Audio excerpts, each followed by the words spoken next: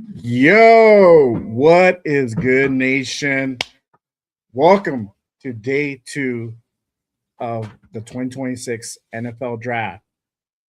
We about to go ahead and pick our guy at 36. So, without further ado, let's go ahead and kick this pre-draft show off. Here we go.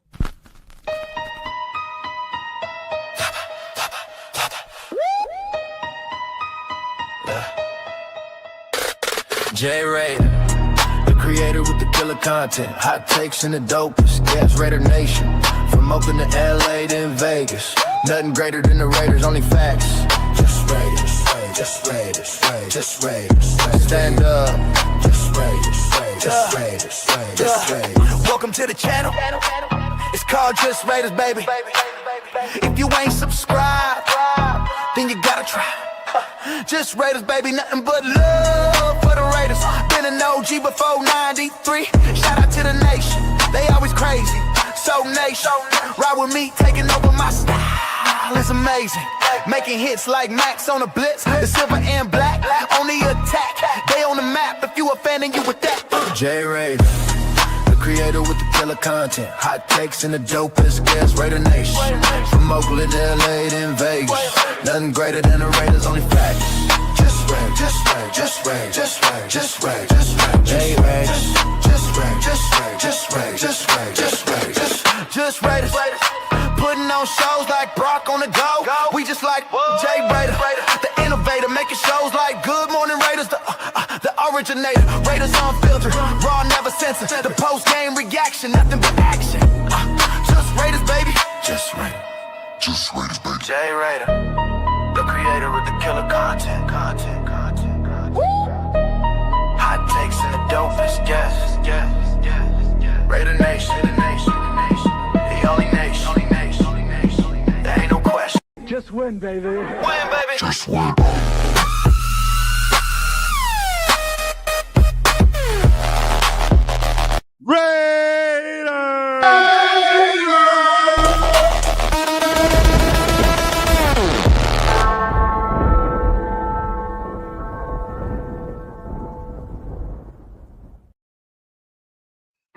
What is good, y'all? Welcome to day two of the 2026 NFL Draft here on Just Raiders Baby podcast. Appreciate everyone pulling up and tapping in with me on this special Friday afternoon. Hopefully, you guys are having a great and wonderful day. If you guys haven't done so again, make sure you guys hit that like, hit that subscribe button, share it on all platforms, especially to my peeps on Twitter, aka X. Make sure you guys go ahead and repost this stream as well. Appreciate you guys tapping in. We are gonna be on the clock in a matter of just about an hour from now. We are at pick 36. So we got some decisions to make at pick 36, literally picking third off in the second round. All right, but we got a lot to talk about from now till then. But I'm going to go ahead and bring in one of my guests. He is Jeff's co-host on Saturday nights. Let me go ahead and bring in none other than my guy, Jason Downs, in the building. What is good, my guy? Appreciate you pulling up and rocking with me on day two. It's an important day. Sir. I know it is an important day. This is the day that's going to go ahead and really help shape out our future. As y'all know, we already got our number one pick. So, and we'll talk about him in just a bit. We got our guy, Silver Black Radio podcast, my guy Raider Will. He's going to be joining us in the studio in just a little bit as well. And then we got our guy Raider Primos is going to be tapping in as well. Possibly my guy, LB Raider 10 Nate, who was with us yesterday, might be able to go ahead and pull up a little bit later on during probably once the draft starts. He might be able to go ahead and tap in and pull up for a bit, or maybe into the third round. All right. But before we go ahead and kick things off, you already know we got to go ahead and do a quick Roll call for my peoples in the building. Shout out to our guy Robert Pena in the building. My guy already with the hold on, dog. He's already with the fucking Raiders. Raiders.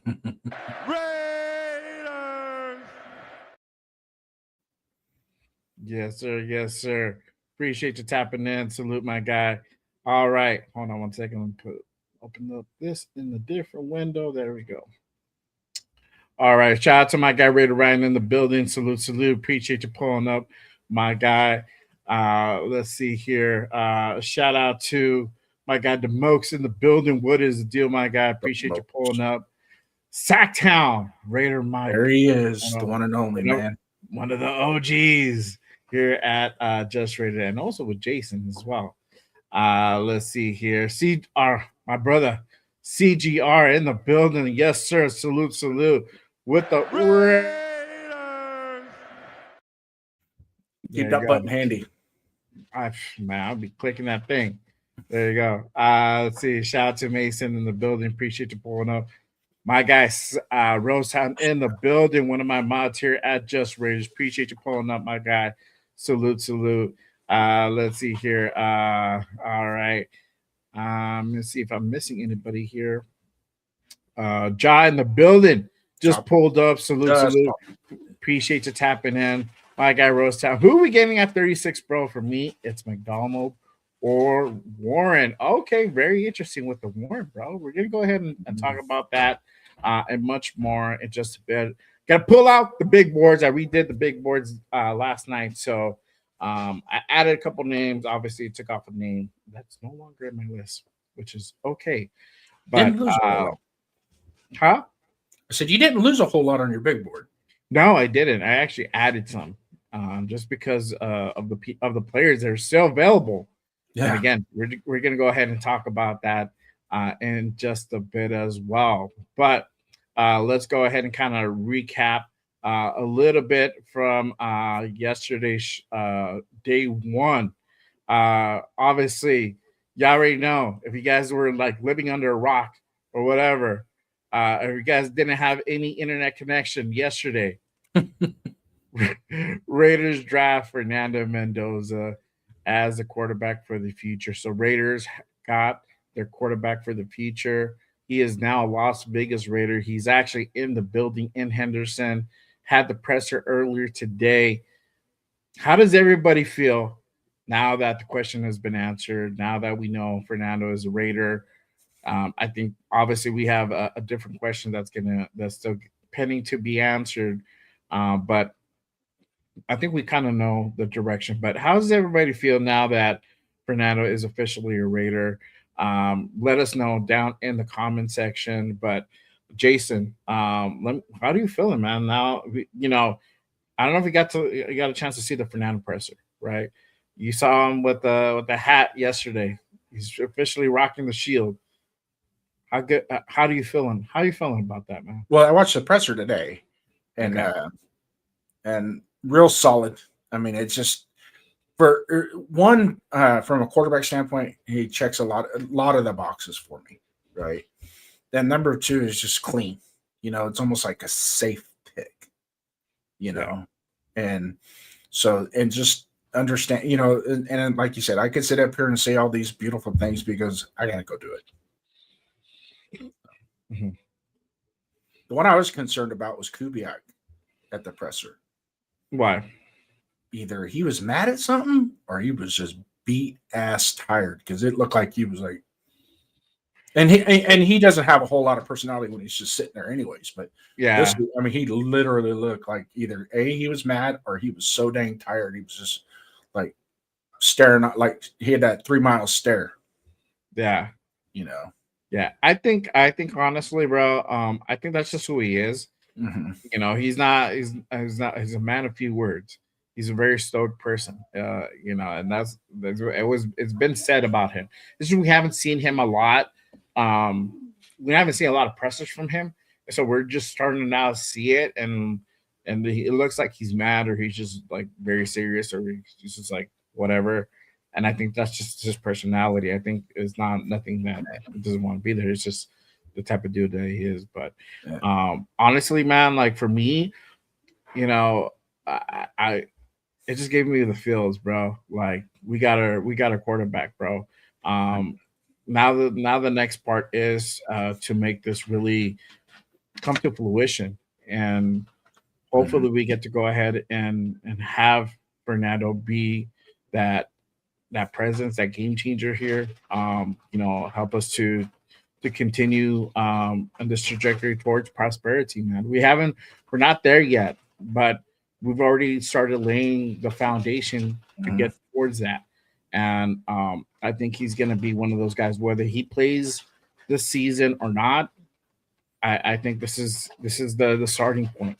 And we needed a quarterback for a very long time, and we haven't been able to find a guy the last 4 or 5 years.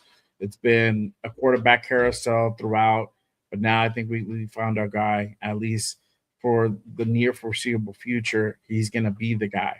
So how is it gonna go ahead and play out? We don't exactly know, but I know that Raider Nation, most of Raider Nation is behind him, even if they weren't for him at the pick.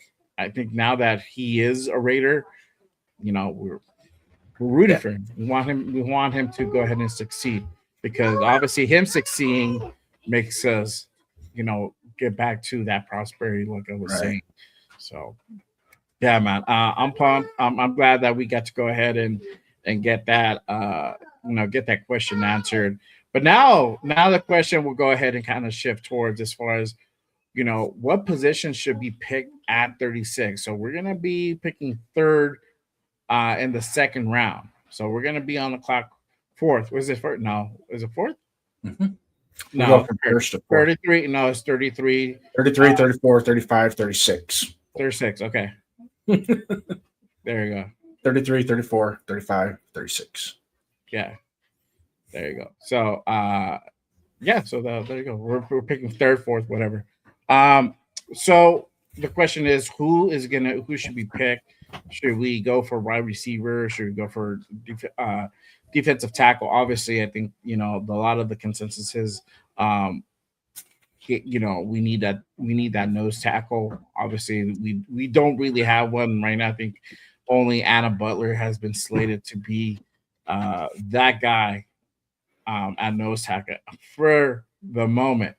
And obviously that can go ahead and very well change. But what are your thoughts as far as who should be picked at 36? And then or do you happen to see the Raiders trade back? And if so, what who would we trade that pick back? What team do you feel that would be calling when we get to 36? I can see Cleveland, Kansas City can piss up a rope, or Cincinnati. Mhm. Those two.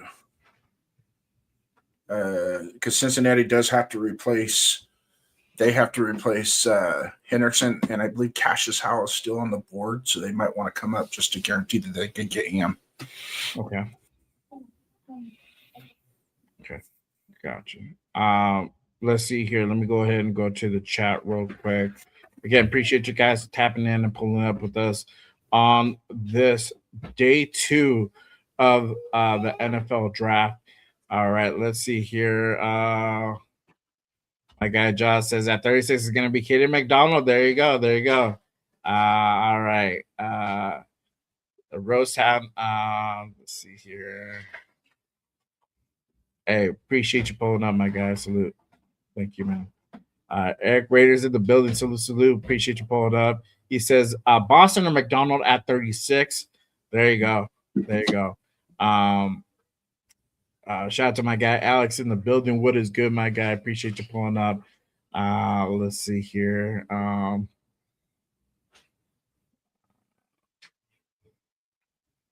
Let's see.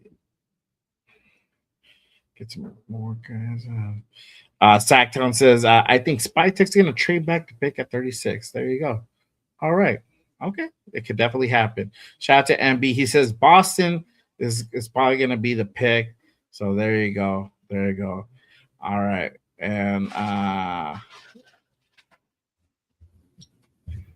all right. So let us know who you guys feel the pick is going to be at 36.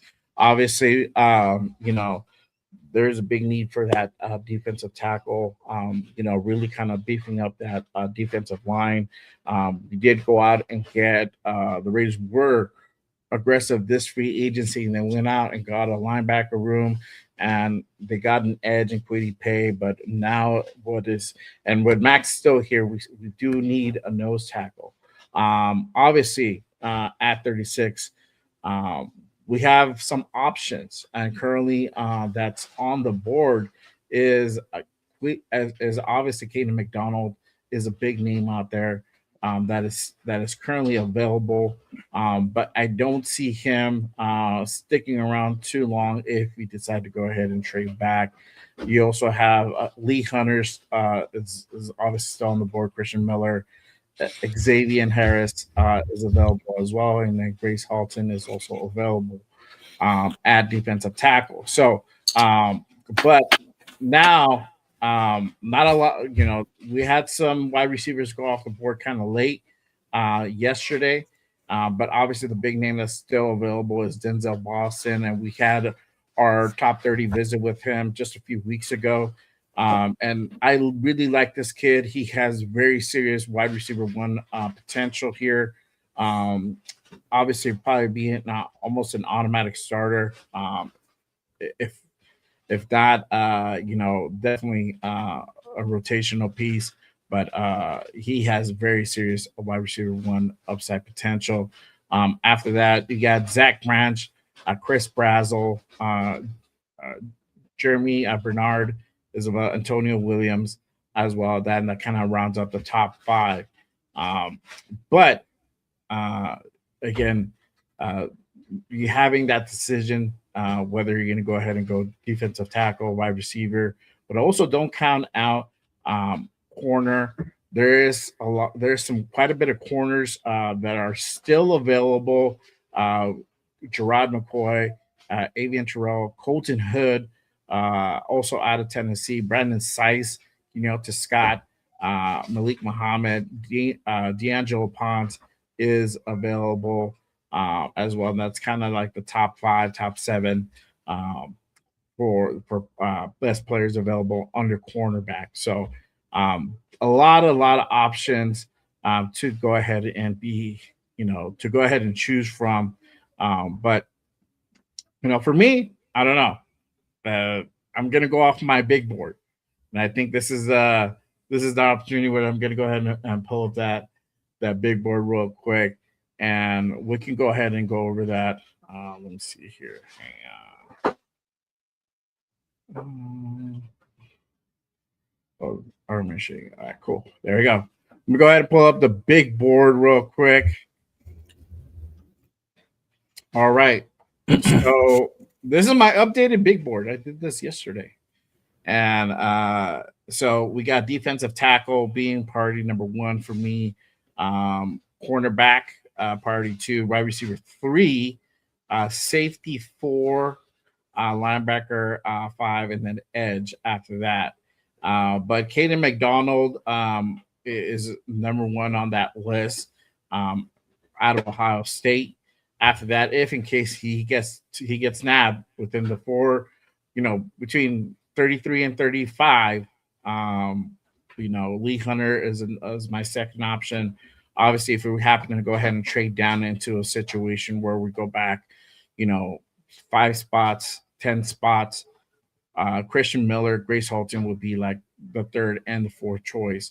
Or if a corner is there, obviously the need is also still at cornerback. Gerard McCoy, Colton Hood. If they're still around at 36, if there's no D tackles, or we happen to go ahead and trade back and these guys are available, that's also another option. Brandon Sice, if he's there, corner out of South Carolina, and obviously D'Angelo Ponce in that 4th, and I also threw in Avian Terrell in that mix as well. And then wide receiver, Denzel Boston, and honestly, I would put Boston ahead of the cornerback room in this scenario, and that would just be for him. And this is how high I think of this dude. And then after that, I got Ted Hurst, Jeremy Bernard, and then Skylar Bell. You don't have Chris Bell on there, huh? You don't have Chris Bell. No, I'm sorry, Skylar Bell. Skylar Bell. You don't have Chris Bell from Louisville. Chris Bell already got took. Did he? Yeah, as far as I know, because he's not on the list. He got took last night, I think by Arizona. Hang on 1 second. Yeah, because I'm looking at the list. He is not on here. Let me see. Let's player level because I'm on wide receiver. But even though I never even had him on the first list, I didn't have him on. Oh, he's still there, but I still didn't have him on yesterday. So he's not on my big board, bro. Your big board. My big board. Yeah, this is not the Raiders' big board, but I don't. Yeah, that's why. So these are guys that I feel that we should go ahead and kind of go after. And then after that, you got safety, Emmanuel McNeil Warren, A.G. Halsey, Genesis Smith, and then Tradian Stukes in that safety room. And then obviously linebacker, I think, would be the last kind of towards the end of the priorities, priority 5. Obviously, you've got to put in Jacob Rodriguez, C.J. Allen, Anthony Hill, Jay Golday, in case also if we happen to go ahead and trade back into a situation, Anthony Hill, Jay Golday, if nobody else is available. But I feel probably somebody will be available around that mark. Edge, Zion Young, Cassius Howell, and then obviously linebacker, it would be BPA. But you guys, let me know what you guys feel as far as who we should pick at 36. What do you guys think about this big board? If you guys feel pretty confident that Kaden McDonald, because we have a lot of people saying Kaden McDonald in the chat, do you guys feel he will still be there at 36, or do you feel that there might be a possibility he gets picked up somewhere before that? So again, make sure you guys go ahead and let me know down in the chat below. What do you think about the big board, Jason? It's pretty accurate in comparisons to the what ESPN is presenting best available right now. But the Christopher Bell that I mentioned, the only question I have is how far along is he in his knee repair? Because if he's not far along with his rehab from his knee injury last year, had he not injured his knee, he would have been ahead of Cooper. That's how good he is. He's that good. He made Miller Moss look like a Hall of Fame quarterback. That's how good he is. So overall, the board, it's pretty deadly accurate as to what everybody has. Here's my take on it. If for some reason Caden McDonald falls off the board and Christian Miller is the only defensive tackle, let's say Caden McDonald, Lee Hunter go, Christian Miller is not a consolation prize by any means. No. So there's no shame if he ends up in our lap, and that's all we got. Yes, exactly. I would not be mad at that. Yeah.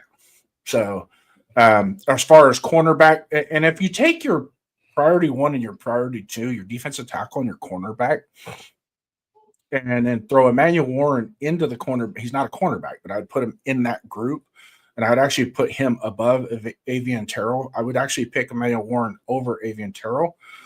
But what you have there, they're pretty interwoven, which is insane of where we're going to be at 36. That you can – I'm pretty sure if you were looking at Spytek's cluster right now at 36, if he put this 5, because we're the 4th pick in his draft, and he put his top 5 up on the board, I don't think he really cares who goes in front of him. Because the 5th guy on his board is probably going to be just as good as his first guy on the board today. Yeah, that's just how this draft is playing out now. A lot of guys in the chat, and I hear you guys, Sacktown, Rosetown, all you guys, I hear you. if we go back, I picked 41. I went past the Chiefs are at 40. I picked the Bengals at 41 because that's that 5 spots back. It's kind of that sweet spot where you don't want to go any farther than 5 back. If we do go back to 41 and let's say we get an extra 4th round pick, or let's say we get 2 picks, a 4th and a 7th. Now that's so much draft capital at the end of we have so many draft picks at the end of the draft that we really don't need. We need more quality players at the top of the draft. Start packaging those things up and selling them. Get up at, get late 3rd round or early 4th round, get more pick, get as close to the top 100 as many people in or near the top 100 as we can get. Mm-hmm. Yeah, no, for sure. Let me go to the chat. Again, appreciate everyone pulling up and tapping in. Again, if you guys haven't done so already, make sure you guys hit that like, hit that subscribe button to all the channels you see here. Make sure you guys go ahead and also share it on all platforms as well. Appreciate you guys tapping in and rocking with us this Friday afternoon for this special 2026 NFL Draft Day 2. All right. Let's see here. Shout out to my guy Rostown. He says, I'm moving back up into a 3rd, giving up one of our 4th and a 7th. Pons, J-Rod, Surratt, Branch if we get McDonald at 36. I honestly, my guy, the only thing with that, I don't feel J-Rod's gonna be there. I don't think Pons is gonna be there. There might be a possibility. Yeah, there might be a possibility for Pons, but J-Rod's gonna go quickly, bro. J-Rod's gonna go quickly for sure, 100%. I don't think Pons gets past Kansas City at 40. Mm-hmm. Let's see here. Big John says we don't need a D tackle. Okay. Yeah, we do. Why? Can you explain that one to me? Your reasoning behind that. And I'll just maybe this will help. We need a 0 technique defensive tackle. We don't have one on the roster. Adam Butler's the closest. Tonka Hemingway can do it sparingly, but we need one that we could plug in and be the man at that point. Yeah. My guy Josh says no need for linebackers. You already have linebackers. There is a need for a linebacker, but it might not be at 2 or 3. But obviously, there's certain scenarios where there might be a best player available. This might be a situation where Spytek decides this is what their best player available is in their mind. So they might pick up a linebacker, and Jacob Rodriguez is probably the top guy in the second round draft for the linebacker class. So we'll see. That's what. But if you see here, priority number 5. So they're kind of the back of the bus, at the bottom of the totem pole. As far as needs are concerned, at least for me. We do need a D tackle. Shout out to my guy Anthony in the building. What is good, my guy? Appreciate you tapping in. Salute. All right. Let's see here. Rosetown says McDonald goes before 36. A team will trade up to get him. Could possibly be that scenario. We'll see what happens. I honestly think at 33. Because Niners are going to be on the clock. I feel they're probably going to go receiver, man. They've had a lot of issues. I lost your audio. Can you hear me?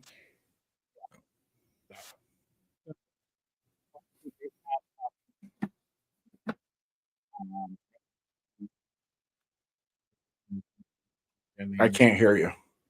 You can't hear me? No, you're like breaking up. Hold on.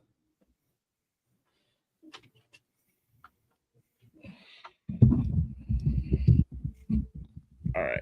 Check. All right. My thing is moving. So there you go. Yeah. Good. Okay. Good. Right. If people in the chat can give a thumbs up as well. Yeah, I see the little green dot thing moving. But I feel that at 33, if the Niners stay, they're probably going to go ahead and get a wide receiver. With them having issues with their wide receiver room, obviously Brandon Ayuk dealing with injury and contract issues. Jauan Jennings is a free agent. He's still around, but he might go. Obviously, Debo already left San Francisco the year prior. So, you know, they got a little bit of issues in that right receiver room. So they're probably their need is probably more right receiver. So they might go after Boston in that situation. The Brandon Ayuk situation is just that's him. He's to be quite honest with you, I think he's done playing football. Yeah, he might be. He might because be. he signed. They signed him to a contract. He got his guaranteed money. He signed a contract, and then he never showed up to the facility. In fact, they got him on video driving around the facility and then leaving, not even coming on the property.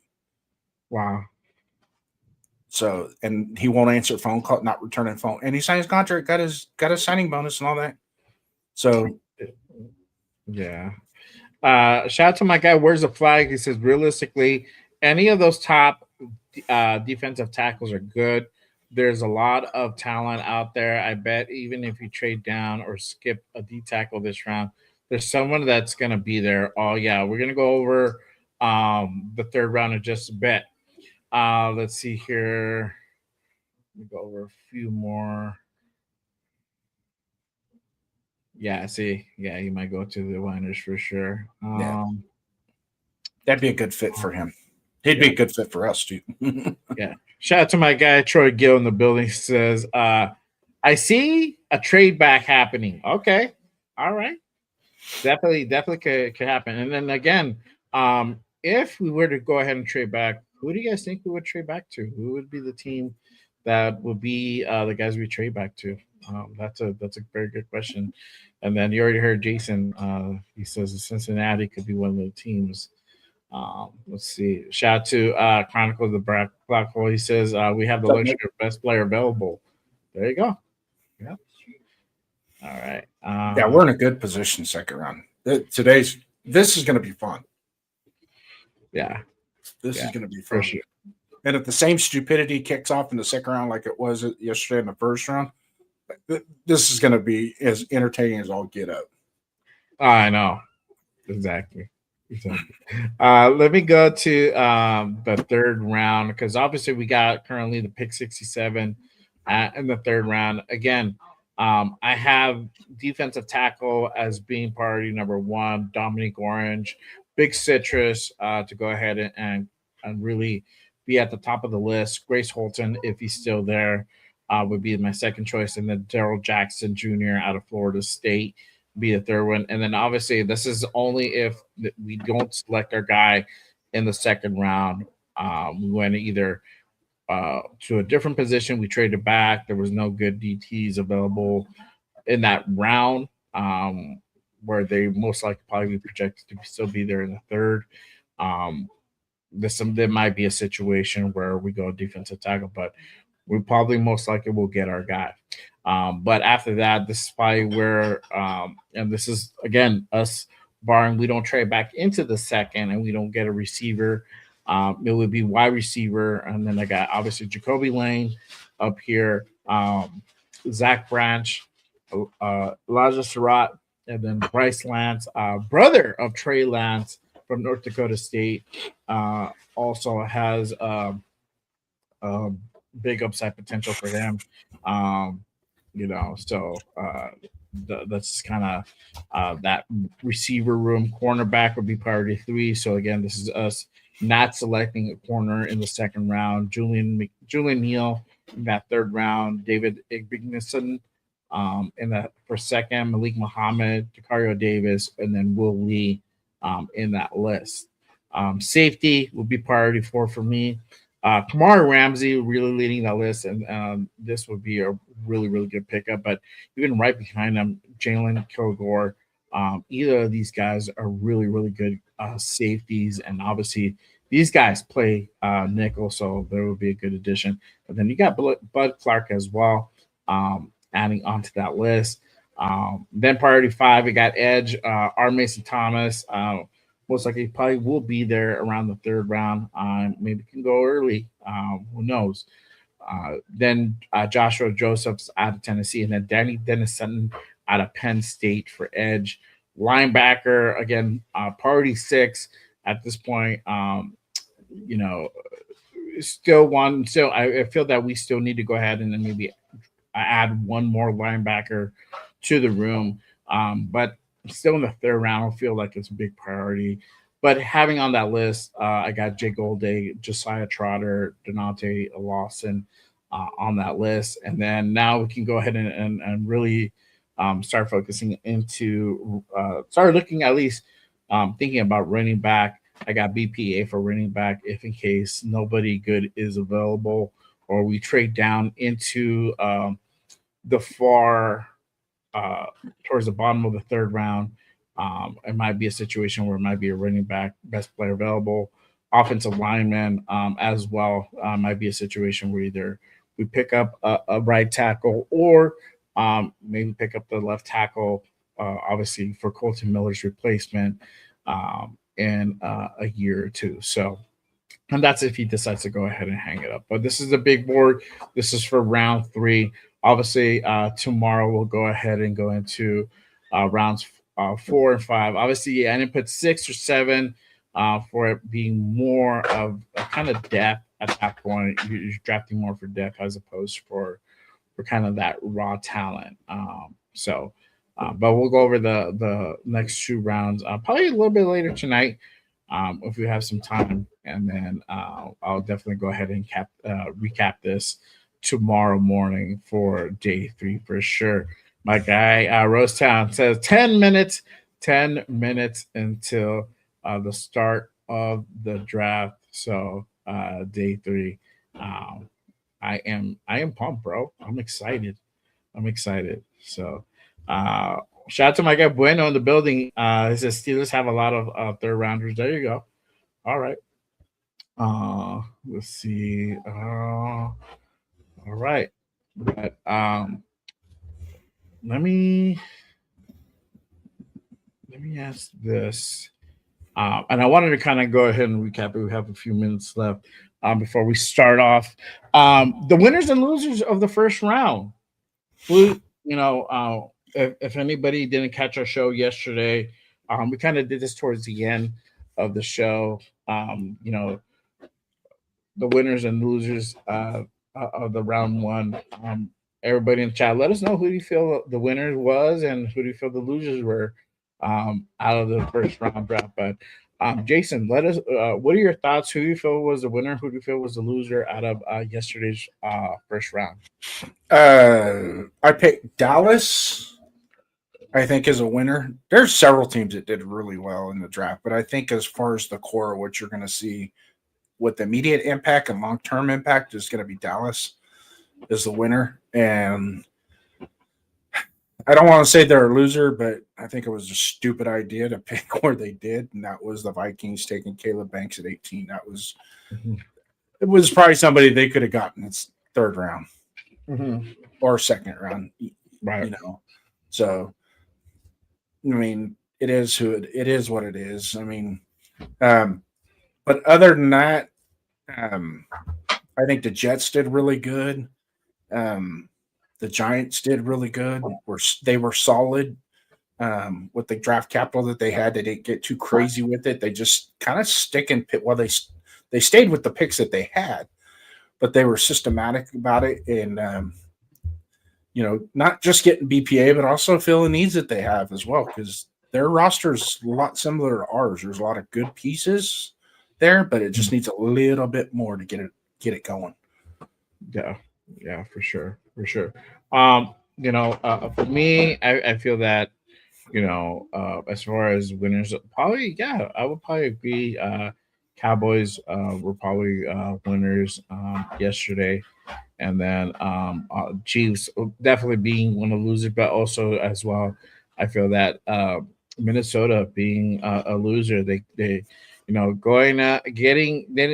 didn't trade up or anything, but they selected Caleb Banks, which most likely probably would have been there in the second round. There's a lot of issues with he's kind of been injury prone, a lot of issues with his feet. And so a lot of people had his stock really plummeting into the third round, or at least late second. So this could have been a scenario where he probably would have still be there around whatever the pick. I think they picked like 48 or something like that. I'm not sure. I have to go ahead and kind of look real quick, but um, he probably would have still been there. I don't know the probability of they're actually pick 49. There you go, I was one off. But yeah, that would have been a situation. He probably would have still be there at 49, but I don't know. I feel it was a little bit of a reach to go ahead and get him so high. With definitely other guys being available. But as far as talent wise, the talent is there. It's just all about him staying healthy, which was crazy. Which was crazy. Um, but yeah, real quick shout out to my guy Greg in the building. He says Giants was a winner and loser low key is Seahawks at the last pick of the first round. I talked to a Seahawks friend. He said it was a move his team did not need to make at that specific moment. There you go. Well, sometimes that's sometimes that's kind of how it goes. But yeah, I mean, they got Jadarian Price. I mean, there had to be something where they feel like one of their guys is probably gonna be the last year for them. So Well, now they got that guy for the future. the what's his name from UCLA. The kid from UCLA tore his knee at the end of the year last year, and then Walker signed with the Chiefs as a free agent. So they're two stud running backs from last year. One is gone, and the other one they don't know if he's going to be available. So picking Price at 32, which is he's the next best running back after Love, I'd say that was probably a smart move. Yeah, because you're gonna have him for 4 years, and then the option of the fifth, which is cool. So I think that's kind of the reason behind it. Shout out to my guy Dixon in the building. He says Rams low key lost. Sean McVay didn't want Ty Simpson. I saw that. I saw a clip of the presser that they had, and yeah, Sean McVay's face was kind of like annoyed. So, it looked more than annoyed. And if anybody's ever watched Sean McVay, when he's happy and excited, he's very jovial. But when he's upset like that, especially when he comes out and says, if he wants a spot on this roster, he's going to have to beat out Stetson Bennett. Yeah. So, yeah, it's just funny. But, I mean, they picked him at 13. A guy that probably would have still been there around early second. And probably forced the hand of the Jets. I think the Jets were kind of eyeing that dude low key if he was still there around their pick. But, hey, it is what it is.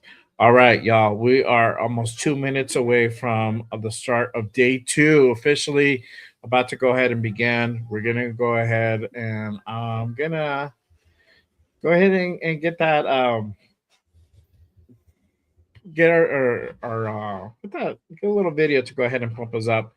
Again, for anybody who didn't tap in yesterday, we're gonna do this little pump up video that the Raiders did, just to go ahead and get us in the mood for pick 36. So let me go ahead and pull that up. All right, guys. So here you go. Without further ado, here we go. Day 2.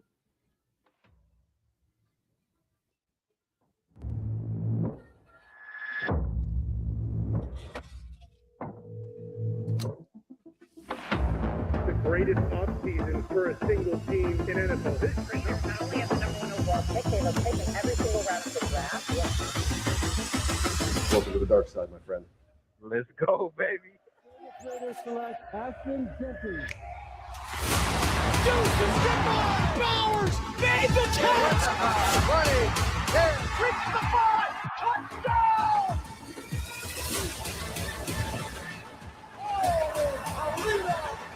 Over the middle, plunged up in the air, back picked off by Bowers!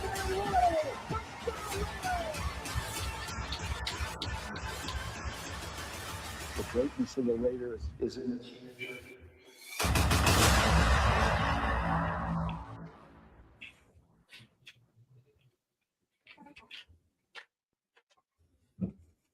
All right, y'all.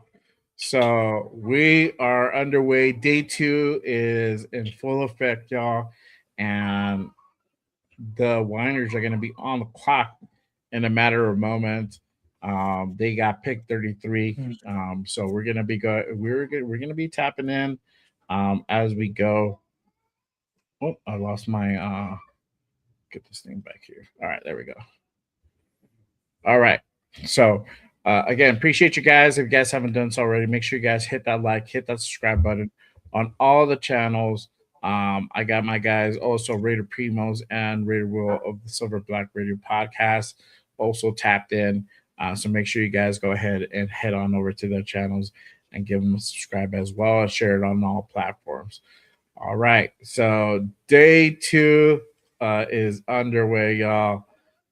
Man, I'm excited, bro. I'm excited. Let's fucking go, y'all. Okay.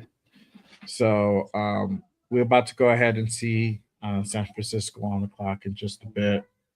Hang on 1 second.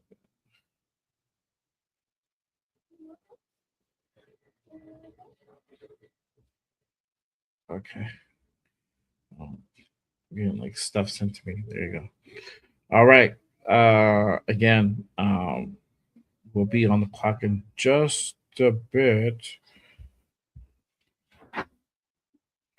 We got Godell coming out. About to go ahead and officially kick this thing off.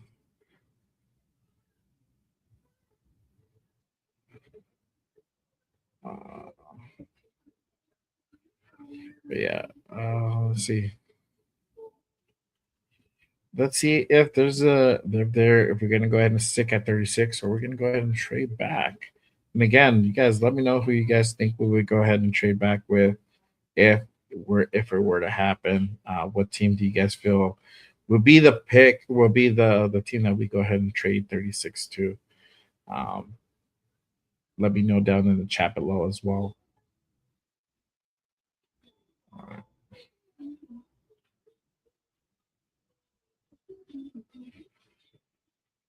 Yeah, Dixon, Sunny South Commander is pretty good. Yes, sir.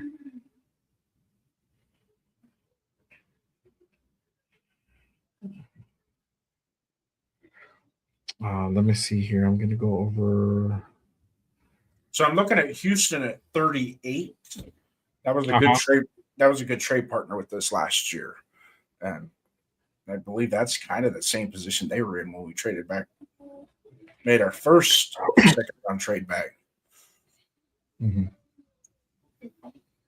Okay, so I am also keeping an eye out on trades. If there's any trade happens, I'll go ahead and announce it. As of right now, it seems to be that Niners are going to be on the clock. They're going to stick at 33, and they're probably going to go ahead and pick their guy.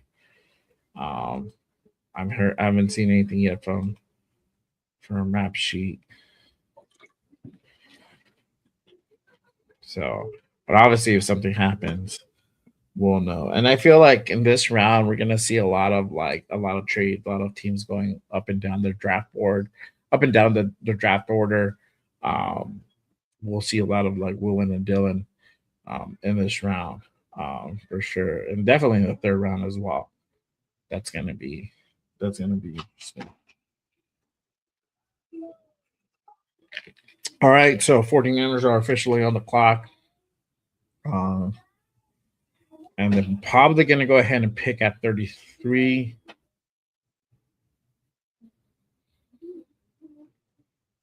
Let's see. Okay. Nothing as of yet. So this round is 8 minutes as well? I believe so. Yeah, because I'm already like at 6 something. So I believe they're 8 minutes too. I'm at 5:48. Okay, so you're ahead of me.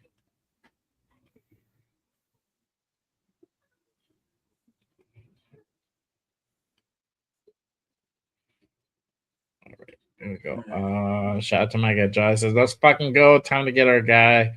There you go. Greg says, I hope Niners take Zion Young or somebody we don't need. Let's see. I feel honestly sometimes even I feel like if they take a guy, like if they take Boston, I feel like all right, cool. It would suck. I would be kind of disappointed if they take Boston, but I'm like, all right, cool. Now the clear cut decision probably should be that we go after McDonald if he's there at 36. So that's gonna be a good this is gonna be a good question. So uh we'll see what happens. So Jaden Reed of the Packers agreed to a 3-year contract extension, $50.25, $20 million signing bonus. Not bad for that kid. mhm.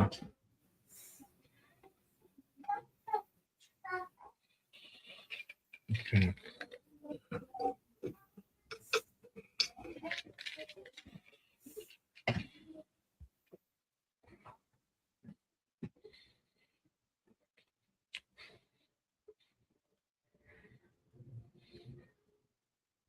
Let me see if I could try to catch up to you so you can you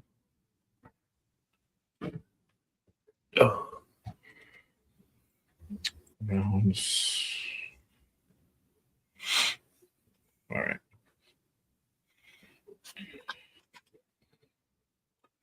So it looks like most likely the Niners will go ahead and pick. Shout out to my guy, my guy LB Red 10. Let's go McDonald tonight, baby. Yeah, appreciate you. Hey, get in here, bro. Instead of watching, instead of spectating, get in here. Just get in, bro. All right. Come on, Nate. Don't be afraid. Don't be afraid. Nah, my guy's probably working. Yeah. Sometimes he gets caught up late in the afternoon, too. There you go. Yeah. Dixon says Boston, McNeil, McWarren, or McDonald. Okay, that's for him. There you go.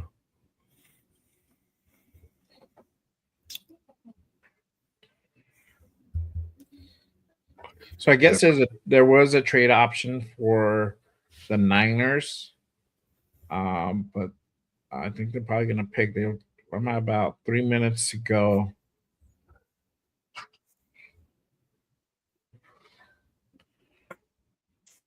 So nothing yet. They're taking their time unless they're trying to figure something out with them.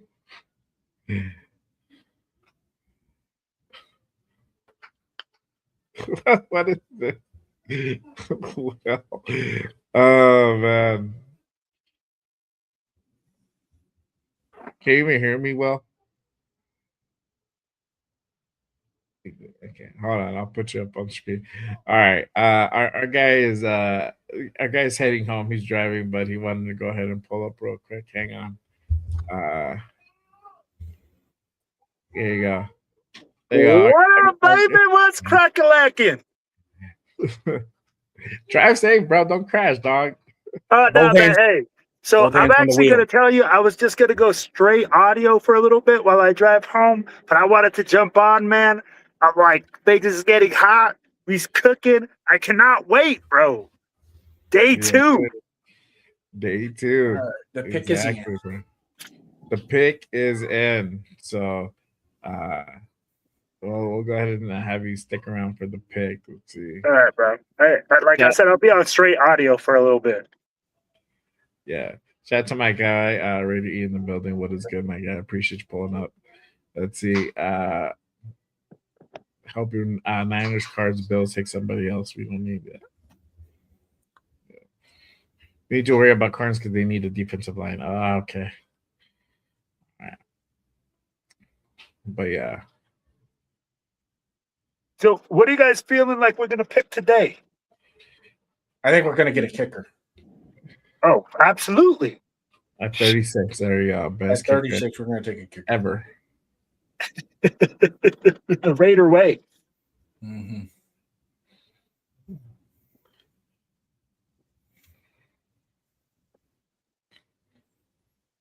Okay. Oh, where's my chain? I hope our phone is just buzzing off the hook right now.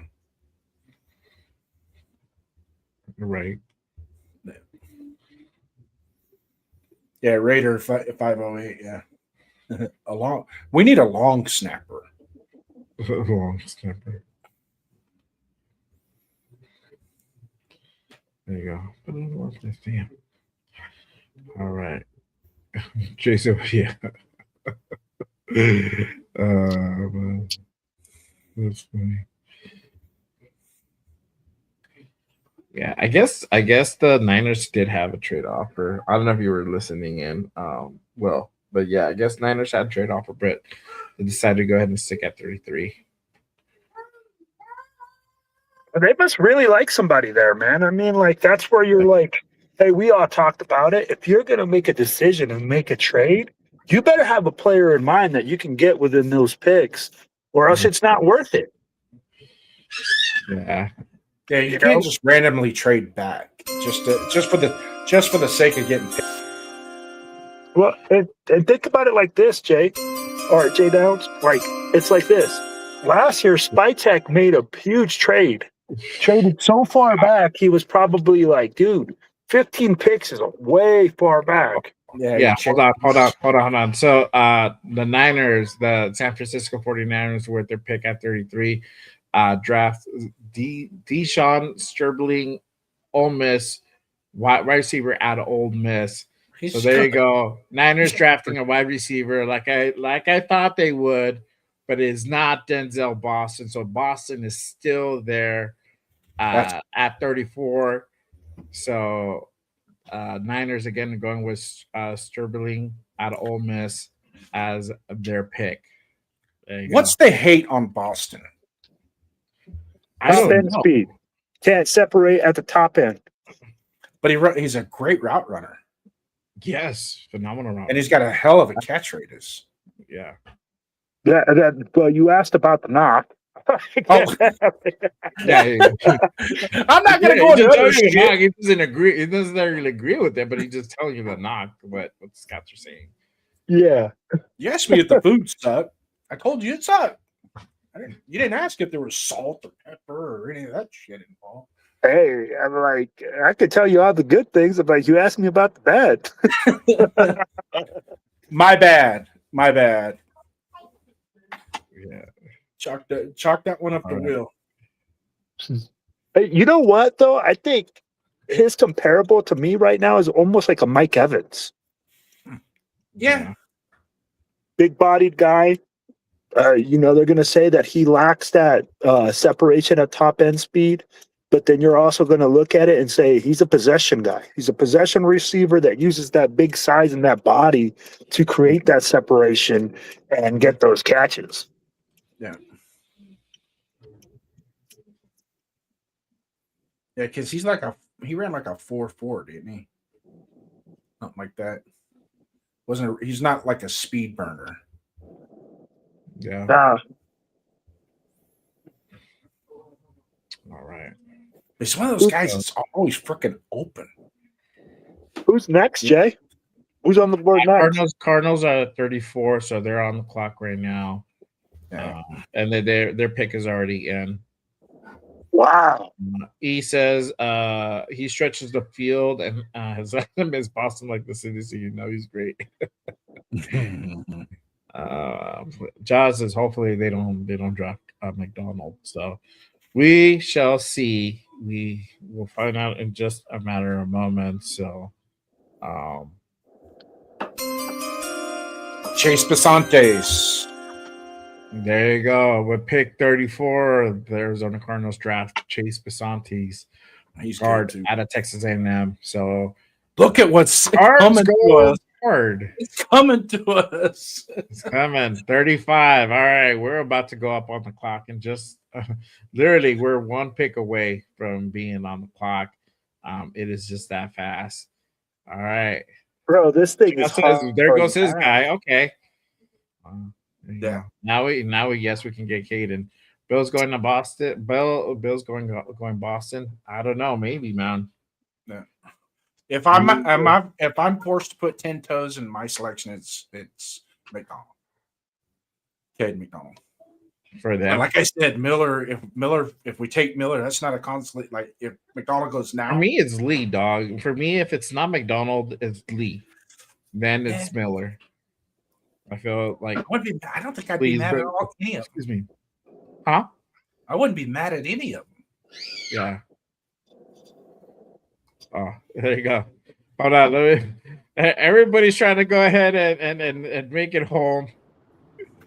Yup. I don't know. Just for the record, I don't condone streaming and driving. Make sure you guys drive responsibly. Stream responsibly. The Raiders are more important. Don't stream and drive. It'd be hazardous for your health. Oh, It's like I'm talking over my car speakers, bro. That's There great. you go. I saw an all echoey probably. Yeah. Sacktown wanted Chase. I mean, yeah, he wanted Chase Basantes for the Raiders. Yeah. Going guard. That's a big thing, bro. That's a big statement. That means that you don't believe in Rodgers or what we currently have there for right guard. Shout out to my guy Yaya in the building. He says, so far so good. Yes, sir. Is it echoey for y'all because of my car speaker? No, Buffalo better not fuck this up. you guys are good. Okay. You guys seem good. No, Just want to make sure. Yeah. All right. So Bills might go linebacker. Yep. They might go. Pick is in. I think Bills might go Boston, to be honest. It wouldn't hurt to get a receiver. I wanted to be on here for our second pick, at least. Yeah. All right. So we got the pick is in for Buffalo. We'll see what they're gonna draft. Dun, dun, dun, dun, dun, dun.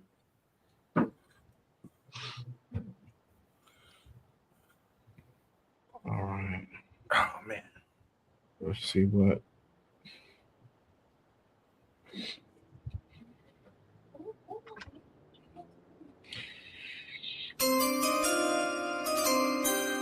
Uh-oh. What do we got here? All right. T.J. Parker, man. Quick. Holy shit. Look what we got to pick at 36. We gotta go. My! We have the pick of the litter here. All right. So again, for pick 35, the Buffalo Bills draft TJ Parker, edge out of Clemson. Let's move down a spot. Look at. That's- Oh my God! Oh my God! All right, y'all. Hold on. Where's the Trade? thing here? What? I told you that was a good trick. Yeah. That's a great trade already. I don't care what it is. Trade, We're back to 38. What'd we get? trade, move. What a move. Yes. We still What can a pick up. great move! Well, I think they were thinking Caden McDonald. Hey Jay, I called that one. Who did we trade back with? Houston. What did Same we as get? last year. We go back to 38. I don't know what we got. What's the Okay. count? There we go. All right, my mic cut out. All right. Trade alert. Raiders trade back to 38. So Raiders and Texans make a trade. Texans are on the clock at 36. We move down to 38. So 2 spots, like I called it. We called it. So 2 spots. So now the draft board is going to potentially change. I'm going to go ahead and put it up in just a second after the pick is in for Texas. And I think if I feel that I'm going to call it right now, I feel they're going to go ahead and draft Jacob Rodriguez right now at 36. So That would be sick for don't them, honestly. be surprised if that's going to be the move at 36. Trade up for Jacob Rodriguez right now? Trade up for Jacob No. Rodriguez, bro. Oh, in the back of the second round. Oh, I don't know, man. I'm like that's kind of like. Wouldn't you think he'd almost naturally fall to you? Yes, I don't know. They probably felt some way that we might potentially pick him up at 36. All that matters is that we have a great trade right now. Yes. Yeah. All right. We're gonna get the particulars in just a second. Hang on.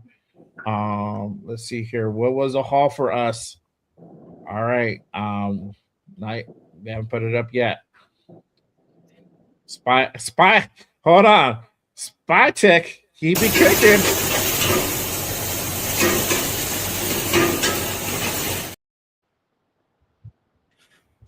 All right. Let's see here. Okay. Still waiting on the particulars as far as what we got.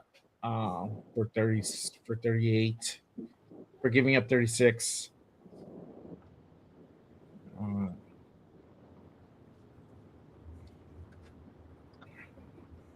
I am not a prophet. There you go. I'm not a prophet. Texas taking Boston. No, they're not. I No, am they're not a not. prophet, bro. No. Yeah, see, there you go. Wouldn't be surprised if he traded back 2 spots.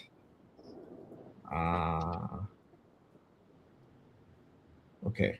I'm still waiting on what we got for 36. Nothing yet. All right, so since it's a commercial break, I'm gonna go ahead and pull up this big board, and since y'all driving, I think it's a good time while we wait for the Texas pick. So this might change. We got 2 picks. We have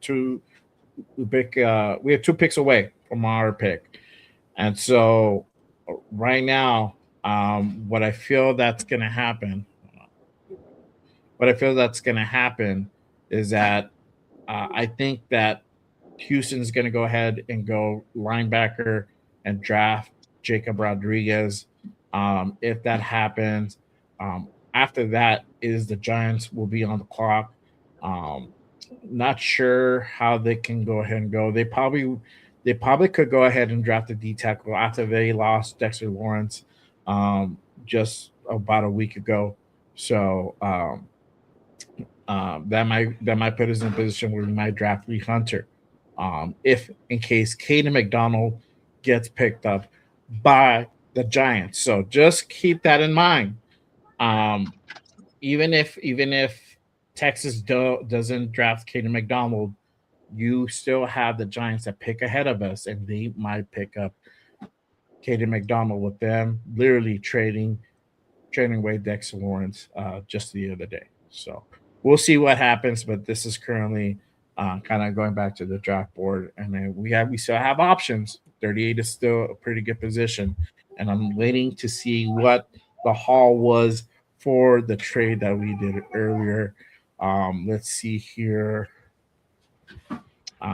The particular sale hasn't been put up yet, but the pick is in for Texas. Oh my God! Wow! So for the 36th pick and the 2026 NFL draft, the Houston Texas draft, Caden McDonald out of Ohio State. Damn. What? There you go. Caden McDonald is now off the board. Oh man, what the fuck? Just like Caden last year. McDonald's off the board. That's that hurt. I'm not gonna lie. that hurt. That's then now I'm questioning what the fuck are we doing? I felt one of these 2 teams was going to go ahead and pick him up. I felt one of these teams are going to pick him up. I honestly thought linebacker was going to go for the Texans. I'm a little bit surprised that they went D tackle, but Christian Miller is going to go. New York's going to take Christian Miller. If they do that, means Lee see Hunter's still there. Yeah, Lee Hunter would still be there. Christian Miller would still be there. So we can still go D tackle, guys, and I'm still waiting to see what the haul was for giving up that 36 pick, essentially giving up Caden McDonald. All right, so nothing as of yet what the Raiders are getting. All right, let me put this below here. Crazy things happening out of Henderson. But again, Caden McDonald has gone off the board. He was picked by the Houston Texans at number 36. The Giants are now on the clock. and we're at pick 38. Again, I'm trying to see what the haul was for giving up pick 36. I don't know yet. Let's see. It's not. It definitely not. Is in the. It's not in the second round. All right. So we give up. Hold on 1 second.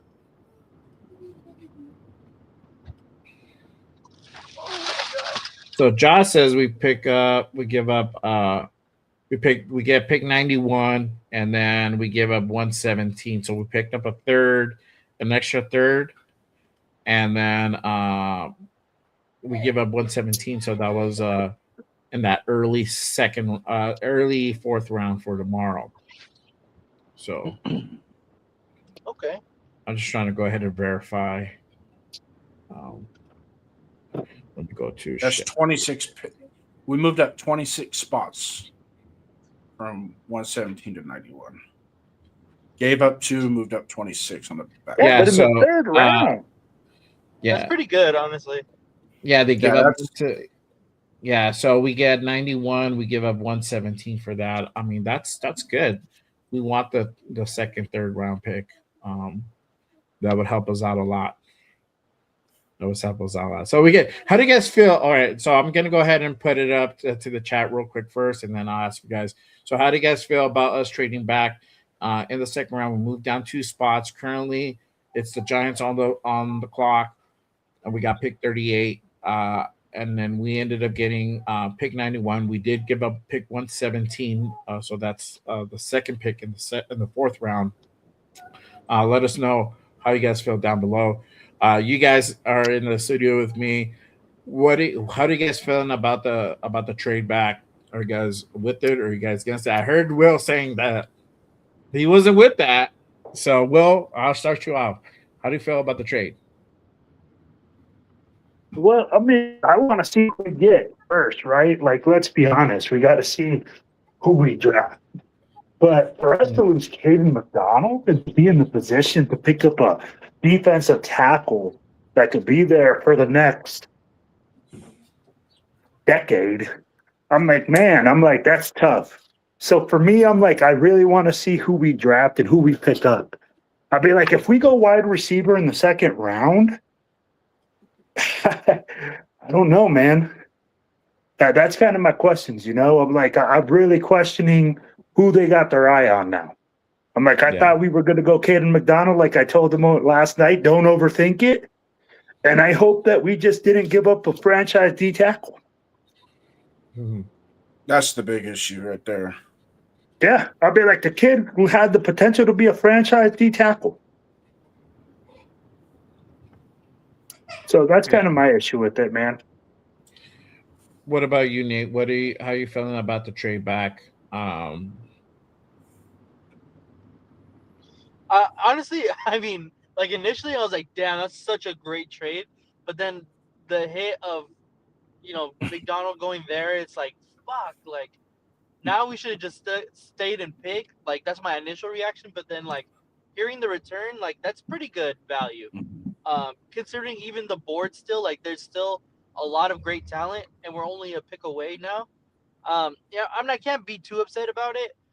It's just the fact that I really wanted McDonald. I thought that he would be such a great pick for the Raiders. So we'll see what we pick, really. Colton Hood, the New York Giants. Okay, cool. Okay, so we still have a chance at Christian Miller, and I'm not upset at that. Nope. All right, so the Giants pick at 37 is Colton Hood, corner out of Tennessee. We're on the clock officially, y'all. So we are gonna either pick or we're gonna go ahead and have another trade back situation. Could also potentially happen. We shall see. I'm gonna go ahead and check to see if it does happen. Let's see. I wouldn't be upset at the corners on the board either, in all honesty. Yeah. I really like McCoy and I like Terrell as well. Yeah. Yeah. And I mean that's cool. They went Hood, and that's a good pickup for New York. Let's see. Ardell says Howell, linebacker. Greg wants Boston. Josh says to trade back again. I don't know how much. Yeah, I don't know how much more you would trade back though. It just depends. I think 2 spots is cool. Yeah. If you do 3, it just depends how far back, and who you trade with at that situation. It has to be somebody who probably is desperate for a position and can definitely go ahead and afford 38. I mean, you got if we trade back again and it's more than 5 spots from here, Spytek's getting bullied by other GMs. Yeah. They're pushing him around. That's if it happens. All right, y'all. So the pick is in. The pick is in. All right. So we'll know in a matter of moments who we get. I'm calling Lee Hunter or Boston. Those 2 guys. Lee Hunter or Boston. I think Miller. I think Miller. If it's Miller, I'll be cool with that too. So Miller's more comparable to McDonald. Yeah. All right. So at least we know we're picking. We're not trading back. 2 spots is cool. I'm cool with that. So yeah, there we go. All right, y'all. So here's going to be the selection.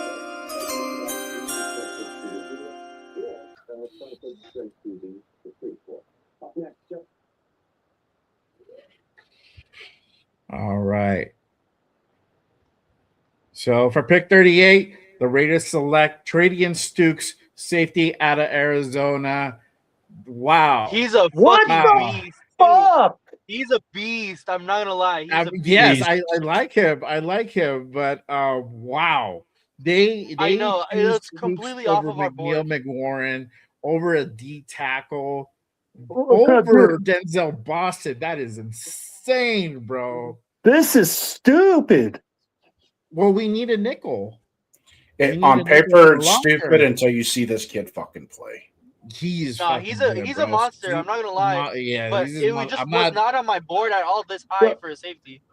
Right. Exactly, bro. It's crazy. So Raiders draft Terrian Stukes out of Arizona. He is the pick at 38. Crazy. I honestly didn't see them getting a safety at this point. No, they could have traded back a couple more spots. Fuck. We might as well trade back. We should have traded back. I know. We should have traded back. We could have got him way later. We could have got him probably later, yeah. That's I'm a little bit shocked. I'm not saying he's a bad player at all, but it definitely we could have got him probably a little bit later. But I don't know if we would have gotten him in the 3rd round though. I think he's gone by the 3rd round. He's definitely gone by the 3rd round, but I think Ramsey could still be there. But Clark is gonna be there. Like, there's other safeties. I mean, he's really good. He's a monster. I'm not gonna lie, but like, I feel like there was other positional needs, and I don't think. Okay, let me ask you this, Nate: who's a better player, Kate or McDonald, or this guy? McDonald. Yeah, McDonald for what we need. No. So So that just proves a fucking point that I've been trying to say all along. Is whenever you start doing this, we need more picks. Bullshit. You pick where you're at, and you earned it. So if you stay where you pick, especially in the first 3 rounds, just don't over fucking think it. Just pick. And I guarantee you at 36, Cade McDonald, we're picking Cade McDonald at 36. Yeah. I think that happened. And that's why they drafted for the future. That's what happened. They drafted for the future. So they drafted a safety. They know that they can't keep Chin for much longer. Well, the back end of our defense sucks anyway. So yeah, at least take a gamble that Butler and Tonka Hemingway can fill the need if necessary, and just get back after, work on the back end, get that secondary locked down. Yeah. Yeah. Dixon says, I don't know how he feels. Silver's like, you were tripping. And again, for me, it's just, he's on my board. You guys can see him on there. Yeah. But I had safety as priority 4. I didn't have it as that important. I feel that D tackle is more important than safety. But I don't know. Yeah. My only knock on him is he can be a little over aggressive when he doesn't have to be. And he can get himself in bad positions. Other than that, he's a football monster. Yeah. He's a hitter. He's got great football instincts, but sometimes he does that ad-libbing, I guess you can say. He ad-libs a little bit and gets himself out of position because he thinks he's gonna undercut an out route, and all of a sudden it's a double move, and it's like, shit. Yeah, that's what happens. Pounder though. Greg says that was a reach. Yaga says or Big agreed. Citrus.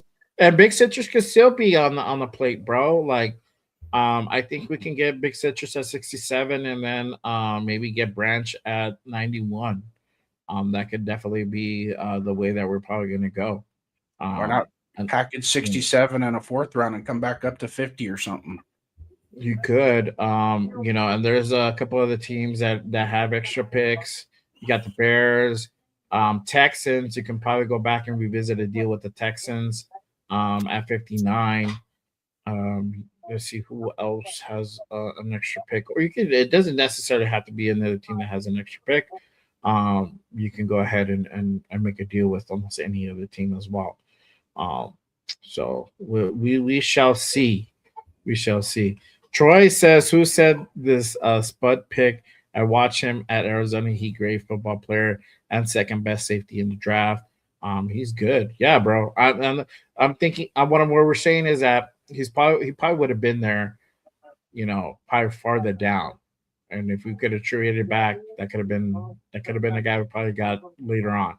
Or you also have Ramsey in the 3rd round as well. But I don't know. Maybe they felt that this guy was a Denzel Boston just went to the Browns. So the Cleveland Browns draft Denzel Boston, wide receiver out of Washington, so he's gone. All right, so McDonald, Boston are gone. They're out. They're officially off the board. We got Tradian Stukes, safety out of Arizona, for our guys. So let's see here. All right.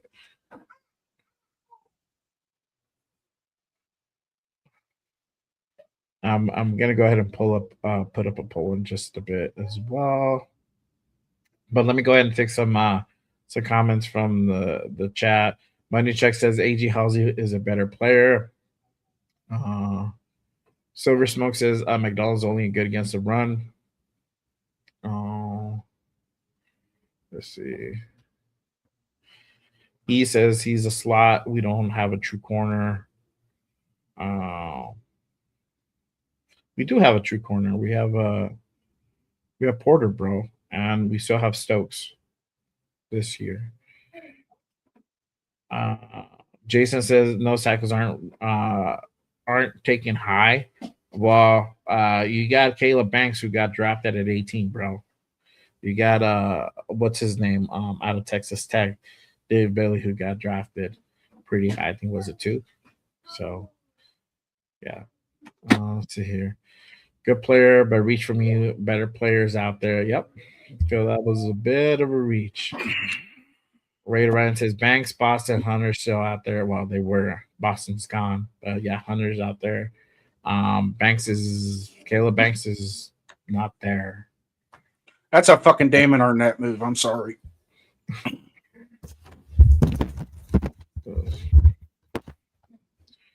All right. Josh says it's not a reach. Look at the position we're in. Palomalo is our only safety. Who else do we have? We have Chin, but I think Chin's on his last year of his contract, so I don't know if he's going to be back. Probably we could have got that kid from Kansas State. in the next round, next 2 rounds, and it's still been better than Polamalu. All right. So for pick 40, the Chiefs draft R. Mason Thomas, edge out of Oklahoma. I like that kid. Let's see. But yeah, Boston went to Cleveland, a little bit behind. Jason says Paul Miles sucks, but Stooks should have been available later, being 25 in my opinion. Never know. I don't think Paul Miles sucks. I think last year he just got played out of position. He's not a free safety guy. He's a strong safety type of dude. So I don't know. Which is Josh says to trade up 67 to 44. Okay. Definitely wouldn't mind that, bro. That'd be dope. Was this a DC decision to draft Stooks? I think we're gonna always go defense, but yeah, I don't know. Maybe could. I honestly, I feel if it was Robbie Leonard's decision, he probably would have gotten those, bro, because that's more of his specialty. Like he's more of a line guy, and linebacker. But I don't know. Dixon says we should have got McNeil McWarren. Yep. Ardell said they want to play more nickel, so pick is good. Stooks can play a corner in the nickel. He was size swap ball hawking history. Yep. Yeah, that's what I'm saying. Like that's a good thing about Stooks. He can play nickel really, really, really good. So I mean, the guy is good. The thing is, like, he probably would have been available later on. And you also have Kamari Ramsey out of USC can also do the same thing. It's probably almost near on that level of Stooks. But I don't know. For me, nose tackle is more of the priority. But hey, I'll be happy we draft Big Citrus. So there you go. I'm eyeing Chris McClellan right around with 34. Yeah. All right, so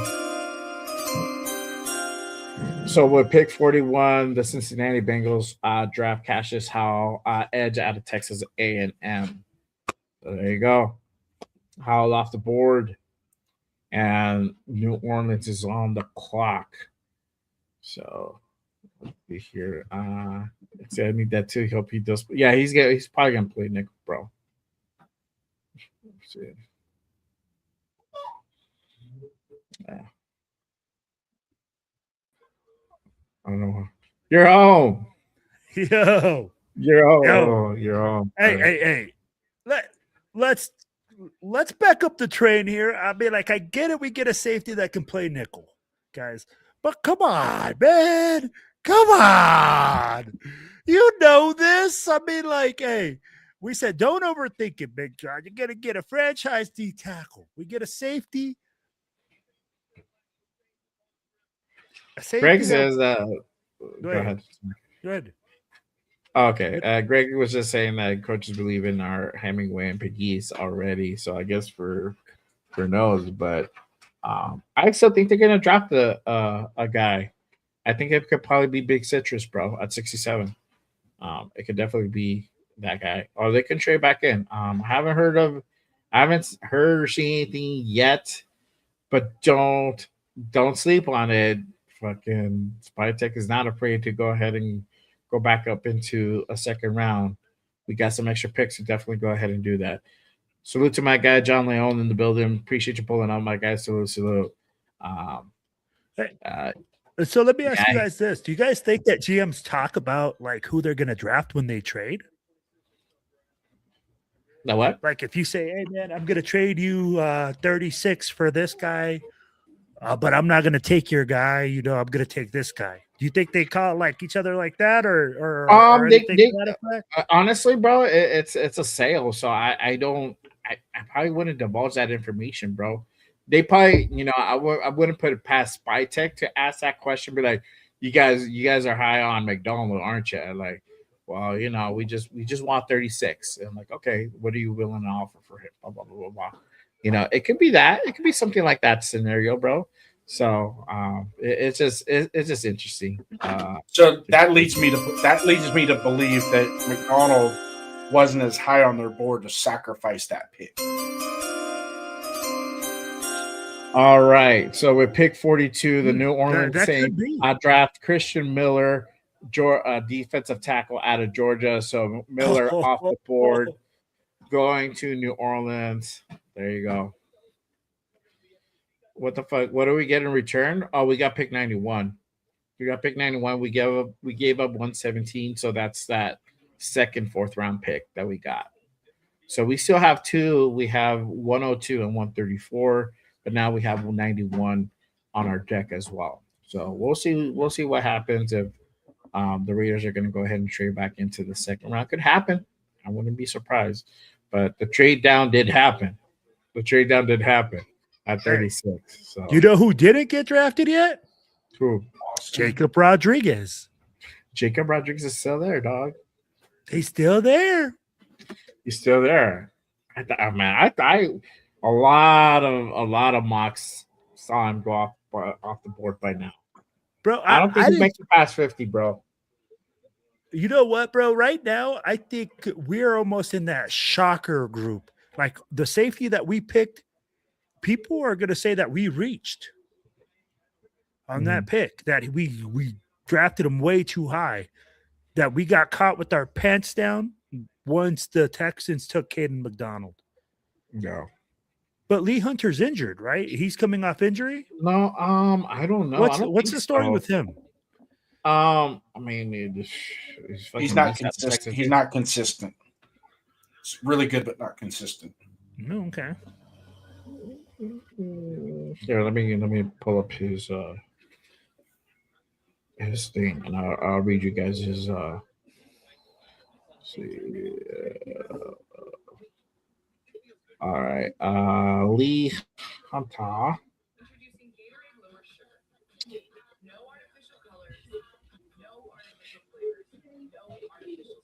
His strengths.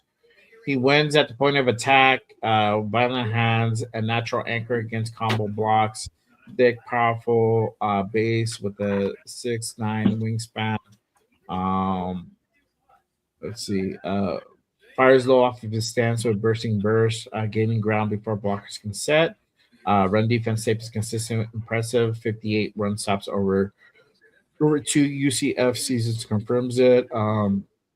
Gap integrity forces opponents to devote extra resources, opening clean lanes for linebackers and edges. Wraps up finishes near the line of scrimmage, playing through contact with his chest plate. 3 years of meaningful power for production across 51 games. Weakness, gets tall when fatigue sets in, losing pad level and letting linemen getting underneath him. Pass rush, essentially one move deep. Bull rush only with no counters or hand variety. Lacks lateral quickness, long speed, which limits pursuit, makes him liability escaping quarterbacks. Effort visibility drops on plays away from his gap, needs more snap count rotation to stay effective. Stiff hips limit bend, make him vulnerable to online games and twist packages. So he's just a power guy, basically. Yeah, but he can play the nose position. You know. As far as level, he's better than Big Citrus. Let's see here.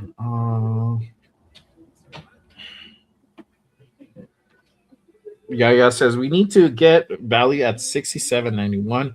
Otherwise, I had his board upside down. Greg says low key my D tackle that I did like from the combine is Caleb Proctor from Southern Louisiana. Okay. All right. So, all right. Let me go ahead and put this up. What is it? Is this your thing, or what the heck is going on? Yeah, this is my thing, bro. Trade alert to Detroit. I think traded back in. Let me double check. But it Well, looks Dolphins have their pick in. the Dolphins have their pick in for sure.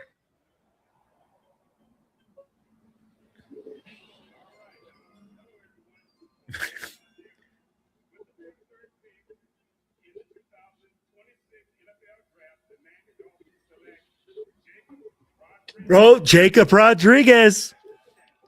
There you go. So at pick 43, Dolphins select Jacob Rodriguez, linebacker out of Texas Tech. My guy going to the Dolphins. Damn. Good pick. Damn. Bro, I'd be like, they're changing their culture. I'd be like, if you're talking about a culture guy, that's him.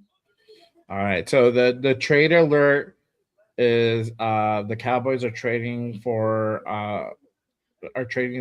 Niners linebacker D Winters. It's a 5th round pick for D Winters. That is a trade alert that just happened. So I guess Detroit was already there at that spot at 44.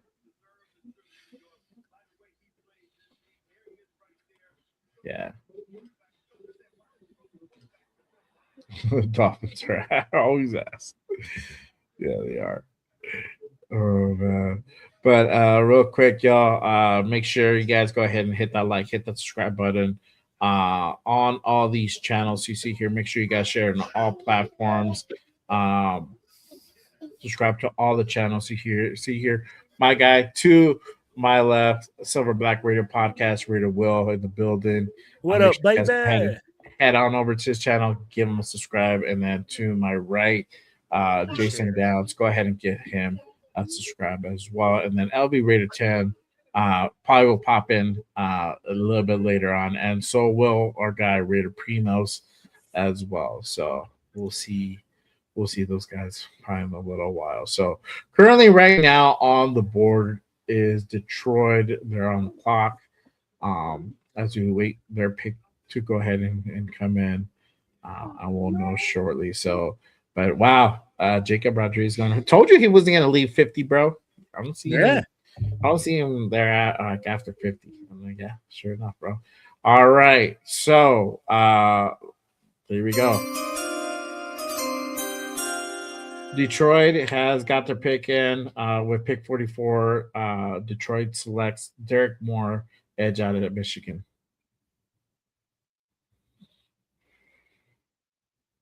Salute Daniel Berry.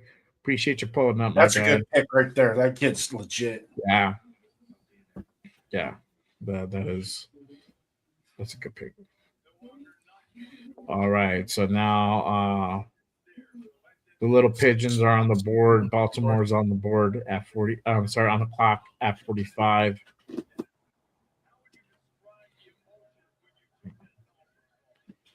That's a good pick. I like that.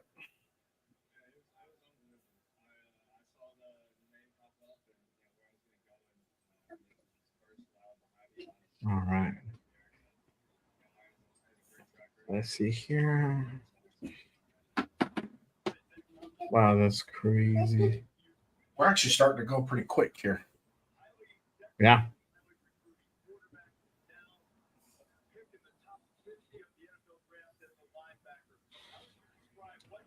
Bam, 44. We could have had Jacob Rodriguez.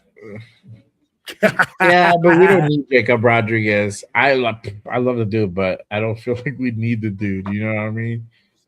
Oh. Hey, you know what? Why is it every single time that we pick in the second round so far with Spytech, we're scratching our heads? Last year it was Jack Besh. This year it was a safety. Yeah. I don't know, bro. I mean, I don't like the trade back. I'm okay with. The problem is that with Stooks getting him at 38, I feel it is a little bit of a reach for him. You know, I feel like he's a lower second round guy, and I feel that having a safety class, we could have gotten somebody at 67. But hey, it is what it is. What happens is a lot of times they overthink their trade back. That's what happens. They overthink it. Hey, what did I tell Johnny Spytek yesterday? Don't overthink it. Don't overthink it. Don't overthink it. Let that, and a lot of the GMs will say, I'm going to let the draft come to me. Well, that's not letting the draft come No, to look at what Josh said. Josh said a GM reported Stooks is a top 43 pick. Do you have a source there, Josh? I'm like, that would be nice. Like, that's pretty dope. No.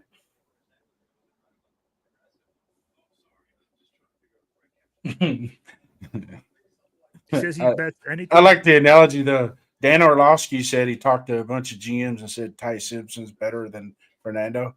Problem is he didn't talk to the fucking coaches because apparently that's what's going on with the Rams right now. They forgot to talk to the coach about evaluating. Do you really think it's like that though, bro? Like, did you see his face? But you know how, bro, the Rams ain't no fucking slouches at drafting. No. And you said it last night that they don't care about their first round. No, I don't know why. I don't know why he would be mad at them getting Ty Simpson at 13. But you could obviously tell Sean McVay was not happy with that pick.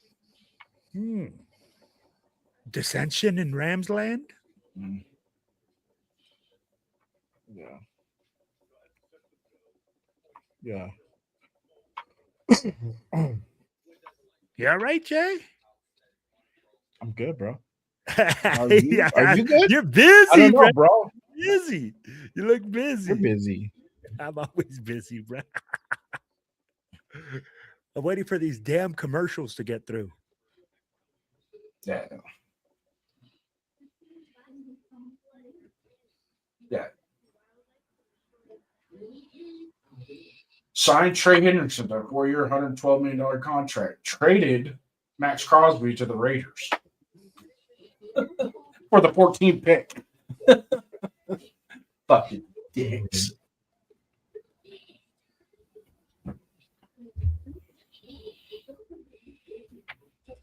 Oh.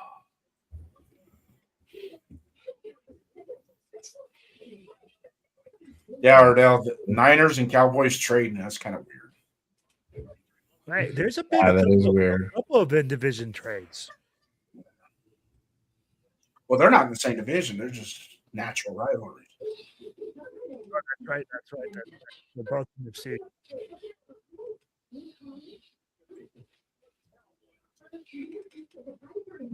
I'm putting up a poll right now as we speak. Make sure y'all go ahead and vote.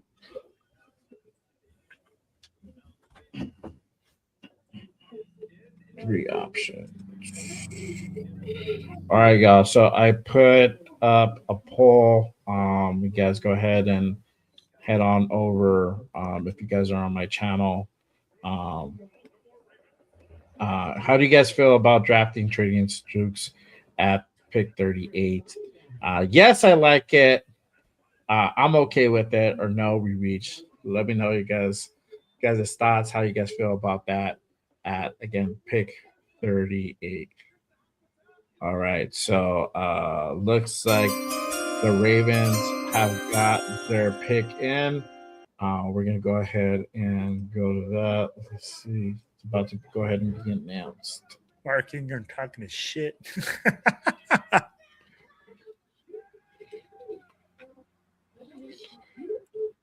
Yeah, crazy, bro.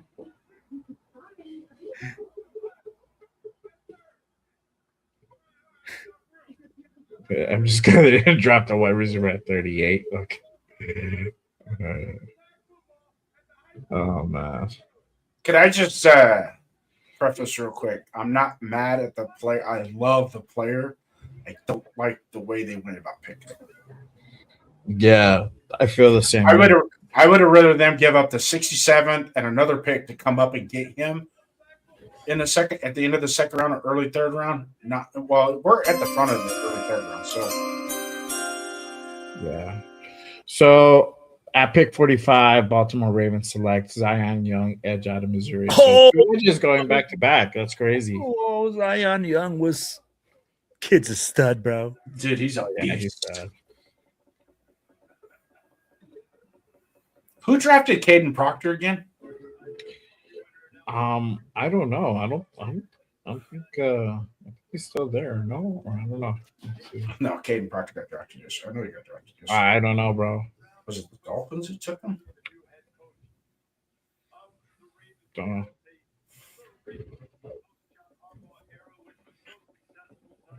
Yep, the Dolphins took him with the 12th pick. There you go.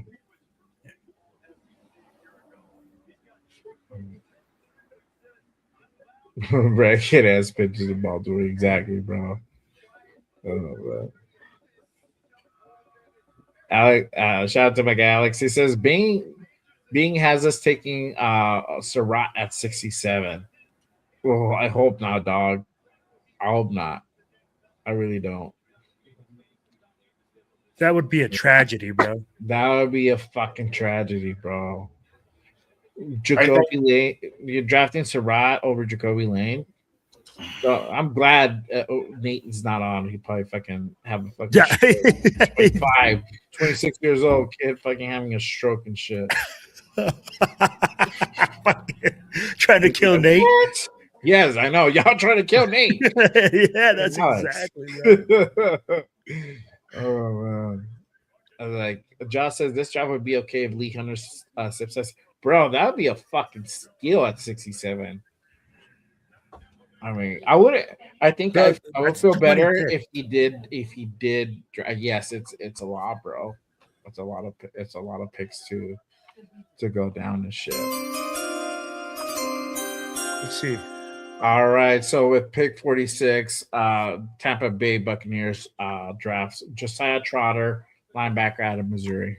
Ooh, Missouri back to back. Hey, yeah. So there you go. Linebacker. Oh, my boy. It's a linebacker. Josiah Trotter is a stud too, bro. Yeah, so right. as we see it, this second round is a lot of defense heavy. Outside of Stribling and Boston, everybody else has been defensive heavy, defensive minded, which is crazy. And Charles says, I thought Caleb Banks would go day 2 because of foot injury. Me too. Us too, bro.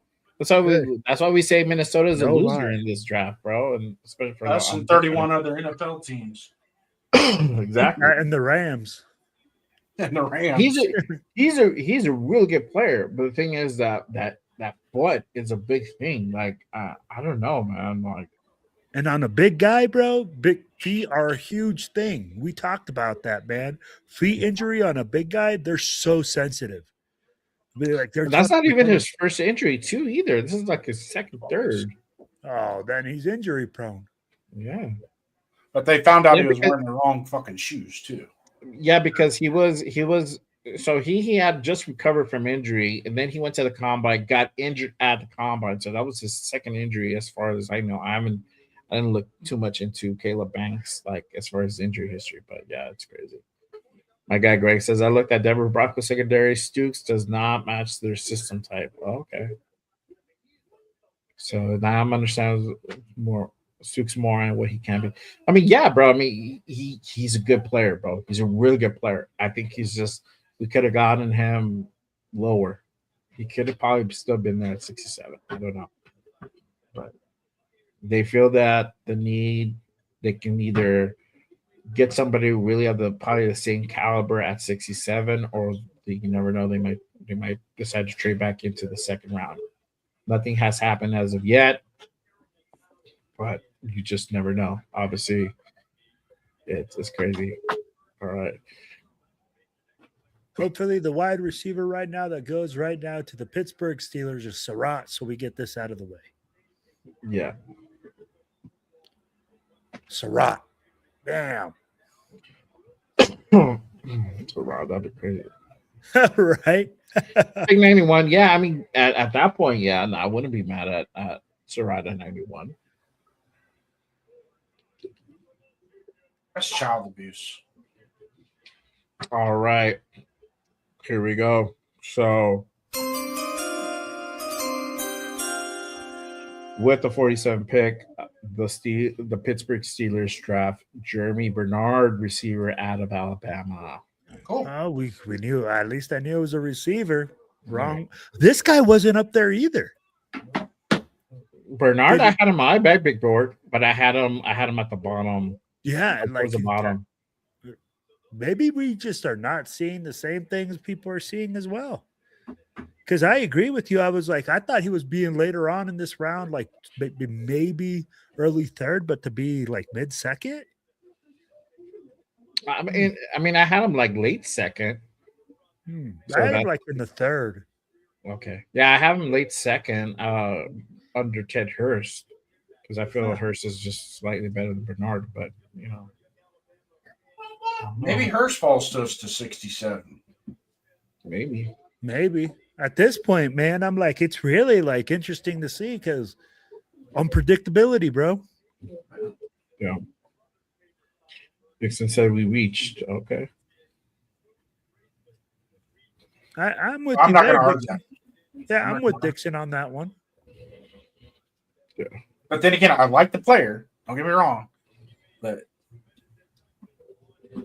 I just think we could have went back, like we could have moved back. But at the same time, it is what it is. We move forward with it.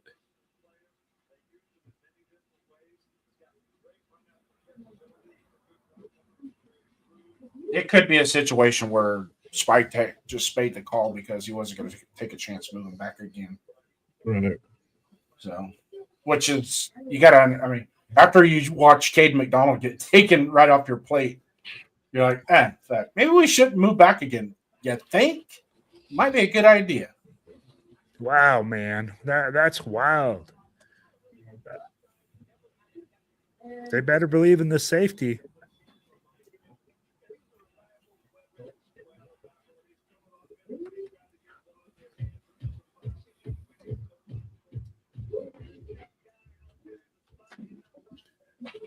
Man.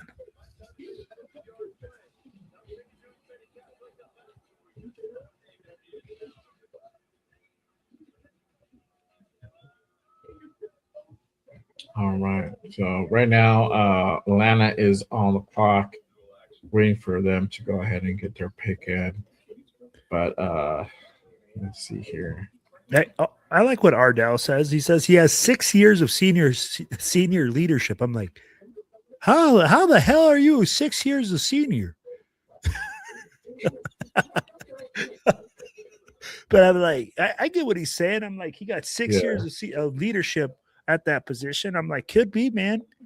I'm like, at the end of the day, I'm like, it's different to lead college guys than it is pro guys, and to come into this room and do a different thing. Yeah. All right. So I got to pull up again. I'm asking you guys, how do you guys feel about drafting Trading Stooks at pick 38? Right now, currently on the vertical stream, it is 43%. They like it. 57% say no. We reached with 7 votes casted so far. No, 0% whether I'm okay with it. So if you guys haven't done so, make sure you guys head on over and cast your vote. I'm gonna go ahead. Let's see what the horizontal crew has so far. Let's see here. All right. So over there, it's 50-50. It's yes, I like it, and I'm okay with it. All right. It's only a couple of votes over there currently. So you heard. Okay.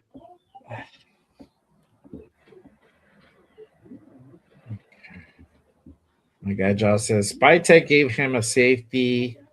Rod wanted a safety. Okay. Or Rob. Yeah, Rob. Robbie wanted a safety. Ardell says no ball grabbing Wilkins or shooting up the pack.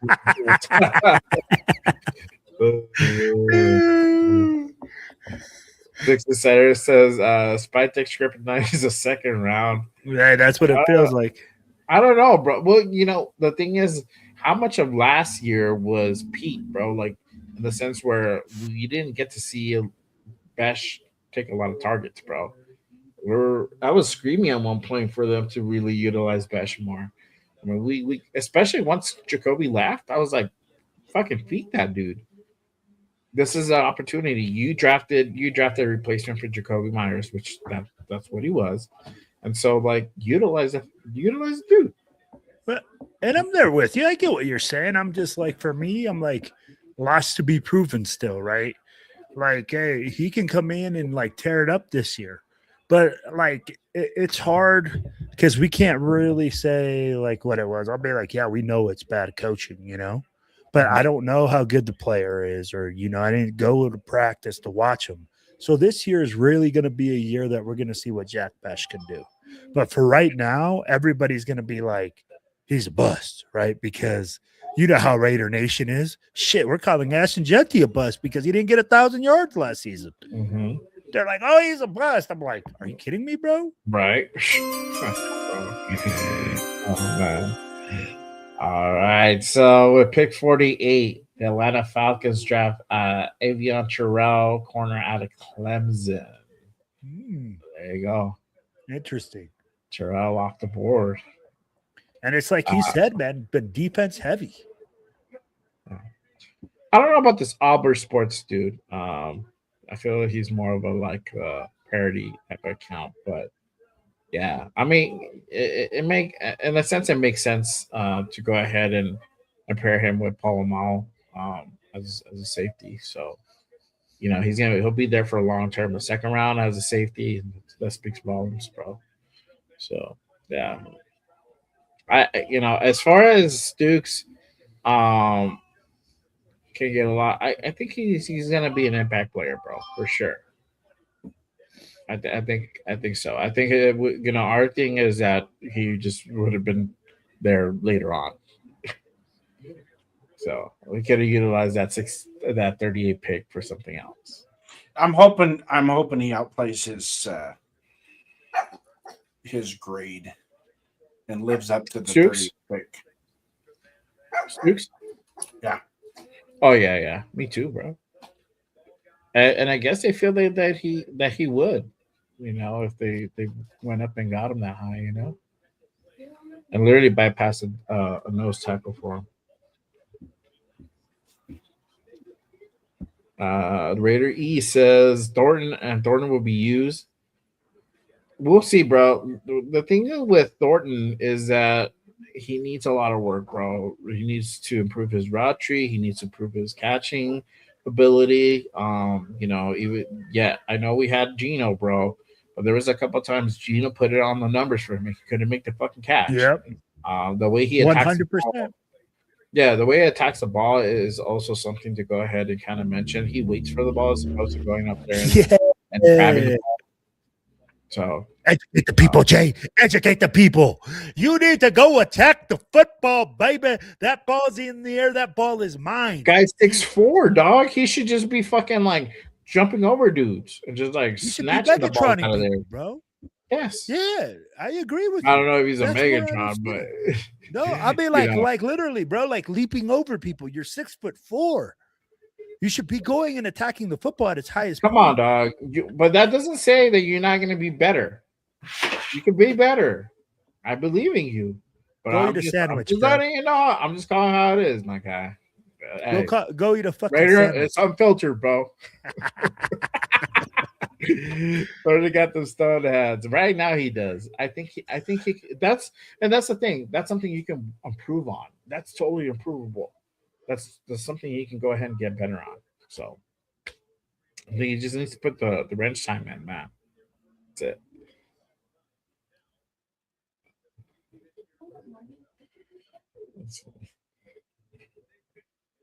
Who do we take in the second round? We ended up drafting Tradian Stooks, corner out of Arizona.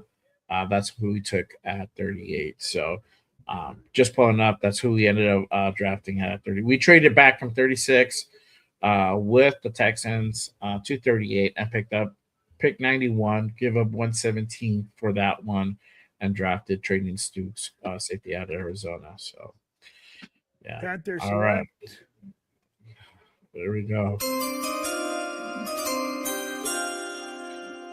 All right, y'all. So with pick 49, the Carolina Panthers draft Lee Hunter, Yep. Oh. defensive tackle. Texas. Oh, come on. Hold on.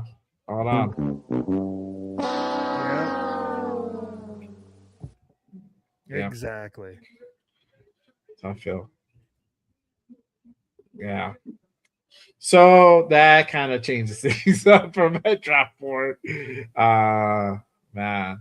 McDonald gone, Hunter gone, Miller's gone too, right? I believe so. Yeah, Miller's gone too. So that leaves slim. Leaves a little bit of slim pickings for next round. But let me pull that up real quick while you guys are doing that. All right, so this is the third round. So if no D tackle, I got Dominique Orange, top of the list. Grace Holton right after him, and then Daryl Jackson out of Florida State for D tackle. So 67, we still can pick up D tackle. These guys are still available. So we'll see what happens with that. And then priority 2 would be wide receiver. So now we got pick 91. Either wide receiver or corner could be the guys. Jacoby Lane, Zach Branch, Elijah Sherratt, Bryce Lance as the bottom of that list for wide receiver has potential to outlive his draft stock, but he needs work for sure. But obviously, Jacoby Lane, potential for wide receiver 1 there. Zach Branch, speedster and special teams guy. So return kicker. So that could definitely be a possibility. And obviously, I already know Elijah Surratt, got to put in that continuity, right? Not my first choice. I got him on number 3, but I wouldn't be mad if it did happen at 91. So could go corner as well. We still need a corner. Julian Neal, David Vigneson, Malik Muhammad, Takario Davis, Will Lee the third for corner. And then obviously we're good on safety, so we're going to go ahead and cancel that. But this is why I feel that also too, Traydon Stukes is a little bit of a reach. Having Kamari Ramsey also can play that position very similar to Traydon Stukes. I think I was almost on that level as him. Probably just a little bit, just slightly under Stukes, but would be a really good addition if you were looking at safety. Kilgore is another guy as well, but that is not meant to be. So I put the safeties off, and then I would probably go to edge. Mason Thomas is already off. I believe Joshua Josephs, I think he's still there. He's still there.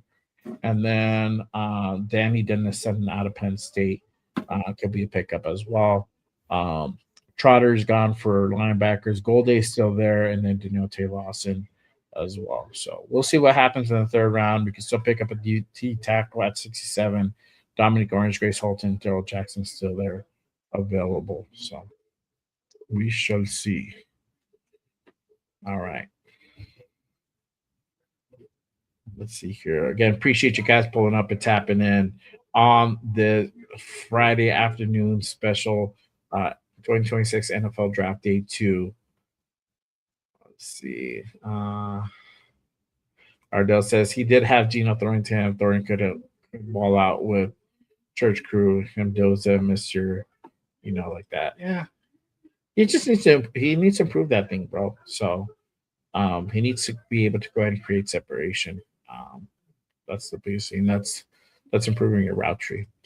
Shout out to my guy Alec M in the building. Appreciate you pulling up. Says Stukes, a good player, but we passed on a ton of good player D tackles and such. Yeah. Stings a bit. It wasn't you weren't expecting that. That's crazy. We were expecting. A lot of us thought that a trade back could definitely be in the works, but to pick up a safety that far high up with other positions being more important, we believe, in our opinion, safety was kind of a thing. But I guess they feel that they can pick up somebody really good in the third round, picking pretty early as well. Josh says, "Do we believe in free agents we took that would be good defense?" I don't know now. No, I mean linebackers are so good, bro. They're so solid. I mean, you got Quiddy Pay, bro. Quiddy Pay is fucking good. So, don't sleep on it. So, all right. So with the 50th pick, the New York Jets draft D'Angelo Pons, corner out of Indiana. So Pons is off the board. Good for him, man. There you go. Yeah, good player. Good player. Mhm. All right. So, I don't know if you were listening. Well, Ja asked, "Do we believe in the free agents we took that will be good defense?" I don't know now. Well, huh? Go ahead. He says that if we believe that the free agents that we got would it make a good defense. He says he doesn't know now. I still feel really confident. I just feel that probably the biggest position was that nose tackle. And I mean we can still pick a guy up in the next round. But that's if you don't trade back in, which could definitely happen. But yeah, I mean, not too. What, so with the free agents that we got, right, and we look at this defense right now currently, of course we understand that there's a lot of holes in this defense. We talked about it at the beginning of the draft. We had more holes than probably anything than we had positions to fill positions, players to fill positions. Sorry about that. But when you talk about like bringing in a safety, right? And I get what you guys are saying. We need a nickel guy. We need a guy that comes in that package. Yeah, I think it's just more disappointing because of the names that we saw on there, right? And the possibility of drafting a Caden McDonald. You know, like we all talked about it, having a franchise D tackle.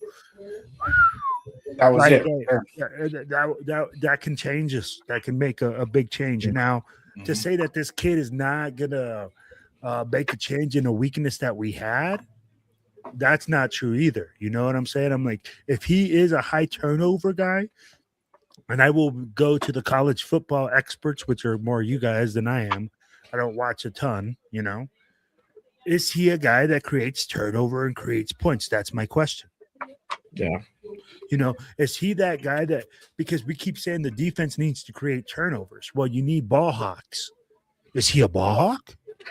Well, you know, not just that. Honestly, man, you know, the turnovers are cool, but more importantly, it's just, you know, really containing these offenses, bro. If we can get teams to go 3 and out, that's also as effective as getting turnovers, bro. Yeah. So we also have to kind of keep that in mind. You know, it can always just be the flashy, like, you know, strip fumbles and whatnot. It also has to take into account, you know, stopping the run, stopping the offense. All right, so with pick 51, the Minnesota Vikings draft Jake Golday, linebacker out of Cincinnati. So Jake Golday gone. And I did have him on the board in the second round, farther down on the trough. But crazy. I believe CJ Allen is still there. CJ Allen is still there, and then Anthony Hill Jr. is still there, available, which is crazy. So this is where this kid's going to benefit us. How many times do we have 3rd and 15 on defense and they get a fucking first down? Right? Yes. That's where this is where that's gonna benefit. Now the nose tackle is where we can start to control the line of scrimmage, which in turn throughout the 4 quarters benefits you. It starts to make them think, okay, I can't run in the A gap, I can't run in the B gap. I gotta try and get outside. Well, guess who's outside? Max Crosby. Yeah. See, that pushes the water from one side to the other.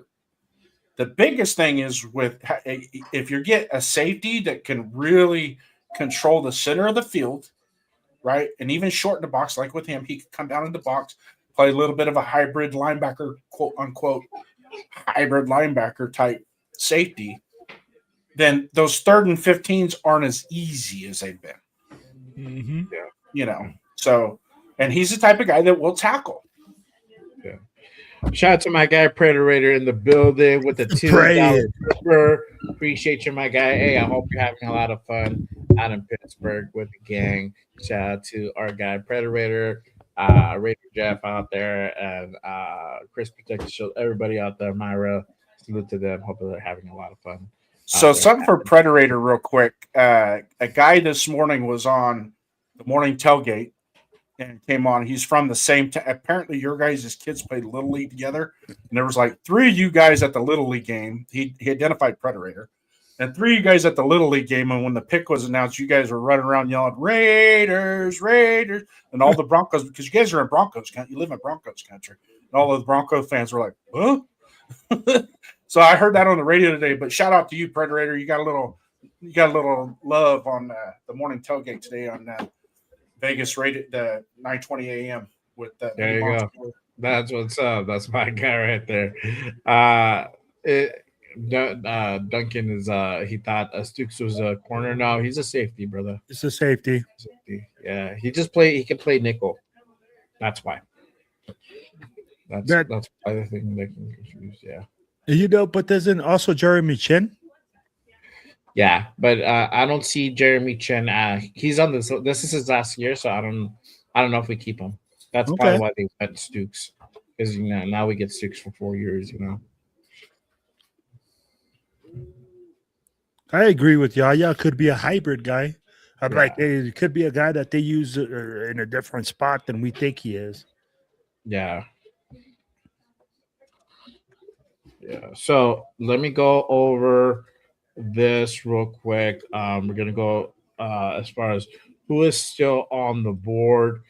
All right. So currently, right now, still on the board, we got Gerard McCoy, Emmanuel McNeil, Warren, Anthony Hill Jr., linebacker out of Texas, Eli Stowers, Brandon Sice, Zachariah Branch, Chris Brazel, Jacob Chakaz, CJ Allen, Emmanuel Pregnon, Kenyatta Scott, corner out of Miami. I would love to get him. Stunner, Halsey, Antonio Williams, and that's about, and then Malachi Fields. That's top 15. They're still available. Hurst is still there, just so everybody knows. Skylar Bell, as well. Those are guys that could potentially go in the second round as well. So obviously we'll see what happens as we wait for Green Bay to go ahead and get their pick in. Bro, you forgot somebody. Who? Jay Raider. I'm not available, bro. All right. We got the fourth member to the Manula band that just pulled up in the building, bro. Here we go. Let me go ahead and bring out my guy, Raider Primos. What is up? Sorry for being late. Had to take some care of some personal things, but I'm here. Like always late, bro. I've been Always late. I go to fashionably late. I'm rocking that Raider gear. There you go. Right on time, bro. To go ahead and get the 52 pick. The Green Bay Packers select Brandon Sice, corner out of South Carolina. So Sice is off the board. Brandon Cisse. Is it Cisse or Sice? I don't even know. No, Cisse. Okay, there you go. Is that correct? Cisse is gone. Primo, we want your opinion on our second round pick. I'll be honest here. I had no. Who is he? Someone like fill me in. Like, who is this guy? I'm hearing some good things about him. I'm hearing some good things about him, that he's a versatile safety. But we talked about many times, games are won in the trenches. You have one of the best defensive tackles there. I would have personally went McDonald there, but they get paid the big bucks. They must know something that we don't, and it's a wait and see with this guy. At least for me. Yes, 100%, bro. They might feel that they probably could get a quality nose tackle, a really good nose tackle in the third round. So And they got two picks to do it. they do. They do. Let me go ahead and kind of give you guys a bio on Stooks real quick. Hang on 1 second. We'll just do that. Let's just do it.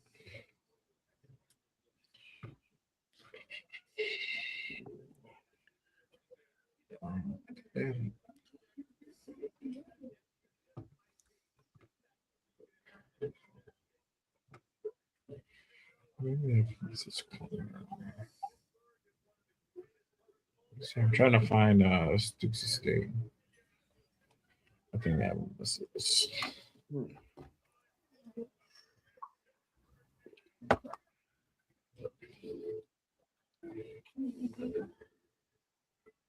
Man, watching wrestling made me hate this guy.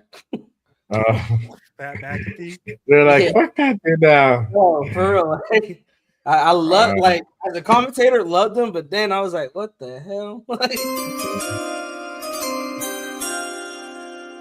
All right. So with pick 53, you got Pat McAfee coming in and try to go ahead and give the pick, tell the pick. Hold on. I thought I would get it by now. Let's see. I'm taking a sweet time. So he just came out to say their first round draft pick was Sauce Gardner.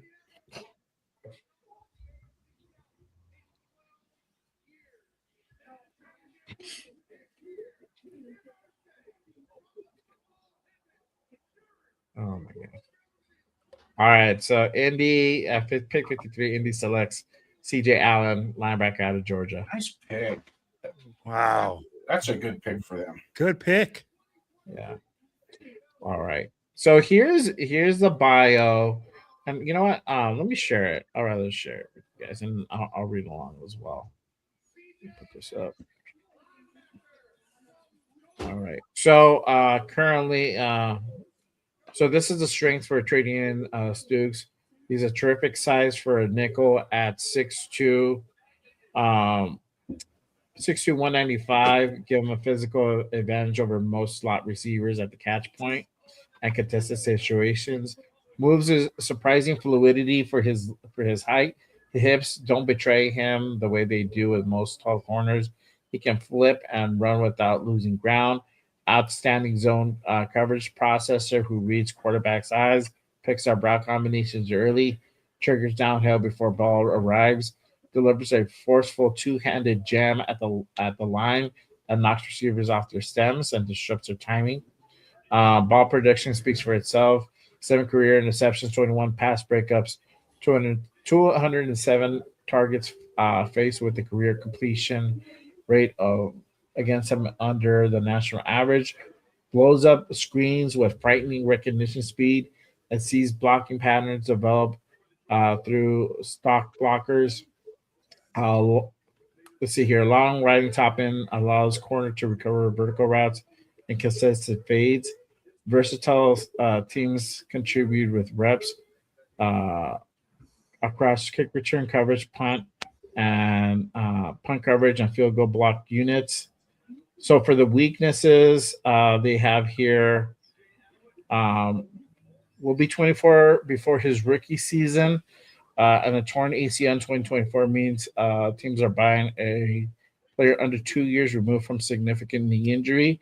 Gets caught flat-footed and stacked vertically far too often. Receivers with good stems can get on top of him because he commits his weight forward, hunting the break. Lacks short area quickness and mere ability to survive extended reps and press man. Takes poor pursuit angles in the run game. Struggles to consistently stack and shed blocks at the point of attack. So there you have it. I don't know if But you can see.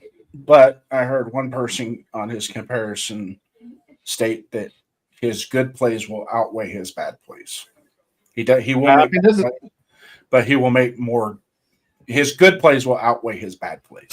Yeah, he has a lot of good plays. It's kind of like Eddie Anderson. I don't know if you Yeah. remember him when we had Eddie Anderson. No. There was who was another free safety, strong safety that we had. Free safety, strong Yeah. safety. All right, so pick 54. Eagles select Eli Stowers, the tight end out of Vanderbilt. He's going. So 55. Pats are on the clock. Yo, real quick, man. Hey, shout out to Mama Don. She made the screen at the stadium. Jeff's wife. You know, hey man, sent us a little message. Yep, we see that y'all made the screen. Salute, man. Hey, I'm glad you guys are enjoying yourselves out there. There you But go. it had to be on the big screen. It couldn't be on a small screen. Oh man. Yeah. I'm the pot calling the kettle black when I say that too, by the way. What the oh man. So now we have to wait till 61, right? Or 67. Yeah. Or 67. 67. All right. Hold on. Trade alert. So the Patriots have traded up to 55, sending the Chargers back to 63, and they give up 131 and 202 as well. So again, Patriots now on the clock. So that was a trade that happened. Who do you So, think let's see. that the Patriots are looking at? To be like, this is an aggressive. You know, they moved they moved quite a few spots up. I think they're gonna pick a new insider on this one. They picked up an insider for the last one, right? For the last round, for first round. Yeah. No, a new insider. What do you mean new insider? The NFL insider Diana Rossini. They cut Diana Yeah, bro. Jay's like, she's working full time for Mike Vrabel, bro. Oh, we already know. We already know she's putting in that overtime. Personal insider, dog. Yeah, so they got Lomu last 55th pick. round. The Patriots select Jamel Hill.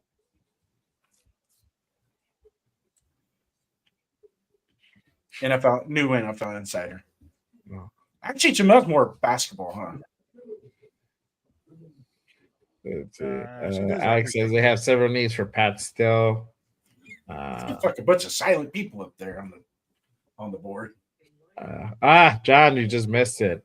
I just read the bio of Stooks.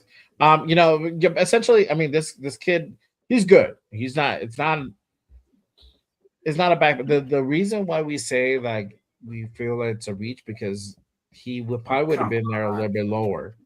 Mm-hmm. So I don't know if he would have been there at 67, but you probably could have traded back in that situation. He probably would have still been there and got more draft capital. That and we traded back from 36, and at 36, Caden McDonald was drafted. Yeah. Oh Jesus! Oh! But for Stooks, I mean, he can play safe. He can play nickel. He's a really solid nickel. The guy he's a ball hawk. He's very versatile. So it's a good. I mean, we needed a safety essentially. I mean, barring aside from Paul Mao, the chin's on this last year. But I feel like we could have gotten, if we wanted a safety, we could have gotten one in the third. Kamara Ramsey, I believe, would have still been there in the third round. So, Jay, those big old sexy war daddies up front don't grow on trees, baby. You don't find animals like that just growing on this. Bro, that's why when you see one of those sexy beasts as a coach, you go like, oh my goodness. I mean, like, come on, man. We got plenty of safeties, wide receivers, and special guys. I need those big war daddies up front, baby. Oh. Eli Stowers going to the Eagles. That's a good fucking pick, man. Yeah. That guy's good. He's a good trade. John asked, do we think we still draft a wide receiver? Possibly in the third round, bro. Let's see. Who's still there? Wide receiver. I mean, you got Zach Branch, but I think he's going to go in the third. Brazel, Chris Bell is still there. Skylar Bell is there. Antonio Williams. So we'll see. Would you guys draft Brazel? No, we already got one. Tennessee wide receiver. I don't know. I just don't see it. I don't. He doesn't even have the production. I mean, he's athletic. He's a good receiver, but yeah, gotta have some production, man.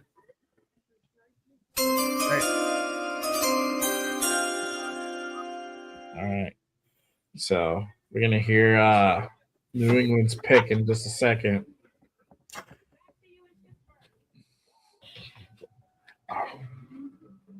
I'm like, my boy Jay Rader is like way in front of us because I'm like, I'm watching the TV. I'm still on commercials. Oh no, bro! I'm already. I just see Roger Goodell come up. I know. I'm like, am I like missing something? Maybe I am ahead of you. Okay, yeah. See, I'm already know the pick. So with the 55th pick, the New England Patriots select Jay Jacas, edge out of Illinois. So he's gone.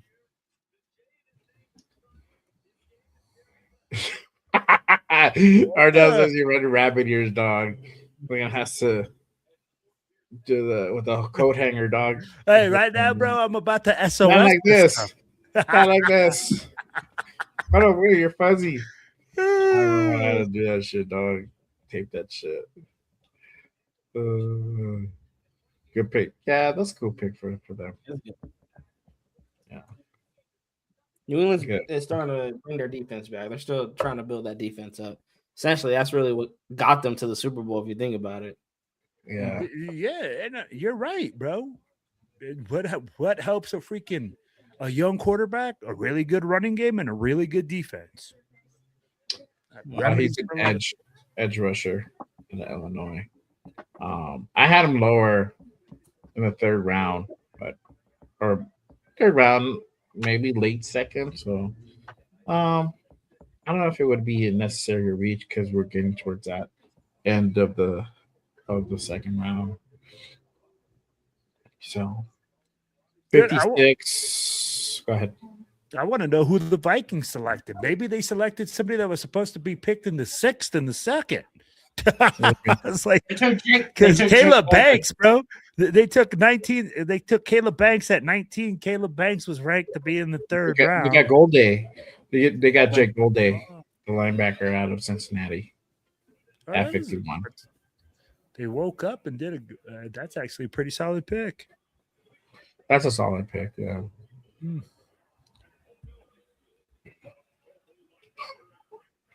Yeah. So, yeah, Duncan. Yeah, Duncan's right. So with pick 98 going to Minnesota, and the Jonathan Greenard trade, was a comp pick the Eagles received for losing their free agent Milton Williams and free agency to the Patriots. So, yeah, there you go. All right. So with the 56th pick, Jacksonville Jaguars select Nate Botreacher, Texas, out of Texas. Nate Botreacher. He's a good football player. Yeah. Nate yeah, Botreacher. tight end. So they go tight end. Tight end. All right. So looks like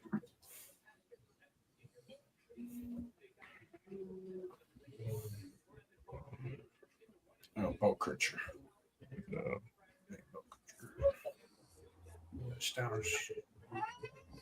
Good Lord. I'm wondering why Jamad McCoy keeps sliding. Oh no. Blocking tight end. Yep, he's a blocking tight end. Oh, towards that is a good question, bro. Like I honestly I don't know, bro. But he missed the entirety of last season because of a torn ACL in 2024. Led the Volunteers with 13 passes. So he didn't even play last year. That's why. Okay. Yeah, I mean, like if you didn't play the whole last season, I'd be like, what really are you evaluating? A year ago's tape, and then you don't even know if the guy's good to go, bro. Why would you even take a risk on a player like that? I'm also wondering why McNeil McWarren hasn't been drafted either, bro. Oh, I don't know that. Yeah, He was like a projected top of the second round.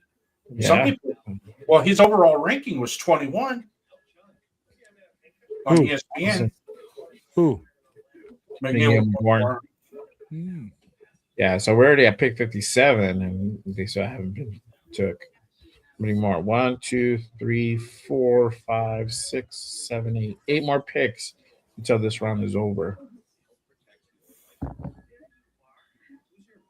What position does McMorrin play? Safety. Hmm. So that's what I'm saying. Like, I'm surprised that you didn't get him if we were looking at safety. So there must be something. But I think it's just because Stoops plays that nickel. That's very appealing.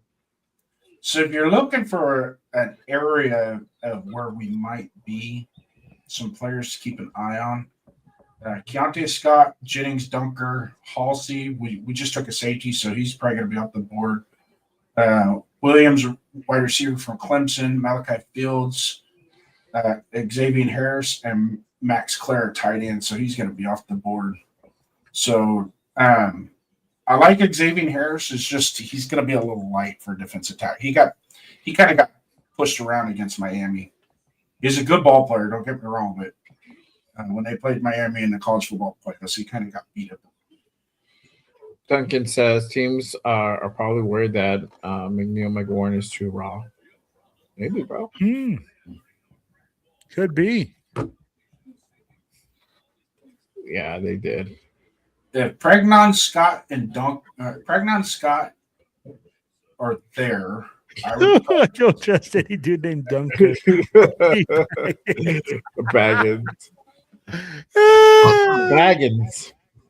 Bag that. Let's see what we got here. Jenny Dunker.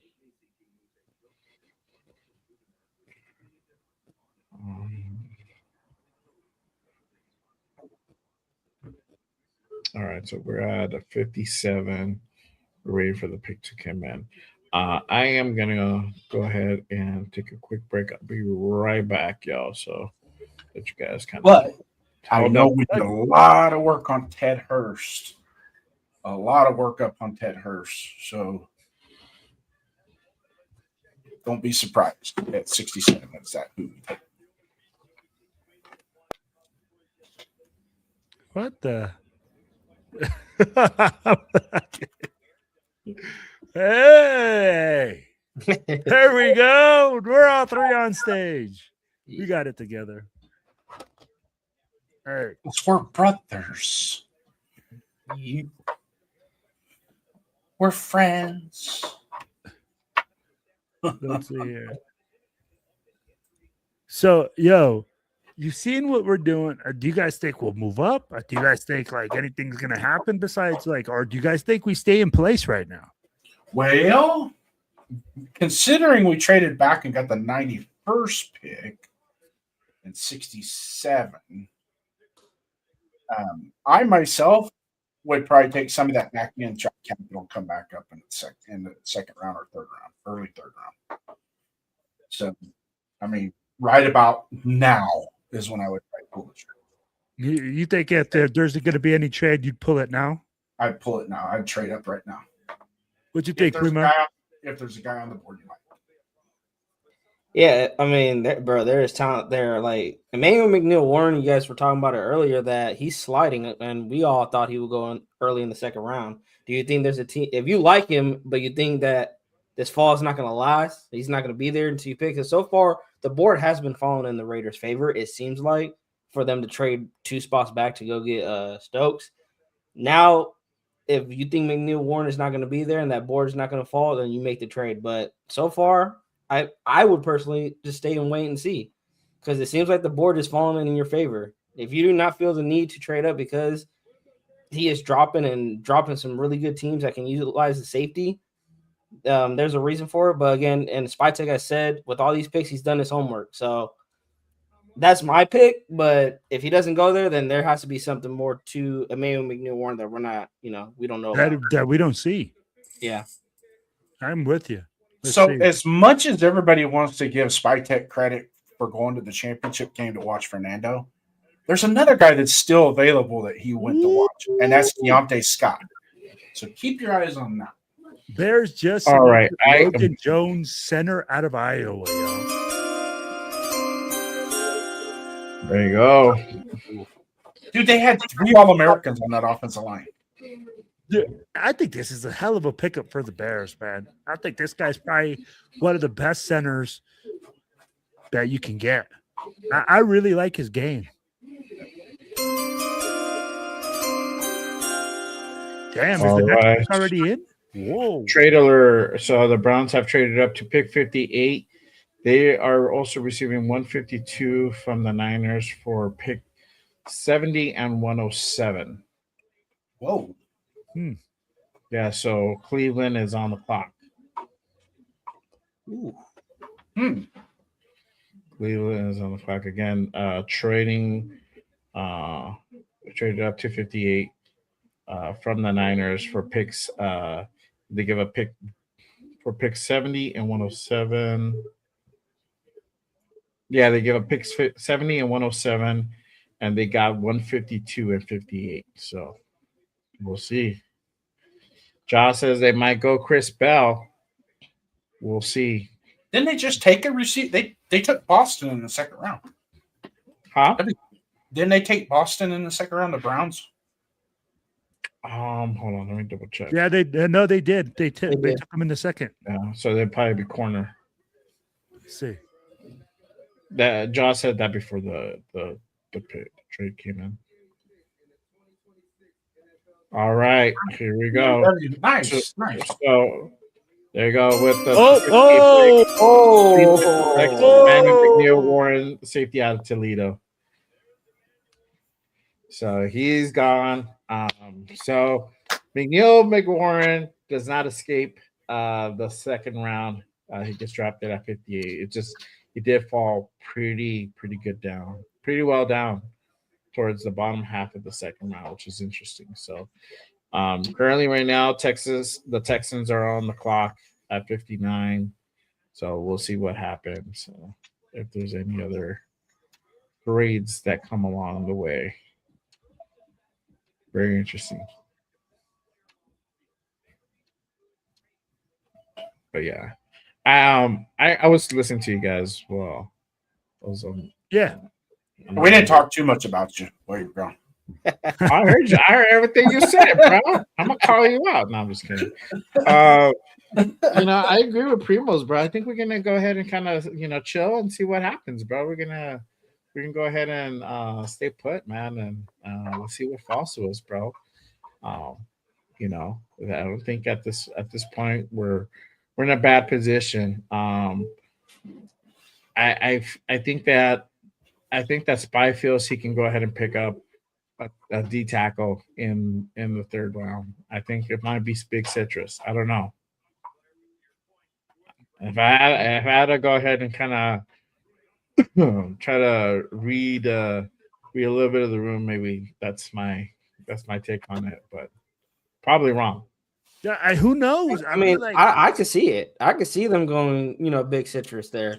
Mhm. And I mean, the way it's looking like he could fall right into your laps. I'm thinking, Texans already got McDonald, when we traded with them, so they're not gonna go back to back defensive tackles. I think he's gonna fall right into our lap, and I would love to take Big Citrus. We gotta make that Oh, bro, that would be phenomenal. The merchandise, bro. The merchandise I would hope they put out. Yeah. You could do So it. there you go. So with the 59 pick, Texans select Marlon Klein, tight end out of Michigan. Wow. Okay. There you go. So interesting pick by the Texans. They select a tight end for their guy. All right. So Tied and trade alert. There you go. Trade alert. Trade alert. All right, so we're getting some movement. Texans are now on the clock. They're at pick 60. They traded back with the Bears, receiving pick 69 and 144 for their haul. So Titans are now on the clock. Crazy, crazy. All right, I wonder who they're going to go ahead and get. Maybe they get a receiver. Wouldn't hurt. Who's still on the board that like supposedly is like the best players available? So still on the board here and here, I'll just let you guys know. So Gerard McCoy, Anthony Hill Jr., Zach Branch, Chris Brazel, Emmanuel Pregnon, Kenote Scott, Jennings Dunker, AJ Halsey, Tonio Williams, Malachi Fields, Xavier Harris, and then Max Calera, he's a tight end out of Ohio State, and then Malik Muhammad, Mike Washington, Ted Hurst, receiver out of Georgia State, and that routes top 15 that are still available according to ESPN. So I'm kind of curious with Hurst because we did a lot of work on him. Yeah. With the all 30 visit. So I will tell you like this. That's true. Marcus Banks is fired up for this pick. Nice, Marcus. So I'll tell you like this, Jay Downs. I'm like, sometimes those top 30 picks, they use it to just like, you know, bring in a guy to like get somebody sent off some other guy. So that way they'd be like, oh, they want him. Well, maybe we should be looking at him, right? A top 30 visit doesn't necessarily mean that team is, you know, invested into that player. But add what they did at his pro day. What's that? Add what they did at his pro day. They sent a contingent to his pro day. They sent contingents to a bunch of pro days. Sometimes, I mean, you're absolutely right in the whole run. But if you add the two together, and that he has that relationship with Hugh Jackson and blah blah blah, and there's a lot of insight to it. You kind of. That's just my opinion. I'm not. If I was a fucking expert, I wouldn't be sitting here talking to you guys. I'd be sitting next to John Spytek right now. So, no, I get what you're saying. You know what I mean? I'm just going off the. I just pick up tea leaves and I try and put them all together. Gray says, "Keep reaching until the Raiders are back on." There you go, bro. I know I didn't think the Texans were going to fucking select the tight end at 59, but okay. Carson Beck, Gary Newmiser, Cole Payton. Damn, like best QB still left. Drew Alar still left on the board too. That's who we should take. We should take Drew Alar with the 60. Hey, Mike Washington Jr. out of Arkansas is still left. You know, we talked about a 1-2 package at running back. But not in the third, bro. We get him in the fourth. Zachariah Branch. I like Katron Allen, bro. Katron Allen out of was he out of Michigan? Got phenomenal, bro. Ooh. Out of Penn State, my bad. Penn State, yeah. Oh, I was about to say, it's like I don't see. K-Chon would be a good like day 3 pickup, bro. Because you don't need the running back to do a whole lot.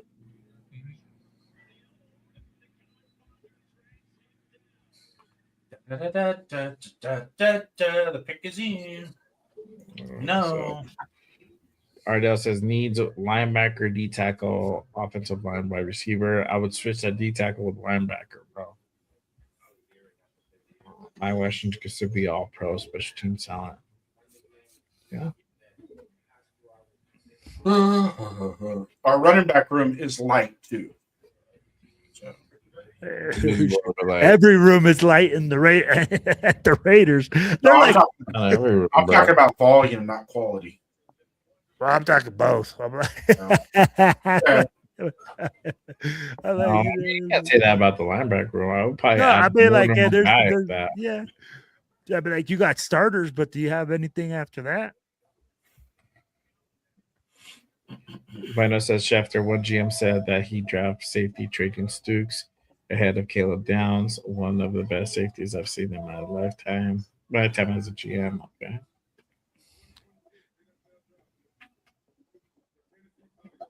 Reed, running backs, Devin doesn't. Okay. All right. So here we go. With pick 60, the Tennessee Titans select Anthony Hill Jr., linebacker out of Texas. There you go. So congratulations to our guy, Marcus Banks. See, they picked up a linebacker. Yeah. That's what's up. Jeffrey Simmons is freaking huge, bro. I like that Hill kid, man. He's a good player. Oh, yeah. Him and that R. Mason from Oklahoma, I really like watching how they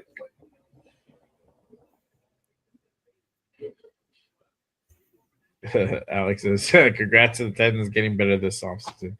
Yeah. All right. All right. So Rams are on the clock. And then you got Broncos at 62, Chokers at 63, and then you got Seattle at 64 for the second round. Yeah, he's really good, bro. Huh? Oh man, how many picks do we got in the third, Jay? 2. So we got pick 67 and 91 for a third. So, could there be a possibility we trade back into the second round? There could. I think two teams who could be the guys. So, yeah, we'll see. I'm with you guys. I'm team stay right now. Stay where we're at, motherfucker. There you go. Pick 61. The Los Angeles Rams select a Max Clare, a tight end at Ohio State. There you go. Hits Boy says, I'm fine with Stuke's pick, and we get another third, and we're getting a top 100 player. Yeah. Can we still get a top player at 60? Oh, we definitely can, bro. We get a nose tackle at 67. A really good nose tackle at 67. Who's best nose tackles left, Jay? Best nose tackles. Hold on 1 second. Well, for me, my list is different, but you have Xavier Harris out of Ole Miss, and then you got Big Citrus right behind him, Grace Holton, which was already on my list, and same thing for Daryl Jackson. You got Chris McCullen, D tackle out of Missouri, and then Tyler Oledem out of Texas A&M, and that's kind of the top 6 there. Some of these guys that I see on this list, they can go farther down in day 3 and probably in the 5th and 6th round guys, maybe even 4th. You can put them in probably 4th round guys, but yeah, Citrus is definitely a guy that I would definitely keep my eye out on. And yes, Bueno, he did get selected. Lee Hunter went to the Panthers, so Panthers drafted him at 49, so he was off the board. Stay away from that mullet. Dunker. Oh man, that's funny. All right, let's see what we got here. All right, here we go. All right, so trade alert: the Bills have traded up to 62 with the Broncos. Broncos receiving 66 and 182. So very interesting. Now Buffalo is on the clock. Broncos pick ahead of us in the next round. I'm a little bit nervous about this. Citrus. I don't like a division rival picking ahead of us, bro. And so that makes me a little bit nervous on what these guys can potentially do. I don't know. Maybe I'm overthinking it. They about to troll. Take big. They could, bro. They'd be like, "Fuck you guys, take your fucking nose tackle." Well, and that's the thing. Did Buffalo move up, having a feeling that their guy wasn't going to be there? You know, I'd be like, obviously, because I'd be like, you moved up only 4 spots? Yeah, man. I don't know, man. I think this is a receiver though, for some reason. Maybe trying to give Josh Allen more options or something. Yeah, it definitely could. Let's see as far as we're still available. Obviously, you got a guy Zach Branch, Chris Brazo, Antonio Williams, Malachi Fields Hurst, Skylar Bell, Chris Bell, Surratt. I don't think they would take Branch. I think they'd probably take a taller receiver. You also have Raider Primos on there, but that guy can't catch a cold. I'm more like a lot of these short. Hey, He's like, I'm a DP, bro. I'm a DP. Hey, my excuse is always I had Geno Smith throwing it to me.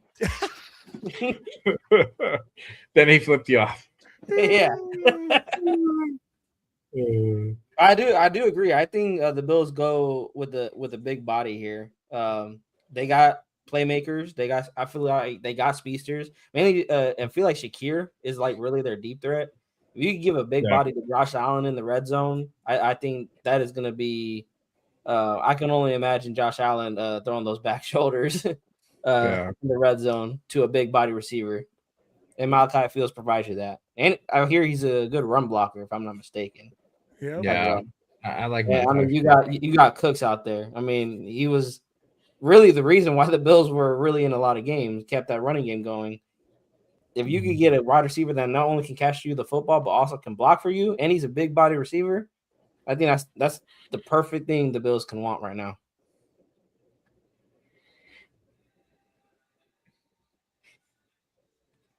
All right. Triggers. The pick is not in for San Diego. I don't know if everybody caught me yesterday when it said San Diego. I don't consider them. I don't give them the right to say LA, bro. It's just fucking San Diego. No, yeah. Santiago. It's like every true like veteran like my dad. He was like, I cannot say Los Angeles Chargers. Every time we talk about Chargers, he's like San Diego. San Diego. Yeah. I'm like, Dad, it's Los Angeles. He's like, nah, San Diego. They'll always be San Diego. Right. All right, let's see what the Bills do here. Zachariah Branch. Nah. I just see a big body. If they go receiver, it has to be body. All right, with the 62nd pick of the NFL draft for the Bills select David Igbinosun, corner at Ohio State. So they get a corner. There you go. Who called it? Somebody called it in the chat. There you go. Ardell called it. He said they wanted a corner. They got a corner. Hey, congrats, bro. You got it right, bro. That's awesome. Alex says you're a compact linebacker, dog. There you go. I can play nose, bro. I think I have the size over, man. Now. Jay Downs is our nose. What are you talking about, bro? You got that covered. I ain't playing nose tackle, motherfucker. I'm playing quarterback.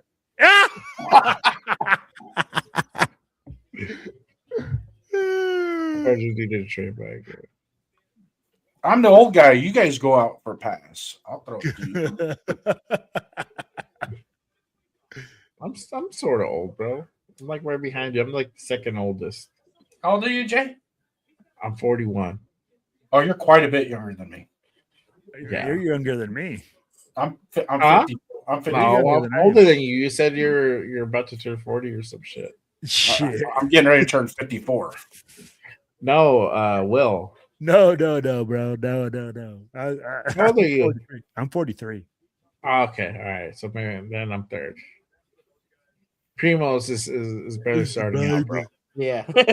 Oh, Nate's the baby. Well, I don't know. Actually, 27. I'll be 28 this October. Nate's the baby. Yeah. Nate's 26 or gonna be 26 or he's 26. I'm retired with a 30-year-old daughter. Yeah, I got a 23-year-old son. I was about to say, I was like, holy cow, Nate. I was like my son's this Nate's age.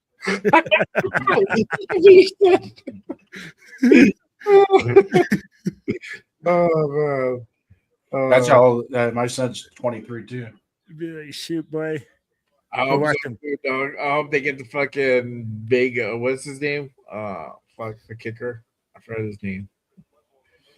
I hope they draft that dude. Bro, the Chargers, I don't, as much as I hate them, bro, I know they're going to make a solid pick. They fucking, gosh, with fucking Harbaugh there, bro, that dude turned shit into gold. Yeah. You think they go O line here? Bro, and he might, he's notorious for doing that shit. Yeah. He goes offensive line, defensive line, super heavy. They I like was to about run to the bring ball. that up though. That on NFL Network it says Justin Herbert sacked 54 times, third in the NFL. Yeah, then they probably will go linebacker. I mean, I'm sorry, lineman. Because as much as I hate it to admit it, Will, you give Herbert time in the pocket. Oh, dude, that dude is a fucking, he's a menace waiting to happen, bro. I'm pretty sure they go Emmanuel Pignon, or maybe they go Dunker, bro. Maybe they go Dunker. I can see Dunker. I can see Dunker. I could, yeah. Oh, Jeff is gonna freaking die if Dunker goes. Oh yeah. All right, here we go. All right, so we picked 63. The San Diego Chokers select Jake Slaughter, center out of Florida. Ooh. Nice pick. Got to reach. Yeah, Slaughter. Yeah, they did reach on Slaughter. Yeah, a There you little go. bit of a reach, for sure. Yeah. All right, guys. We're on the last pick, pick 64. Seattle is on the clock currently, and that will be the last pick of the second round. And looks like we're going to go ahead and stay put at 67. And so we're going to pick third in the third round. So my thing is Denver are picking ahead of us. It's a little bit worrisome. I don't know. Maybe I'm just being paranoid, but I think so. I think Denver doesn't have the same needs we do. That's true. Yeah. Right. They got their defense set. Yeah. All right. Let me go ahead and pull up the big board. Third round. And so with third round, I still have D tackle as priority. Again, my note was there was no D tackle taken in the second. This is where it comes into effect. So now this big board becomes a little bit more functional. I got Big Citrus, top of that list, Grace Halton, Gerald Jackson. All three are currently available. Then since we do have the 91st pick as well, so we get to pick again in the third round. Wide receiver is, for me, second priority too. Jacoby Lane, Zach Branch, Elijah Surratt, Bryce Lance. I see Jacoby probably getting picked up around 70-ish, 80. I think he's gone before 91. Zach Branch will probably be the second guy, and Zach Branch, obviously, y'all know, Raider royalty. So don't be surprised if that's the pick at 91. Corner could still be an option. Julian McNeil, Ibignason is gone, but then I got Malik Muhammad, Takario Davis, Will Lee in that list. We already got our safety, so I would bypass that edge. R. Mason Thomas is gone, but Joshua Josephs, Danny Dennison, they're from Penn State. Linebacker. Golday and Trotter are already gone, but Donate Lawson is still available. And then you got offensive line, BPA. So whoever is the best player available, offensive line. And then running back could be also a move that we might make at around 91 and be best player available at that point. So we'll see what happens. But Zachariah Branch. Do you guys agree with this big board kind of more or less? Or you're like, bro, you're full of shit. You're tripping. You're smoking. You're so full of it. Jeez, Jay. Gosh. I did this when I was sober too, bro. Nah, bro. Hey, honestly, like your big board's legit, and that's the thing, right? Everybody has their own thoughts, and that's why it's your big board, because you have your guys that you position yourself. And to me, it looks legitimate. If you look at it right now, we got Jacoby Lane, you got Zachariah Branch, that are prime wide receivers that we can look at 67.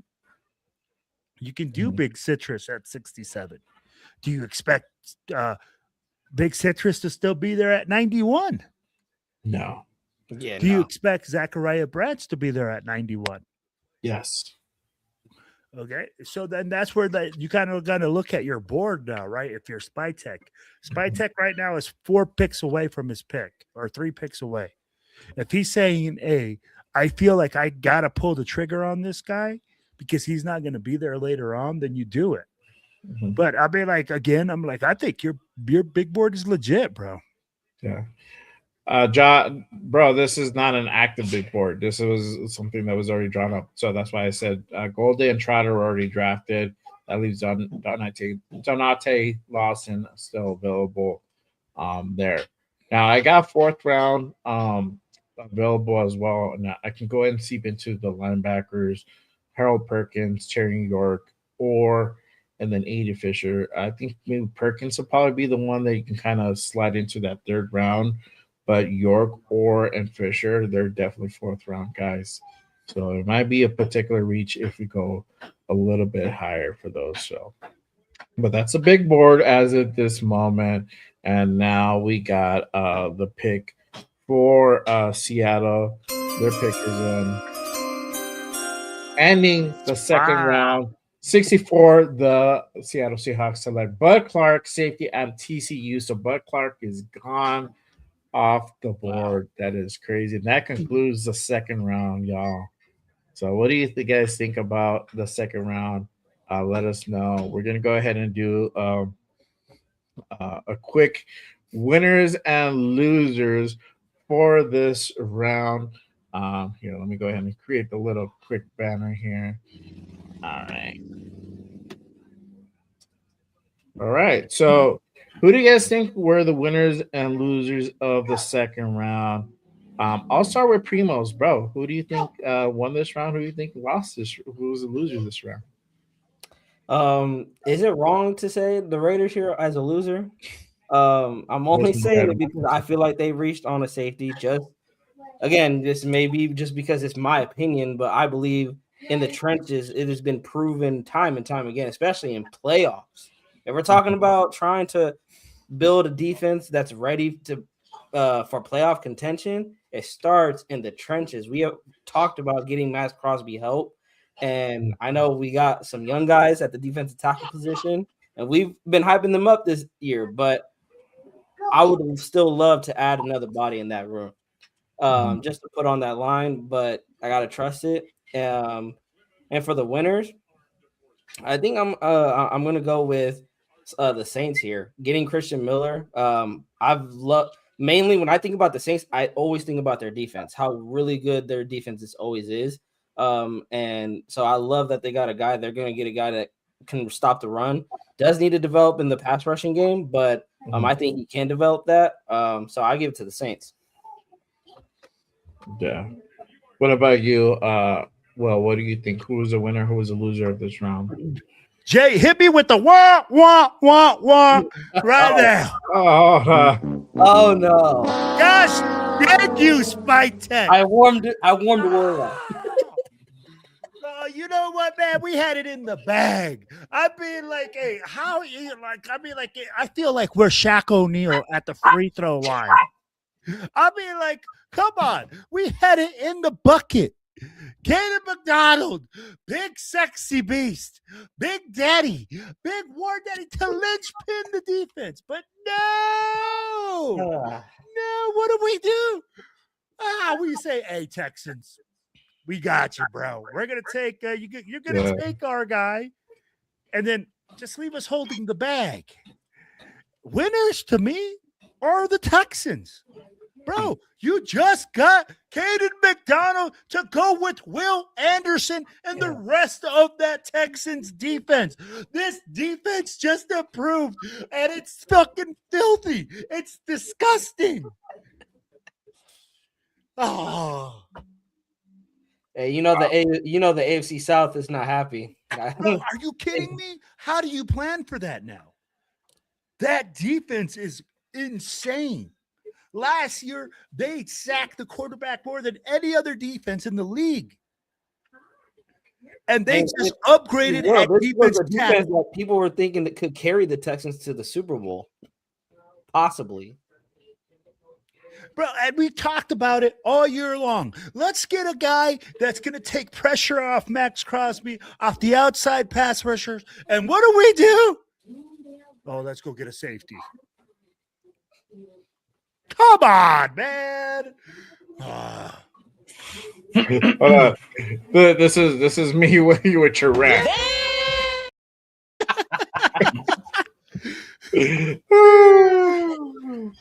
Jason, It sounded what the do you same thought? when you said it. What? Obviously, losers are us. Trading back 2 spots on a guy that we could have just stick and pick. And Caden McDonald's going to make an immediate impact on whatever team he goes to. So Houston kind of won that deal. But I myself think the overall winner, because if you look how they're doing it systematically on their defense, the Texans with Anthony Hill, adding him with Jeffrey Simmons, and they did good. Oh, you're talking Titans. Yeah, the Titans. Did I say Texans, Titans? Yeah. I did. No, I did say Texans. I thought I switched over to the Titans. I got you. Because I wanted to, because you already picked the Texans, right? Yeah. Let me add a little different flavor to it. But I think the Titans actually, they'll be my winners. That Anthony Hill's a good football player. Make this a little spicy there, Jay Raider. I need some spiciness added to the menudo. I don't know, bro. Look, so the winners, I do think it was the Texans. They went up and traded with us for McDonald. McDonald is an immediate impact player for sure. I know everybody wanted Katie McDonald. I wanted Katie McDonald, and so for them to go ahead and make that's, I get that move, and partly I was always okay with McDonald going there because as much as I wanted him, it was just hard for me to think that we were actually going to be able to get him. It just happened to go ahead and play out this way. Do I see us as a loser? Partly. And the reason being is that we did trade back 2 spots. We did get an extra 3rd round pick. That's the upside. The downside is that I feel that Stooks was kind of a reach. Not too much of a reach, but a little bit of a reach because most likely he probably would have still been there. Cardinals just took Carson lower. back. He probably would have still been lower in the round. So yeah. But I don't know. I don't give it. Don't put us complete losers in this one because that is Stooks is really good, and we do need a nickel, and we do need help in that position. So who's the loser? Partly loser for Jay Raider. Yeah, that's why I said partly us. If I had to go put somebody else on there, bro, I don't know. I don't know about Well, I don't know. The thing is that I don't know about these tight ends, bro. Since we don't need tight ends, I don't really push up on them, But I mean, for Texans getting Klein, I don't know. Maybe that's a little bit of a loser, but yeah. Everybody else's picks have been really pretty solid, man, this round. So, I don't really see like an overreacher so much. Probably, I guess the Chokers probably be a loser on that one. Selecting Slaughter, they overreached on that one. So there you go. Okay. Us and the Chokers being the losers of this again. Losers. All right, so it looks like the pick is in for Denver. They're about to go ahead and announce their pick at 66, and we're about to be on the clock. So with the 66 pick, the Denver Broncos select Tyler O'Daynam, D tackle out of Texas A&M. So they went D tackle, but just wasn't the D tackle that we wanted. Well, I don't know. Maybe Spytek did want him. He wasn't on my board. To be honest with you. So I don't know if I feel like this is an overreach by Denver. So that means we are now on the clock. Raiders are on the clock at pick 67. We're gonna see what happens. I'm gonna go ahead and look to see if there's any potential trades that happen to go down. If the phone is ringing in Henderson, we're about to find out, or if we're gonna go ahead and select a guy. Everybody in the chat, let us know, who do you think the Raiders are gonna go ahead and draft right now at 67? Is it gonna be D tackle? Is it gonna be a wide receiver? Is it going to be a linebacker? Is it going to be a corner? What do you guys think? Or are we going to go and flip the script and go ahead and get ourselves a lineman? You just don't know, right? Let us know down in the chat. Appreciate you guys tapping in and rocking with us on this draft special. We are now in the third round. We're at pick 67. We're on the clock. We're about to go ahead and find out who we're going to go ahead and draft, or if we're going to go ahead and trade back. As of yet, nothing has been said. The pick is in. The pick is in. All right, so we're gonna go ahead and pick somebody. Let me get my thing here. Who do you got, Primo? Who do you got? I'm gonna go off my big board though. Oh! Wow. Okay. Y'all ready? Y'all ready? Pick 67. The Las Vegas Raiders select edge out of Auburn, Keyron Crawford. Keyron Crawford, edge out of Auburn. Wow, that is crazy. I even have him on my list for that one. Wow, okay. Wow. This guy was so bad, I didn't even have him on my list. No, because I saw him as a 4th round pick, like somewhere in the 4th, bro. I have him on my Madden franchise. What there you the go. fuck is going on? Josh says it's a good pickup. Okay. All right. All right. Yeah, So he was the number one edge. He was the number one at his position that was available, according to ESPN. But all right, dude, so we got Max Home. Huh? We signed a defensive end. We have Malcolm Kuntz, who we re-signed as Malcolm defensive end. We have Max Crosby, who we have as defensive end. I'd be like, how many defensive ends are we going to have on the field at the same time? What's going on? Well, I think Pay is not going to be here more than a year. So, but he signed a 3-year. I don't know. I got to look back at the contract. I think there's like a second year. We can get out of it second year. We got Tyree Wilson at defensive end. I'll be like, bro, we got more defensive. Tyree, bro, really? You're saying Tyree? Come on now, stop it. Hold on, wait. Hold on. I'm gonna use this on you. This is what. Stop it. Get some help. But it's the truth, bro. That's what he's listed. Tyree, dog. He's listed at defensive end. Yes, but I mean, like we know what Tyree is, bro. Come on now. A1 number 1 bench warmer or like cut player. That's about it right now. Oh man, he can be. You weren't serious with that. I like what Raiders draft Keyron Crawford, edge out of Auburn. He is pick 67. So we went edge. Interesting. But we're not done yet. We still have one more pick left in this round, pick 91. So we'll see what happens. We could still potentially draft a nose tackle in this round. Make sure you bring up that 5th round big board, because that's what we're. I know, dog. Looks like we're fucking or my shit's like completely off then. Okay, appreciate you guys pulling up and tapping in with us on this draft special, day 2 of the 2026 NFL draft. We're in round 3 right now.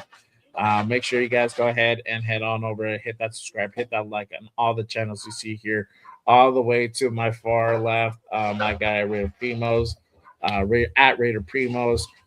Next to him, Raider Will from the Silver Black Raider podcast, and then on to my right, Jason Downs. Make sure you guys go ahead and head on over, hit that subscribe button on my guys. You know what this draft was telling me the last 2 rounds? And it's not just us.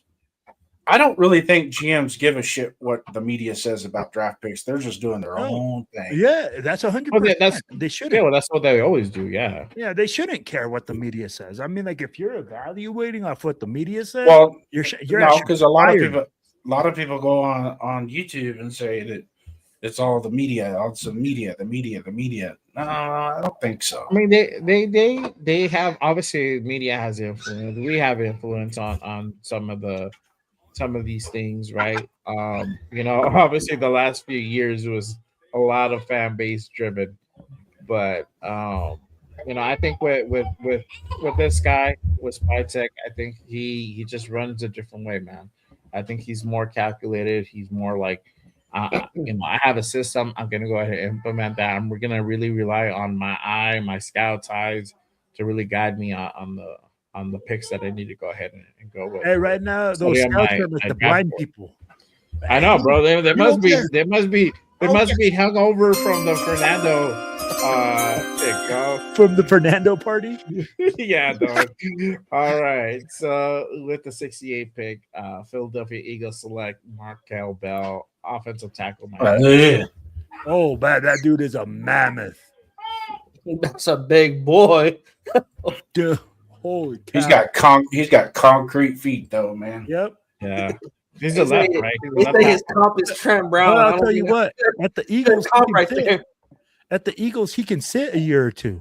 They're deep in us on offensive line to go and like take him on. Hey, but they always like those big offensive linemen too. Yeah. Well, they got one. That dude's massive. 6'9". 6'9", bro. Shaquille O'Neal in a football uniform. 324. Holy smokes. Hey, Will, Yeah, I need he's- to get around he's got him and bad feet. get to the quarterback. He's got Hey, bro, I heard when he stands up, he blocks the sun. Jesus. You're always playing in the shade when Oh you my play against goodness. that Did you guy. guys see that clip of him, what he did to D'Angelo Pons?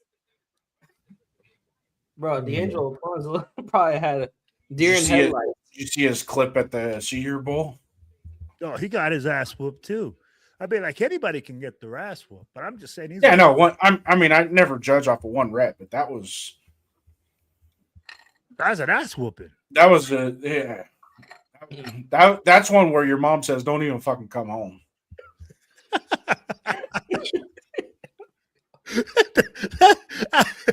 When your mama tells you not to even come home, you got your ass whooped so bad. Get out of my house. You gotta sleep outside. You either go back out there and whoop his ass right now, or I'm gonna whoop your ass. You got 2 choices.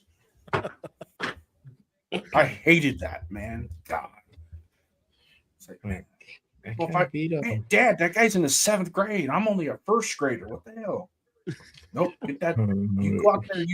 You better take care of that motherfucker.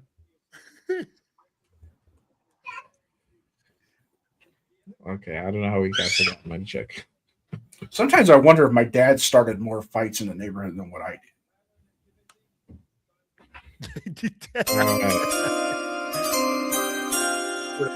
All right, with pick 69, Chicago Bears select Sam Roush, tight end out of Stanford.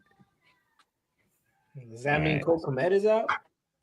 Bro, they're just adding weapons for Caleb Williams, bro. This draft, they've added some pieces for him.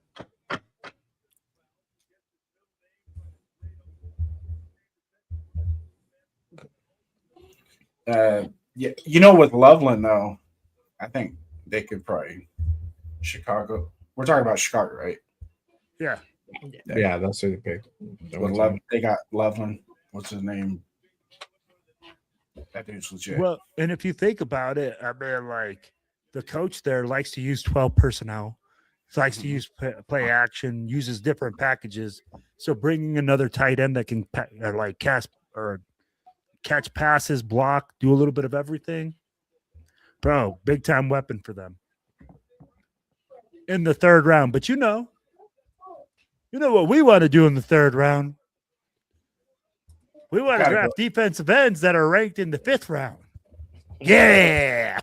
Josh says he watched K-Rod Crawford's highlight reel.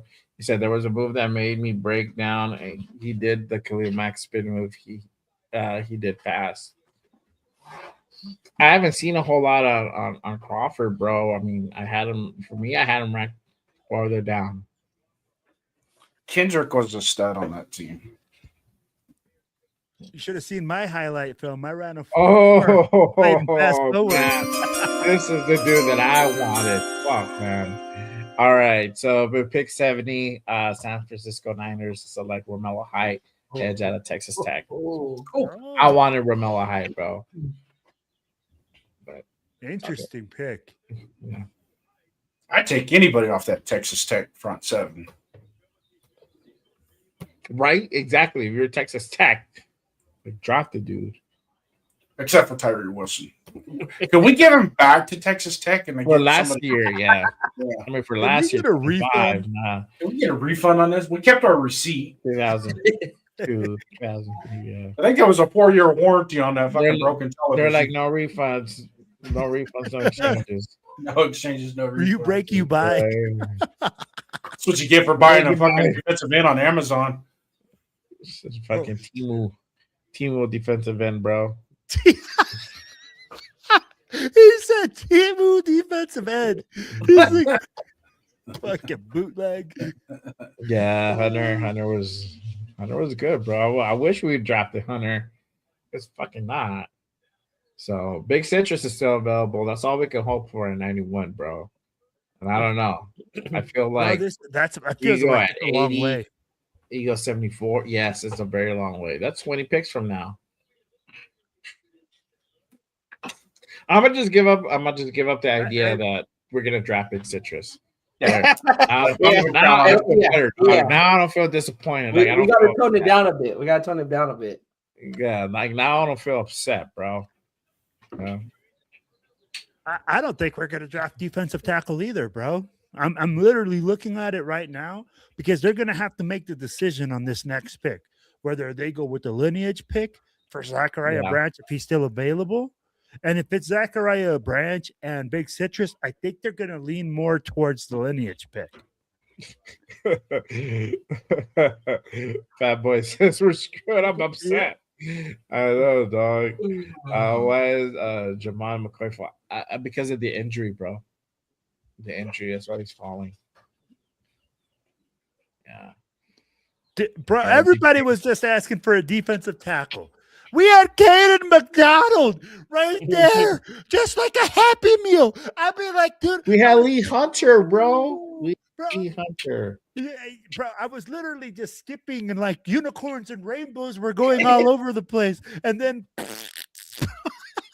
Yeah. Let me ask you guys this: do you guys think they're trusting the young guys like Tonka, Jonah, Thomas Booker? at this point, you have to. Yeah, I don't bro. think it's they trust him, do or don't trust him, but the mere fact that we used two draft picks last year in the third round to get defensive tackles, it kind of makes it hard to go, wow, let's spend another third round pick on a defensive tackle. And we don't even know what we have with what we had last year because they refused to play him. So is there a side effect to this draft or what happened last year? Drafted. Let's see here.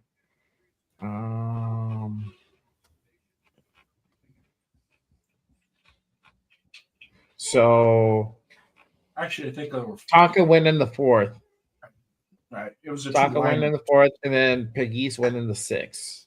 Yeah, that's right. It was Grant So, and Rob. so Tonka. So they might feel something for Tonka, that Tonka might have something. He showed flashes last year. The little bit of run he got, he showed flashes. I think he had 5 sacks. So Tonka, let me read his kind of bio. So he played 61 games. He made 28 starts, recorded 17.5 tackles for loss, when 9.5 sacks, 11 pass breakups, 19 quarterback hurries, and 6 fumble recoveries.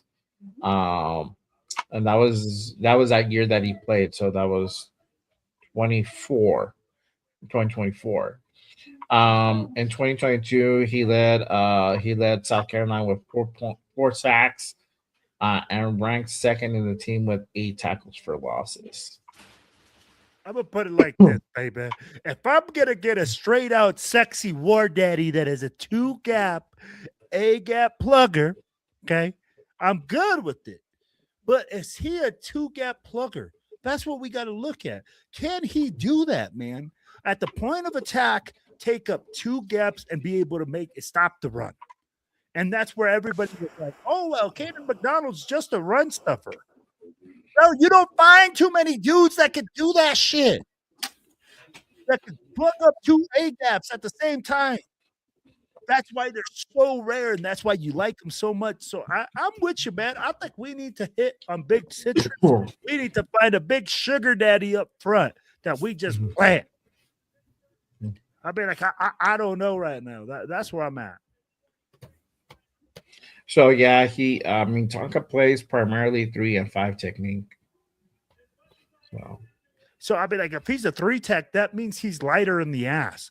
That means he's a more movable guy. Unless we're running a move scheme with that 3-4 or a 3-3 stack, then I'd be like, he's not a straight up 2-gap plugger. Vince Wilfork is a 2-gap plugger. That's why they're 6'4", 300 pounds, and you can't move them. You know. Fat Boy says Dominic Orange and apparently we high on Corleone. Corleone's not bad either, bro. Corleone. I like Corleone. Yeah. So maybe we don't draft one today. We don't draft the D tackle today. I don't know. Then we go Zachariah Branch, I think. I'd be like, that's the only other pick that makes any sense to me. Who else do you guys think? Let me see who's still there for a receiver, or just in general.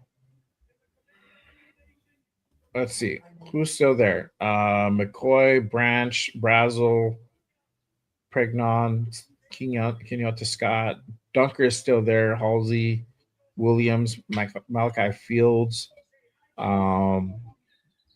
Xavier Harris. Malik Muhammad, Mike Washington, Ted Hurst, Kilgore, but we already got safety, so Skylar Bell and then Surratt are still there. All right, let's see where we're at. All right, so the Commanders with the 71st pick of the NFL draft select Antonio Williams, receiver out of Clemson. There you go. So they went receiver. They got another weapon for JD5.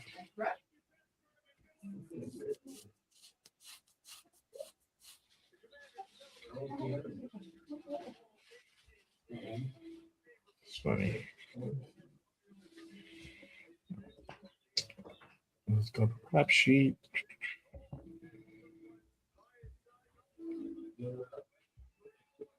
You know, I would say this is all spy tech, but other GMs are doing the same stuff too. So No, but I mean, like we're not fans of those teams. Yeah, that is true. They got their own teams that are talking shit right now. I guarantee you. Oh yeah, like every single fan base right now. Who are we drafting? What the fuck? Yeah, exactly. 100%. You know what this draft tells me though? Was last year really all Pete Carroll? I think so, bro. A lot of similarities in the last two rounds to last year. I'm gonna say this, okay? So even though this draft has been really irregular from a lot of teams, right? I think what this proves is that people don't know as much as they think they know. Wow, right? I agree. Yeah, I'm gonna agree with them, including myself. Yeah, including myself. Like especially like the media and all that. But go ahead, Jay. Pick 72. Takario Davis, What? corner at Washington. Yeah. That's a great fucking pick. Why couldn't we pick up Mario Davis? but I feel like I feel he's too. I feel it's too high, bro. I feel that's a little bit of a reach. Yeah, well, we picked the safety in the second. I feel like it's a reach for them, but whatever. I mean, it's not my team. 6'3", he's 6'4", bro. I mean, like size and Watch speed. the quality. There you go. Oh man, there you go. I was Shout out fucking. to- They're showing shout out that. to, Showing this Purple. Antonio Williams highlights, and you see one of my kids from Antigua High that plays at Florida State tackling him. I'm like, way to go, Blake! Nice tackle. Yeah. Shout out to my guy James in the building with the Ray. Hold on, Don. Let me do it right. Raiders!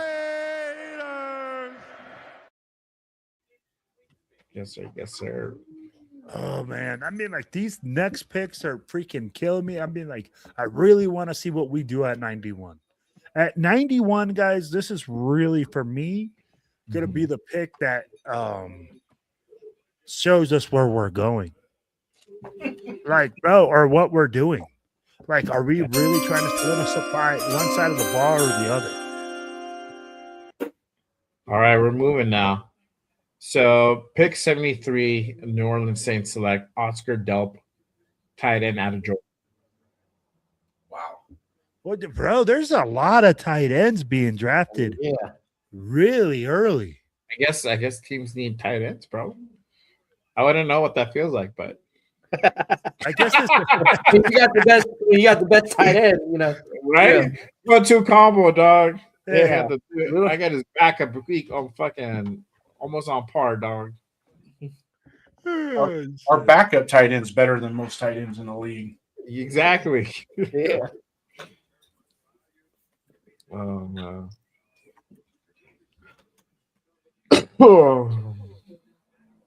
All right, so Giants are on the clock now.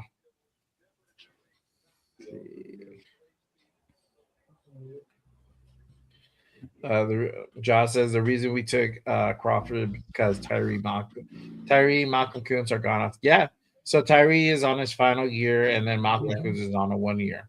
Plain and I can simple, see bro. Barring that Kuntz literally just like like just literally does the second year ACL turnaround. Barring that, I don't see him here next year. So we'll see. I don't see Tyree here either. I mean, All like right. for me, I'd already kick his ass out the door, bro. I already freaking said, like, don't. Trade alert. All right. So Giants get up on the clock at 74. They happen to go ahead and make a deal. They didn't have a third round pick. So they went ahead and moved up. I forgot who was there at 74 prior. All right. So Giants are now. The Browns. The pick is in. Was it Brown? Yeah, they traded with the Browns. Okay. Ooh. All right, here we go. So the pick is in. All right, so at 74, after trading with the Browns, the Giants select Malachi Fields, wide receiver out of Notre Dame. Wow, that is crazy. Wow, bro. I like Jackson I Dart. kind of like it a little bit. I'm like, oh, I'm fucking all snaky. Okay, I see you. I mean, that's a big body wide receiver. Yeah, bro. I mean, he has upside potential for sure. Could that be a little bit of a reach? I feel like it's kind of a little bit of a reach, but I mean, if it's only a reach if it doesn't pay out.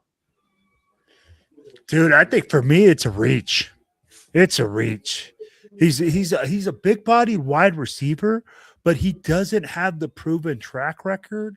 And plus, I'm gonna tell you right now, their receiver just came out. Malik Neighbors was not very keen on trying to take a wide receiver at numero uno, saying, hey, Malik, and he talks in third person, and I can't talk in third person, but he said, Malik Neighbors. He was like, but you don't sign Malik or something like that to like, and I was like, dude, I can't. Yeah, True. like, he talks about himself like he's another person. So, Yeah.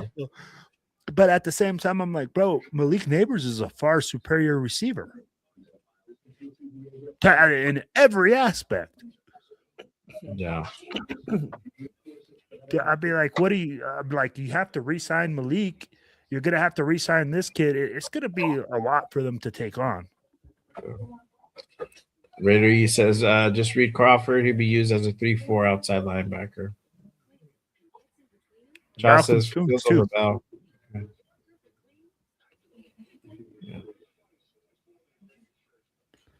So Yeah. Malcolm Kuntz is going to be an outside linebacker. Max Crosby's going to be an outside linebacker. Tyree Wilson will play defensive end because he's a defensive tackle. That's where I'm like, bro, where are all these players going to play? Because we got Snowden. I'd be like, I'm kind of like perplexed that we're super loaded at outside linebacker. I think we got like 8 guys that play outside linebacker right now.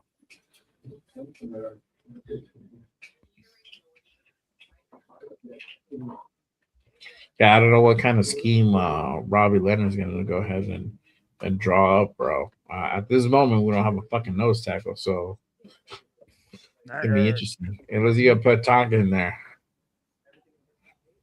Is he? Is he going to put JJ Pegues? Hell, is Tyree Wilson going to have to play nose tackle? Right? That's I'd be like, fucking at this split point. tackle, dog. Yeah. Well, it's Adam Butler, technically, who's Yeah, the guy. Butler can too. Butler can. I'd be like, I mean, he actually has could a if he really has to, but that's not his forte, you know? No. So Exactly. And then it makes me question really how much we're going to be in that 30 front. You know, I know that they talked about, oh, we got to get really good at one thing before we start doing other things. But I mean, like, if you don't have the personnel to do it, mhm. you know, aren't you going to flex out to your defense that you're more superior in? That's just my question, man. Yeah. Let's see. So that was interesting by the Giants to go ahead and kind of move back up in there. So let's see what happens. Right now, currently Dolphins are on the clock at 75.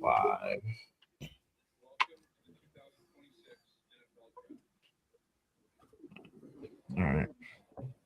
So again, appreciate everyone pulling up and tapping in. Make sure you guys go ahead and head on over, hit that like, hit that subscribe on all the channels you see here.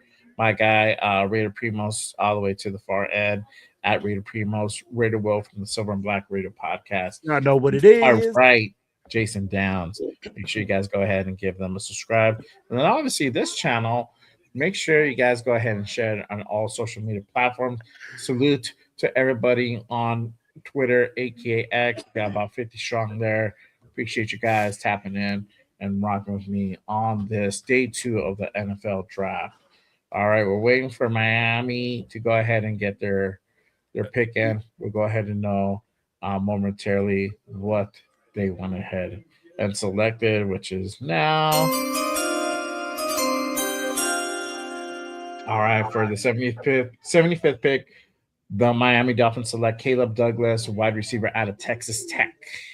Ooh. Hey, this is what? What the hell going on, man?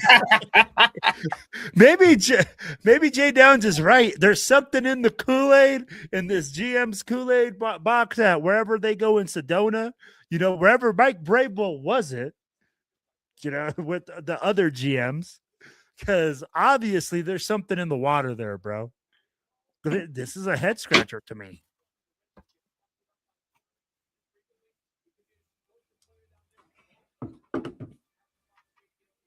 I think wide receivers pick the pick at 91. I think they're gonna go Branch. Who? The Raiders. Oh, the Raiders at 91. Yeah, I think they're gonna go for the lineage pick. I mean, like, they're gonna feel like they Yeah, can it get could definitely be citrus that. later, huh? It could definitely be that. Yeah. I mean, like, and Jay said it, it's not going to be an overreach. If you get them at 91, people are not going to say, "Oh my gosh, no." They're going to say, "Oh, you know what? We probably could have got him a little bit. He could have probably gone a little bit earlier." And they're going to say that he was a solid pick at 91 because he was supposed to be right in there, right in that time frame, right, Jay? Which one, I'm sorry? Branch, Zachariah Branch. Yeah, he's about there.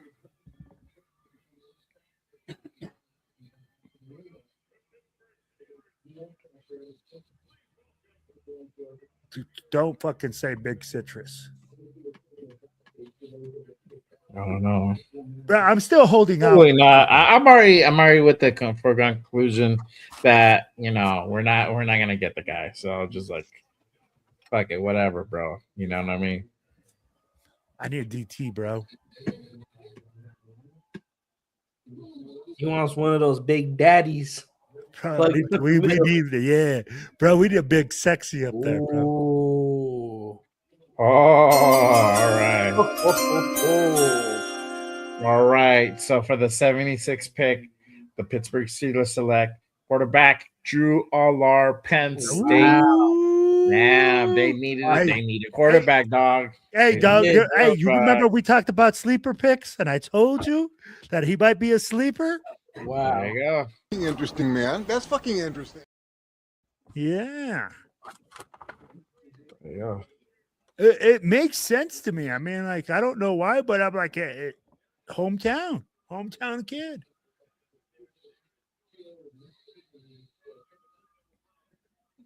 Yeah.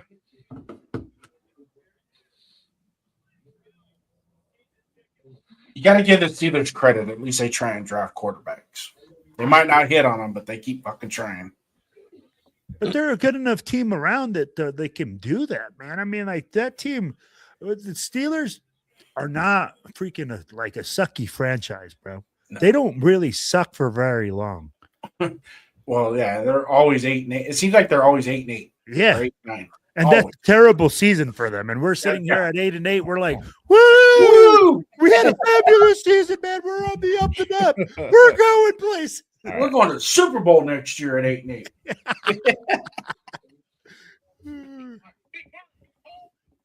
Now I'm starting. Hey, for real, we get lucky to see 8 wins. Although this year, if we get 8 wins this year, that's going to be pretty fucking cool. Yeah, that'd be an overachievement for me. Yeah, absolutely. If my aunt had nuts, she'd be my uncle too. What the fuck? Oh my god, you must have a pretty hairy aunt there, bud.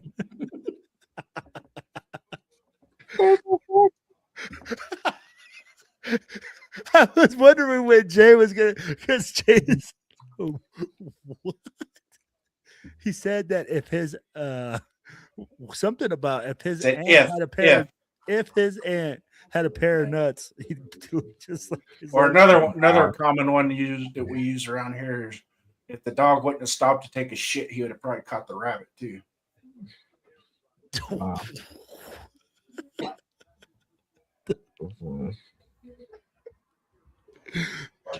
Jay Down sayings. I got more. Hang around. Yeah, make sure that you guys hit that click, like, and subscribe button if you guys want some of those Jay Down sayings. Bam. There you go.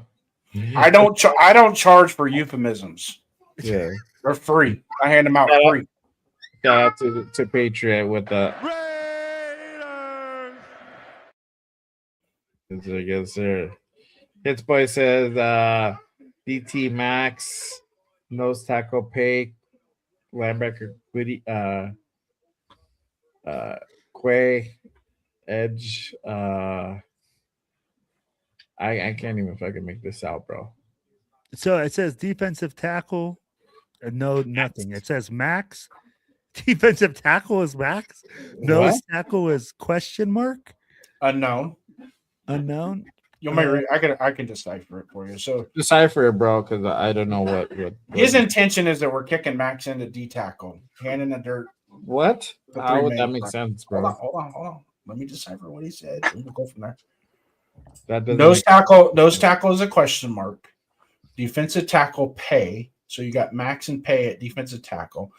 Edge is Quay, which that's I would flip. But Max he's an to Quay. interior. But Quay is an interior linebacker. Quay's out. He could play the 5 or he could play outside linebacker. He's going to be a more down than Max is. Down lineman. Edge linebacker Kieran, Mike linebacker Nakobe. Strong side linebacker unknown. Is this our defense? So from there, he's wanting. Yeah, I would have probably broke it down just by the defensive line so we can decipher it. So let's going off of Hits Boy's question. Let's just decipher what the defensive line would look like based on what we have now.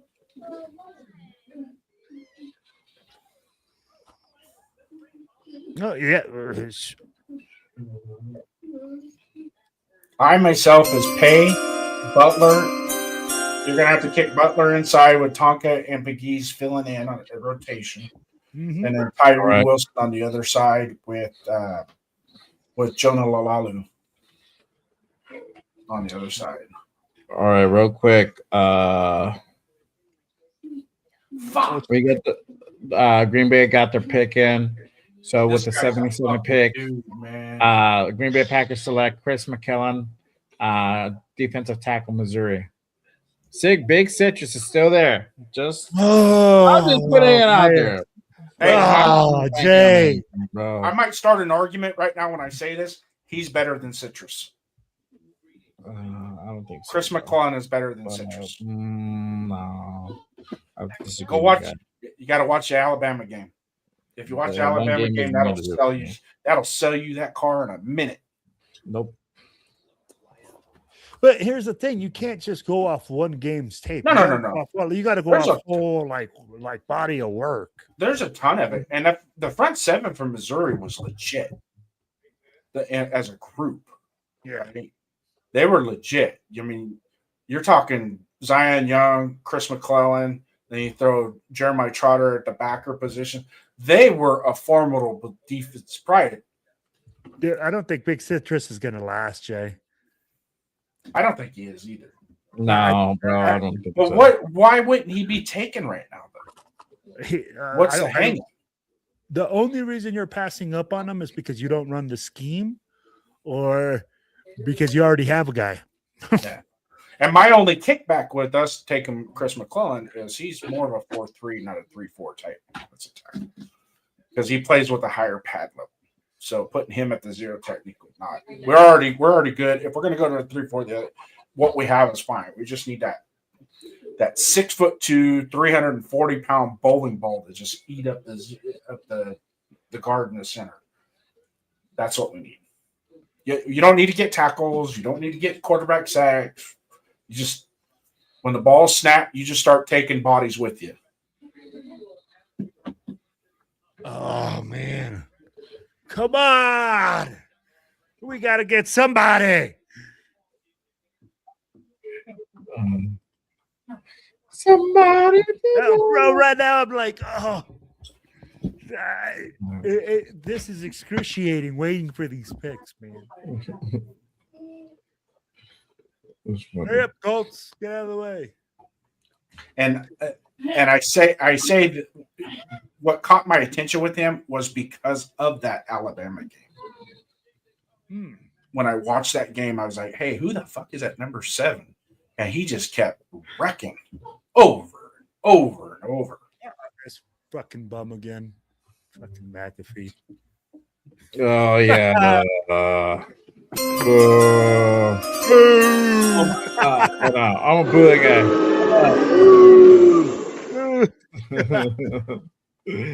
All right, y'all. So Indy picking at 78. They are selecting. McAfee ends up shutting up.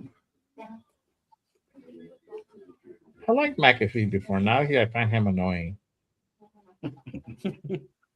He's feeling his own hype now, bro. Yes. I think he got too into the WWE character. Mm-hmm.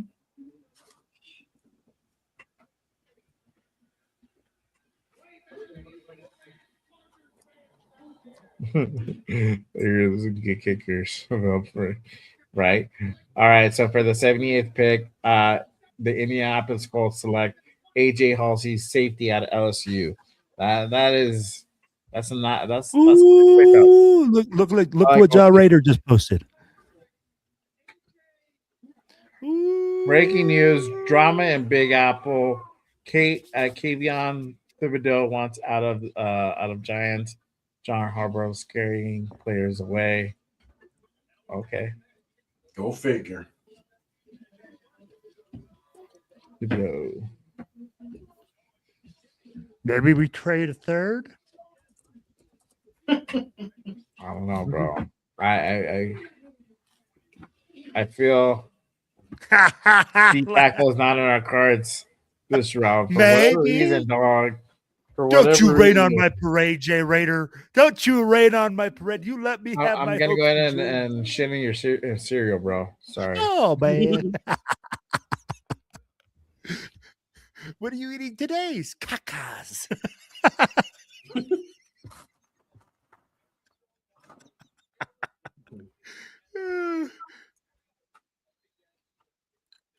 AJ Halsey to the Indianapolis Colts, man.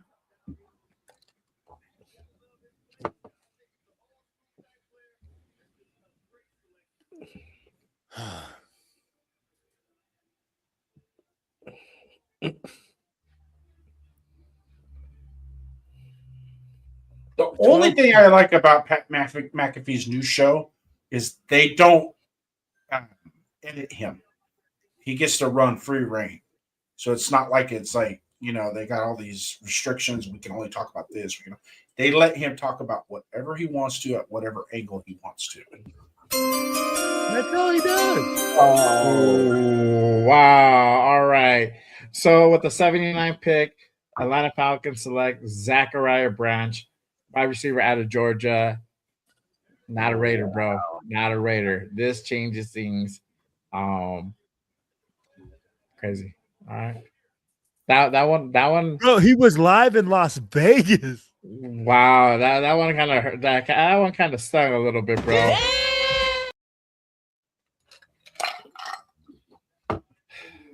Man, Falcons always taking people from us, bro. But it's all good. There's still some wide receivers out there that I think they can get.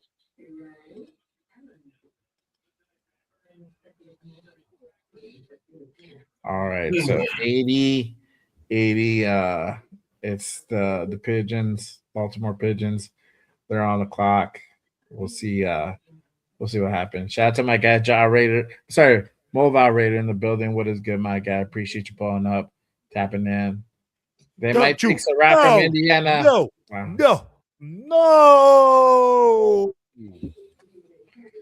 I would say no on Sarad, but I wouldn't be completely mad at it. It's just not the guy that I would preferably want. I don't know about the If whole. Big Citrus and Surratt are on the board, You better go with fucking Big Citrus, bro. I'm saying. we might even want to look at trading up in order to ensure that we get this defensive tackle.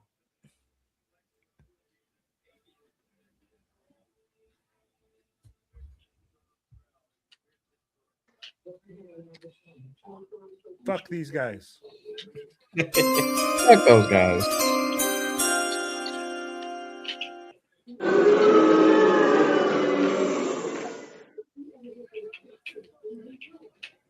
And if I might boo that man.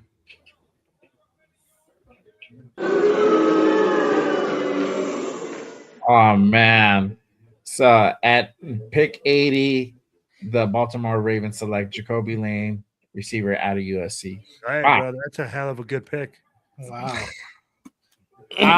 I'm gonna boo that. Just as we're getting All right, Jacoby Des. Lane. Yeah, just Dang. I mean, it's a smart pick, but I just hate that it went to fucking them out of all the teams.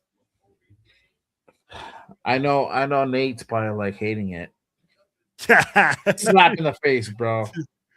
Slap in the face.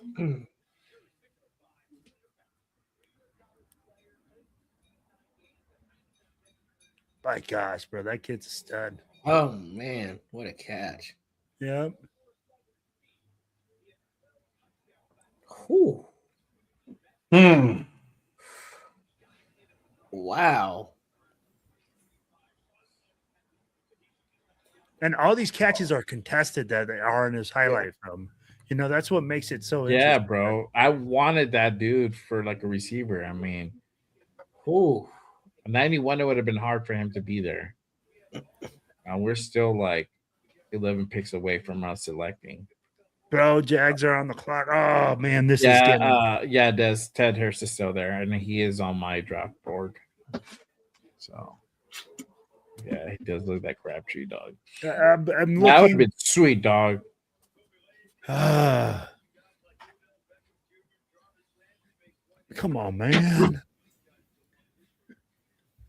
Hey, do we know what the status is with Tank Dell? Is he just done with football? I mean, that was a pretty catastrophic knee injury. You guys know who I'm talking about? Wide receiver for Texans. I don't know the status. I was asking about him to a friend, and I was like, he got injured like 2 years ago. I'm like, is he gonna come back? Did you see his injury though? It was bad. Yeah, it was it. Yeah. It was horrific. If it's like that, then I mean, like, not very many teams are going to want to take a chance on you, anyways. He was CJ Stroud's like when him and Nico were on the field together. That's when CJ Stroud did his best.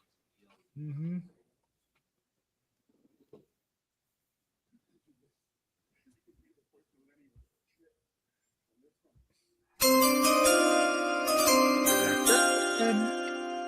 Jaguars select Albert Regis, defensive tackle out of Texas A&M. Big Citrus is still there. How would you say that? How would you say that? I don't know. Greg is like, what the fuck are we doing?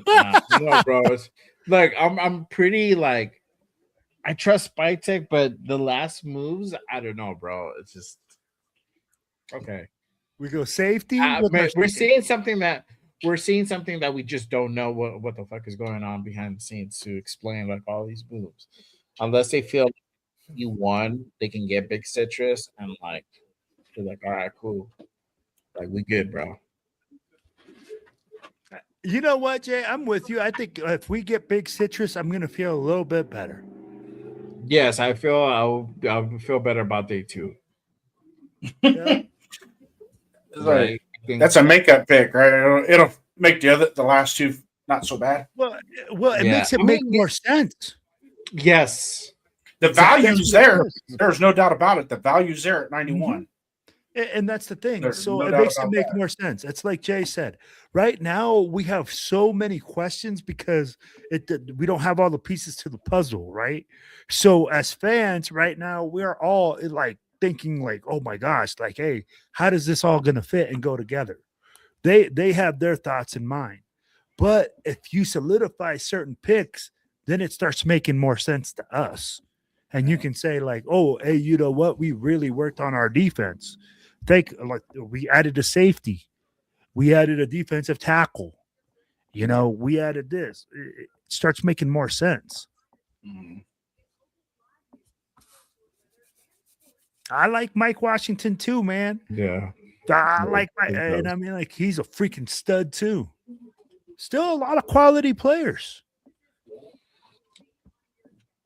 Primos, you're quiet over there. I know, bro. What are You your look like you're thoughts? about to die. What are your thoughts? What are your thoughts on Hey. everything that's gone down, dog? Because I feel like I'm in the war room because like my heart is like beating. Like, bro, like are they? is your heart breaking? Is that why? I'm seeing there could be a run on D tackles and wide receivers. So now like it's like if I'm Spy Tech, am I thinking about trading up and taking Big Citrus there? Like you still got a long ways until it's your pick. Are you how 10 much can you picks bet away. on Big Citrus being there still? We need a true nose tackle that can plug up the middle. You put him next to Max Crosby. If you put a good enough defensive tackle with Max Crosby, think what he could. He's done such amazing things without help with a true defensive tackle. We may seen a little bit with Christian Wilkins while he was here. Max was getting freed up and causing chaos. You gotta address that defensive tackle position. So I'm hoping they trade up for him. But if they feel that he can fall to 291, then I'm not mad at it. But I'm getting nervous that there could be a run on defensive tackles here. Oh my gosh! Don't you say that, bro. Grace Hush your mouth. Chris Holton is still, I think, available. I haven't seen him off the board.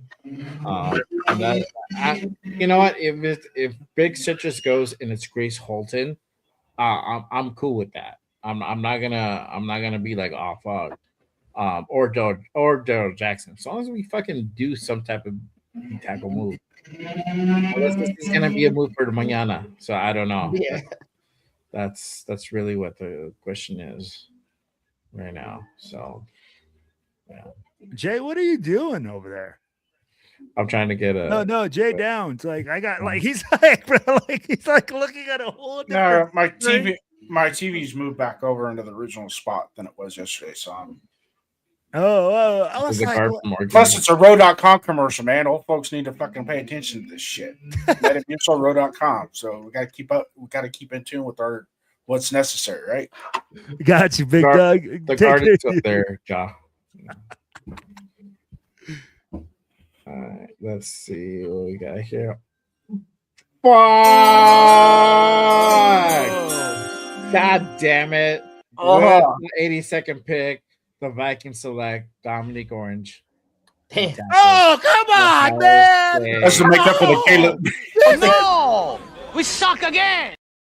Oh, man! God damn it, bro. I'm upset. I'm upset.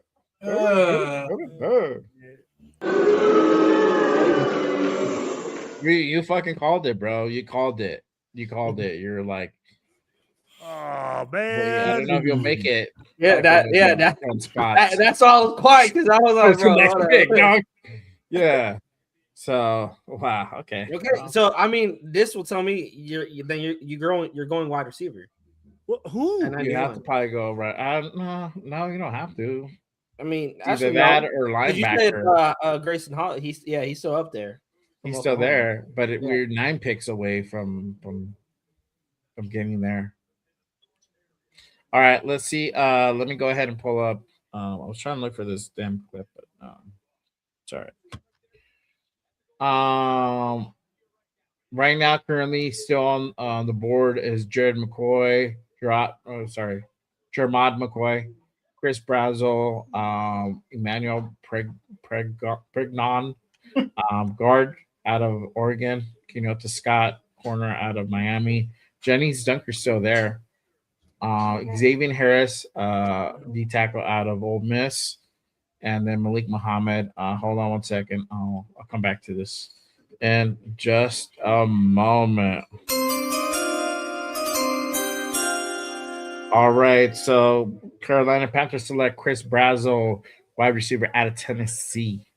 No, well, somebody took a chance on that. Yeah. Giving T-Mac, trying to give T-Mac a partner. Yep. All right, I think there is a move that was made. Let me just double check this if this is accurate.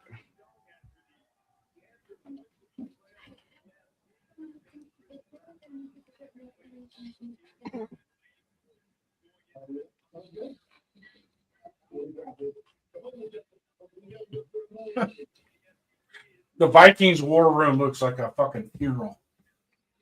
Huh. They're all Yeah, sitting there quiet. they need to update their shit. Going back to the BPA. Hang on. I think yeah, I think Temple is on the clock already. All right. Malik Muhammad, Mike Washington, Ted Hurst, Kilgore, Jalen Kilgore, Skylar Bell. That's the top 10. Surratt at 11. Keith Albany, corner out of Arizona State, is at 12. Chris Bell, Sam Heitch, and then you get into Dion Brooks. And that's the top 15 left on the board. So McCoy's still following, which is crazy. Dunker is there.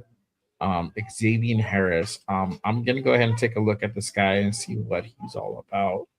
And funny that maybe they fucking draft this dude. Xavier Harris from Ole Miss. Yeah. He's not bad, but he got pushed around in that game against Miami. I kind of felt bad for him because it seemed like he was the only one giving effort in that game. The rest of that defensive line was just getting pushed back. Miami just ran it down their throat. Over. So he's 6'8", 330. Let's see what is his. So he's a big dude. So his strengths are his run defense took a real leap in his final 2 seasons. When he gets his hands placed right, he can stack blockers, hold gaps with surprising authority. Versatile to line up at 0 tech, 3 tech, 4 or 5, giving defense coordinator multiple lineup options from one roster spot on game day. So maybe this guy, maybe they're holding out for this guy. I don't know. Who? 6 career blocks, Harris, Xavier Harris, Ole Miss. So he's versatile. He can do 0, 3, 4, 4-eye, 5 technique. He has 6 career block kicks, is absurd production. Unique combination of length and timing on special teams translate to immediate NFL value. Swim move is a legitimate weapon when he times it right off the snap. Guards have no answer for those long arms clearing the block. Late arriving power is real on film. He builds momentum going downhill and generates knockback that can collapse the pocket and blowing up schemes. Show clear year-over-year growth over his career, cutting missed tackles. Rate nearly half from junior to safety while nearly doubling his snap count. Long lateral stride allows him to chase down, seal blocks, and reach plays from the backside, covering the ground you would not expect from a man his size. His weaknesses: bottom of the barrel time speed, noticeable lack of first step quickness off the snap, leave him vulnerable to reach blocks and scoop combos at the line. Plays too tall often. That high pad level invites double teams to walk him off the line. That's what Jason said. His waist bending is consistent issue on film. Pass rush toolkit is shallow beyond the swim move. Occasional bull rush. He lacks counters. His hands are frequently late arriving to the chest plate. Tackling technique remains a work in progress. He struggles to break down in space. Often arrives off balance, leading to arm tackles whiffs near the line. Two arrests during his college career, DUI felony, and a DV with obstructing arrest in 2024. We won't accept him. If he has domestic violence, the Raiders won't take him. Let's see if that's going to be the case. All right, so Bucks are coming in with their pick. Let's see here. Oh. All right, so at 84, the Tampa Bay Buccaneers are selecting. I don't know. I don't know. It's about to come in. Buccaneers select Ted Hurst, Ooh. receiver out of Georgia State. So Hurst is off the board. Gone. But Jay, that I'm telling you, that's why I was quiet, man. And my heart was beating. Or run on defensive tackles or run on wide receivers. Spytech, he what is he gonna do here? Yeah, What is man. he gonna do here? Are you wait? Who you? Watch we I wanna fucking know- drop Chris Bell, dog. I want to know, like, if they are Yeah. waiting out, like, who's gonna be, like, who is that gonna be if they're waiting out and gonna sit at and stay at 91? Somebody Yeah. that you expected in the 5th round. At this point, At this point, Raider Will, yeah, wide receiver. he probably would be a steal, but this is the thing, John. We don't need a guard. We got Caleb Rogers. We just spent a fucking 3rd round pick last year on that dude, so we need to see kind of what he's able to do. To me, that pick wouldn't make a lot of sense, but I mean, stranger shit has happened all day long. So, all right. Hey, John, it wouldn't surprise me if the Chokers did that. I mean, you got to protect Justin Herbert.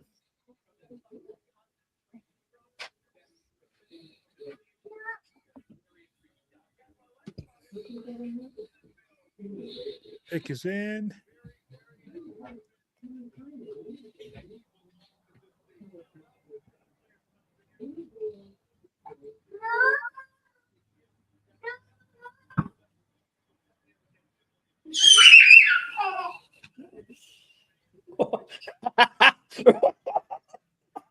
I thought that was like right in my ear.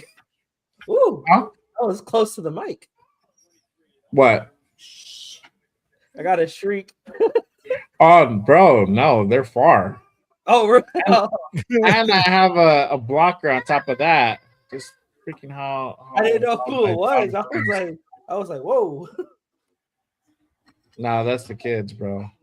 And I have like something to like block it, like Oh, man, speaking styrofoam thing. of which, my parents all over me. So when me and my car matches, I don't think I'm ready yet. Let's see who the Steelers getting. All right, so with the 85th pick, the Pittsburgh Steelers select Dalen Everett, corner out of Georgia. Okay. Wow. Bad pick. The fuck is going on? We got an earthquake going on here? What the hell? Jeez. Got shit falling on me over here? Probably, bro. You're in California.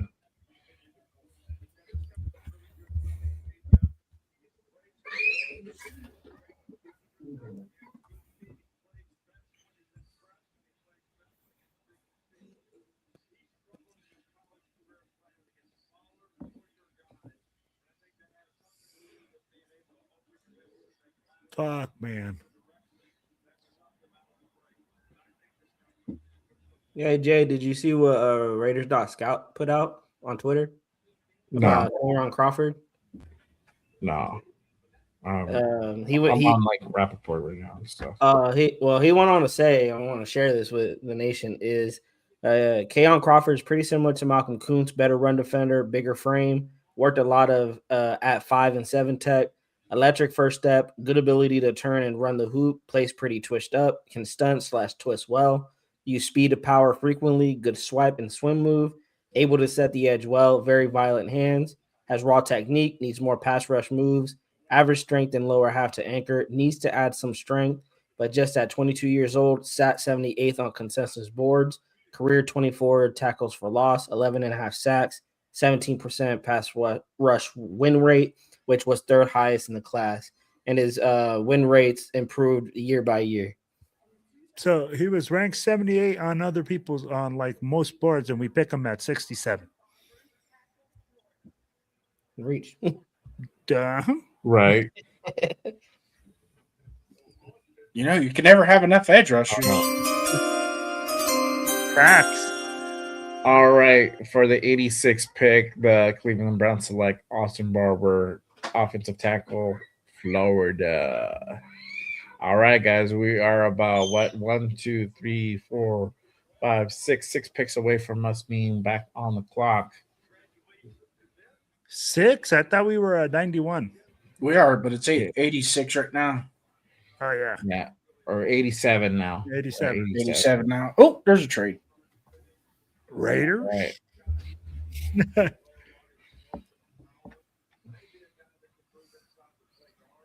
Is there a trade? I don't know. I know Miami's on the clock. Yep. That's what I see. Oh, never mind. I'm the fucking. You're lagging? No. You're tripping. You're lagging?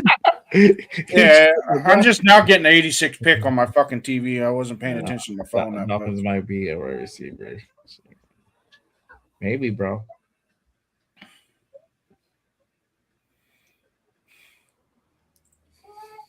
I was like, you may. Ooh, Browns took Austin Barber, Florida. All right, here we go. All right, so for the 87th pick, the Miami Dolphins select Will Kamarick, tight end at Ohio State. Okay. All right. Okay. Kaczmarek. Who's their quarterback? Malik Willis. Yeah, they got Malik Willis. Have fun with that. Who's the other quarterback that they got from? Don't they got a quarterback from that they drafted from Texas? No, they got ours. What's his name? I thought they had Quinn Ewers too. Yeah, Quinn Ewers. They stole Cam Miller from us last year off our practice squad.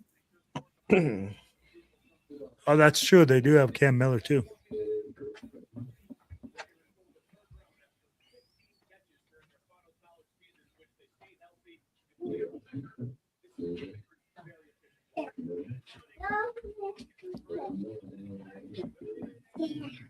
Oh, Jaguars at 88. The pick is in. All right.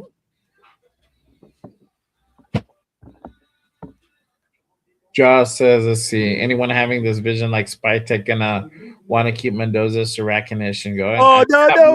Oh, my God. I don't know, bro. It's fucking weird. It's weird. That's like going your best buddy picking all fucking players on one team at fantasy draft.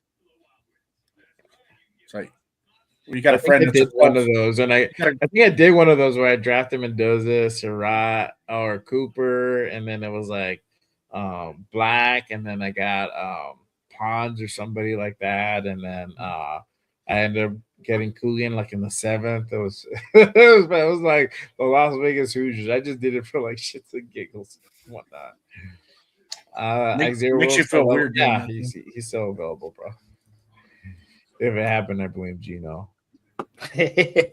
And that Corleone. Yeah, they're both, bro. Corleone, honestly, bro, he probably would be like a 4th round, 5th round pick, dog. That's a day 3 dude. I don't see him going any sooner.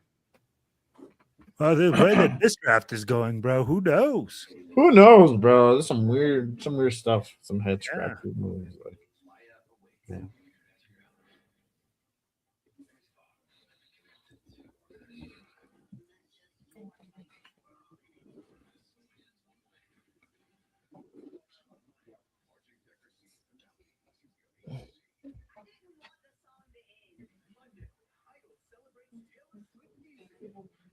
Fucking commercials, man. Right. Yeah. Well, at least put the pick at the bottom, man. Yeah, I mean, like, bro, like, let's just get this over with, motherfuckers. Gosh dang it, I need to know who the Raiders draft at 91 right now. Oh, we're 1, 2, 3, 4 picks away from being on the clock, so we'll see.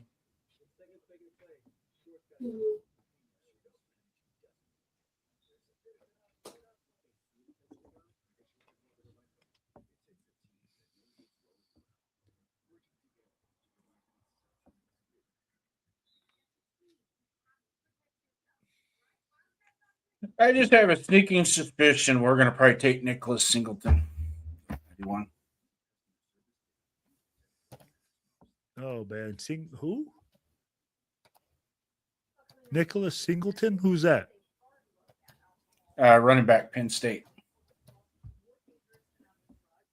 Just got a fucking gut feeling. Hope I'm wrong. Jay, what are you thinking? About what? Sorry. Pick 91. I don't know, bro, anymore.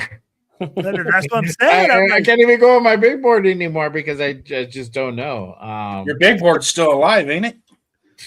Barely, bro. Is like I can. It's hanging off with your life. You at the moment, bro. The ICU, dog. Orange is gone.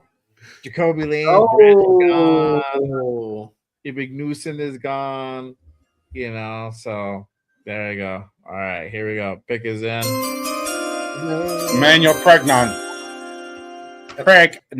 Wow. What he said. Poor Jay, man. He's been trying to enunciate that name all night, man. Pregnon. They need a lineman help. Pregnon. They need linemen. All right. A couple more, 3 picks away.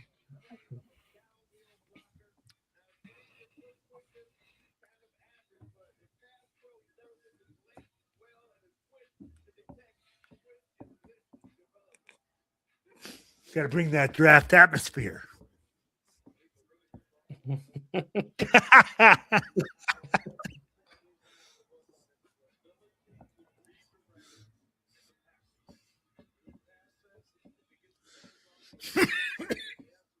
Even the Jaguars have a halfway decent draft room compared to other people. Yeah. Yo, chat, I want to know who is your guys' next pick at 91. Let us know in the chat. If you guys are in the Raiders war room right now, who do you guys draft? You guys have seen that Big Citrus is out. Zachariah Branch is out. Drop us a name, man. Let us know in the chat.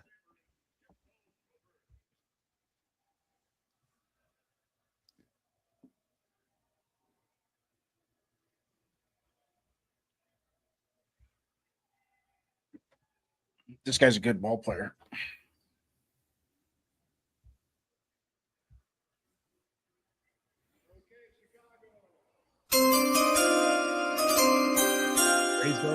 All right. So with the 89th pick, the Chicago Bears select Xavier Thomas, wide receiver at LSU. We are now 2 picks away from being on the clock. So Niners pick next, and then we are right behind him. Honestly, I mean, we can go ahead and take a look at the big board, but yeah, bro. We'll just skip that. No, I don't know how much good it will do right now. Obviously, Orange is off the board. Halton is still there. Jackson's there. Wide receiver Lane is gone. Branch is gone. Surratt's there. Bryce Lance, right? I think that Bryce Lance is gone too, if I'm not mistaken. Corner Julian Neal's still there. Malik Muhammad. Davis is gone. Will Lee is still there. We already got a safety. We already got an edge. Linebacker Denalte Lawson is there. Offensive line or running back will probably be the other choices. So, yeah, when you're at 91, it's kind of hard to go ahead and make certain moves. So, Xavier Harris is there. But like I said, he did have 2 arrests within the last couple of years, one being a DUI, the other one being a DV charge. So, 49ers took Kalon Black. Indiana. Ooh. What he said. Also, Jay, Bryce Lance is still on the board. Who? Bryce Lance is still on the board? Bryce Lance. Yeah. Oh, that's right. I'm thinking about Malachi Fields. All right, cool. Oh, yeah. So Bryce Lance is still on the board. Yeah, there you go. All right, y'all. We're on the clock. We're on the clock. So let us know who you guys think we're gonna go ahead and draft. Honestly, there's no fucking wrong answer anymore. Kicker and I think you guys. I'll take notable quotables for 400, Jay. Right. Exactly. Get together, motherfuckers. Come on, man. Spytek. God. They're gonna damn try it. to have a 1-2 punch You there better with Kalen Black and Christian McCaffrey. Can we draft Stop two? it. Get some help. Come on, Spytek. There you go. Okay.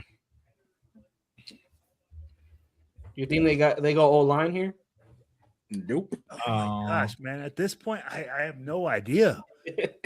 At this point, I have none. I don't Well, you have gotta a guy. consider. You got to consider it at this Chris point. Bell, Yeah, right? you have to consider it. Absolutely. I'm like, you're right. Fuck.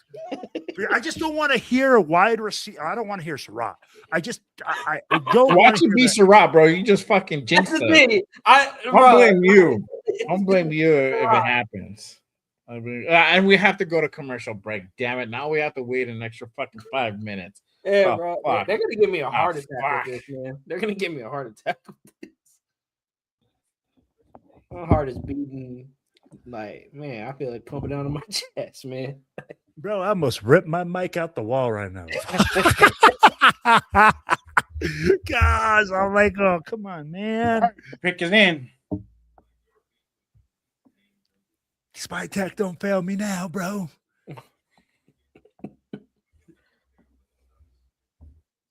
I mean, like, it might be offensive line. I mean, like, it might be a guard if we don't.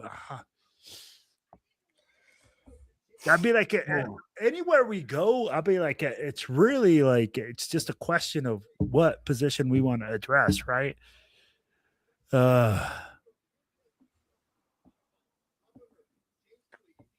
Oh my God. Come on, man.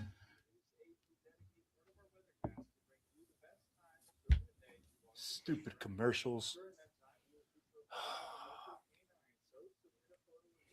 Man, this room got hot. I need to fucking hook that air conditioner up in here. Downs is like, oh my gosh, bro, my body temperature's rising. Everything's going crazy. He's like, shit. Sit down. Actually, this room faces the sun in the afternoon, and it gets Ah. fucking hot. So I got a little, even though I have central heat and air, I'm not. AJ Brown to the Raiders? What? Nah, they got What? Nah, Are you he's starting going- shit? Stop it. He's going to the Patriots. AJ Brown to Stop the it. Raiders for the third pick? Stop. You suck at clickbait. Look, You know that, right? everybody's already starting to look on the computer. Stop it. I don't promote that. that. I'd love to play poker with you, Will. I'd kick your ass. Bet you would. Like, I just be I telling mean, you. he's all in on a I he's got all four in on a aces, 2-5 baby. high card. Four What the fuck? Ace 10. Let's go. All Ace in. 10.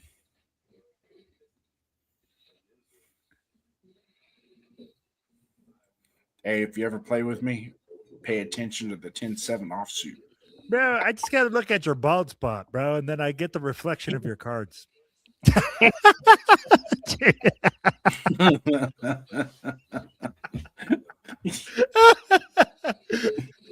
Oh, man. Hey, I shaved yesterday, man. It's all nice and tight up there. Well, that's what I'm saying. You're shining, bro. Got a couple coats of pledge on it. We're good. He's out there like Mr. Clean. All right, the pick is in. Who is it? Let's get it together. Could it be the guy I said earlier?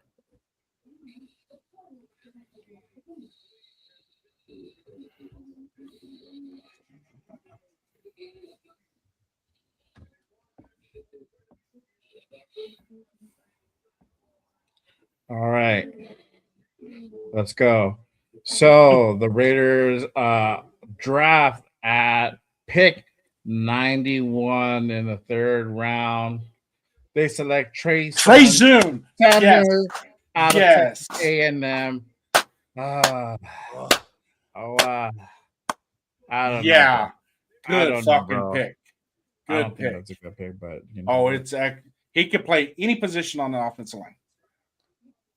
in the third round for a center that we just went out and paid like He's not just a center. $30 He's million played guard, and he's played $30 million tackle. for Tyler Lindenbaum or a guard, whatever. Jay, And then we just picked up, mind you, we just picked up another third round guy last year.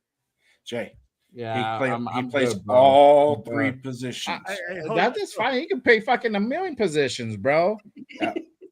I don't give a fucking damn. And he plays them really good. But No. hey, hey, Jay. So we talked about it, right? But before I piss you off any farther, you're right. We shouldn't have taken a fucking offensive lineman now. That pick is a little bit up there. It's like the rest of the fucking picks tonight. If you want to trade, I'm sure if you waited till the 6th round, you could have got him in the 6th I want to hear the fucking explanation from Spytech and in his fucking presser. You ain't gonna like it anyways. Yeah. But no, it's funny because was he truly BPA though? Like even as an offensive lineman? I agree with you. I agree. I'm agreeing with you there. I'm trying to bring your blood pressure down a little bit. I kind of agree with you. That kind of fucking like piss me off, bro. I do like the kid. I really like him, but we could have got him at fucking 102, 134. You know. Exactly. Yeah, he's listed as a center. I get that, but he played a lot of tackle. I mean, look at his stance profile. He's playing left tackle. And he did fucking phenomenal at left tackle. Shit. All right. Okay, so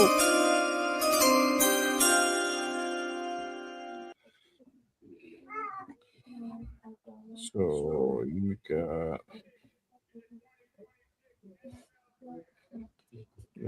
that just was kind of tough for me to swallow, y'all. I'm not gonna lie.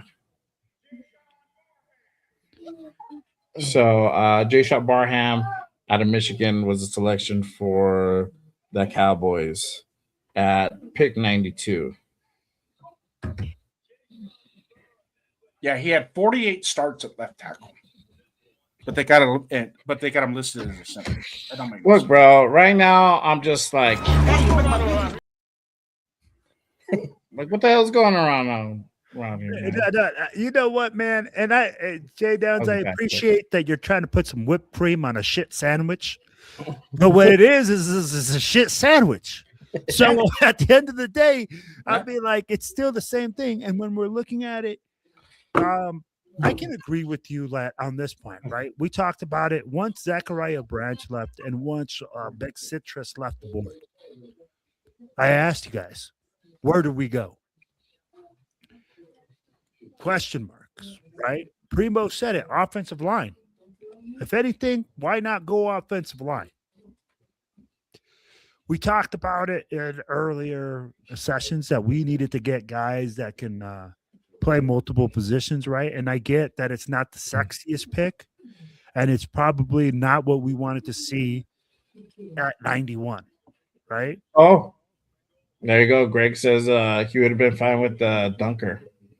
Okay. I think I could have accepted that Dunker more. Let me ask you I kind of agree with you with that one. Let me ask you why. Because Dunker is only a right guard. He can't play left tackle. He can't play center if a center goes down. And he can't play right tackle if the right tackle goes down. He plays right guard. He's specifically locked into one spot. So when you talk about being that guy, like the swing tackle, do you remember how you talked to like, hey, some people say, hey, I want to swing tackle. Yeah, but you can be that. I want to swing tackle, but not at fucking 91, bro. You feel me? Like, I'm just saying. Like, what are we doing? Yeah. What the hell going on around here? He can start at right guard, in my opinion. I mean, like, if you got JPJ, think about it. But guess what? We drafted a right guard last year. He said he's gonna Primo, address offensive I want to line know every what you draft. have to say. We've been very vocal. I want to hear what you have to say. Like cut you off. No, it's all good. I had a feeling that they're going to go offensive line, but that was the question in my mind. We went guard last year. You're seeing a run is going on wide receivers. Why not go get your wide receiver? they're being too patient in my mind, and I think what does their board look like? Definitely not like how we predicted it to be. Yes. This is it's a I agree with Gray. It's a what the fuck pick, because not like we don't like the guy, but not at, like Jay said, not at 91. Not at 91. 91, bro. That's where It's that's where a big I'm award. kind of I'm in the same boat with all you guys on that. At 91, I think I think we could have got him at 102. Mhm. Dude, and that's what's I wrong. really do. Hey, But- trust the process. I'm getting called out for trusting the process, right? But when you have Colton Miller at left tackle, that we don't know how Scratching many my fucking head games we're going to get out of him, first time, dog. right? We don't know how many games we're going to get. We can't put a whole lot of trust in the longevity of Colton Miller. So there's got to be something there to help us just in case he goes down again. Yeah. Are So, you going to trust kicking Charles Grant over the left tackle? Because, I mean, this guy has 48 starts at left tackle in the SEC. That's pretty fucking good. Yeah. That's a good resume. And if you watch him play at left tackle, he is better at left tackle than he is at center. And I don't know why it throws everybody off with the center thing. I get. Okay, so this is the thing. I understand the whole left tackle thing, but again, you could have used one of your 4th round picks for that. You could use a 5th round pick. If you That's use why I'm not. a left That's why tackle, I'm on the same. you I'm the could have same gotten boat with you. Isaiah World. You know, if you wanted a kind of left tackle, if that's the consensus, right? But if you want a utility player, okay. But Zun, like I've seen him be mocked out of lower round, 2 rounds beyond this. So I don't know. Even if you would reach, you could reach on him on the 4th round at 91. Yeah, man, I don't know. This is a tough one for me to swallow. I'm But not can gonna you lie, bro. can you admit, has any of our drafts any of our picks fallen the way we wanted to? This does the same thing to me. I like the kid. I'm excited we got him, but at the same time, I would have liked to waited to try and get him as well. I think 102 would have been a nice sweet spot for him. If you like him, that's cool, bro. I respect that. But does it make sense what I'm saying though? No, because it's too high, bro. For me, the pick is way too fucking high. This is a super reach, bro. I'm not arguing that that's a super reach. I'm not arguing that.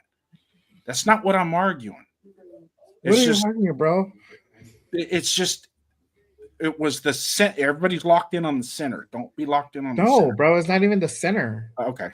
For him, he's Not even saying the center part. that he could have got 'Cause more if you- value in that pick at 91. And he Yeah, but what? believes Trey Zoom, None of us Hold know on. what the fucking values is. Yeah, but hold on. This is why it's all an opinion thing, right?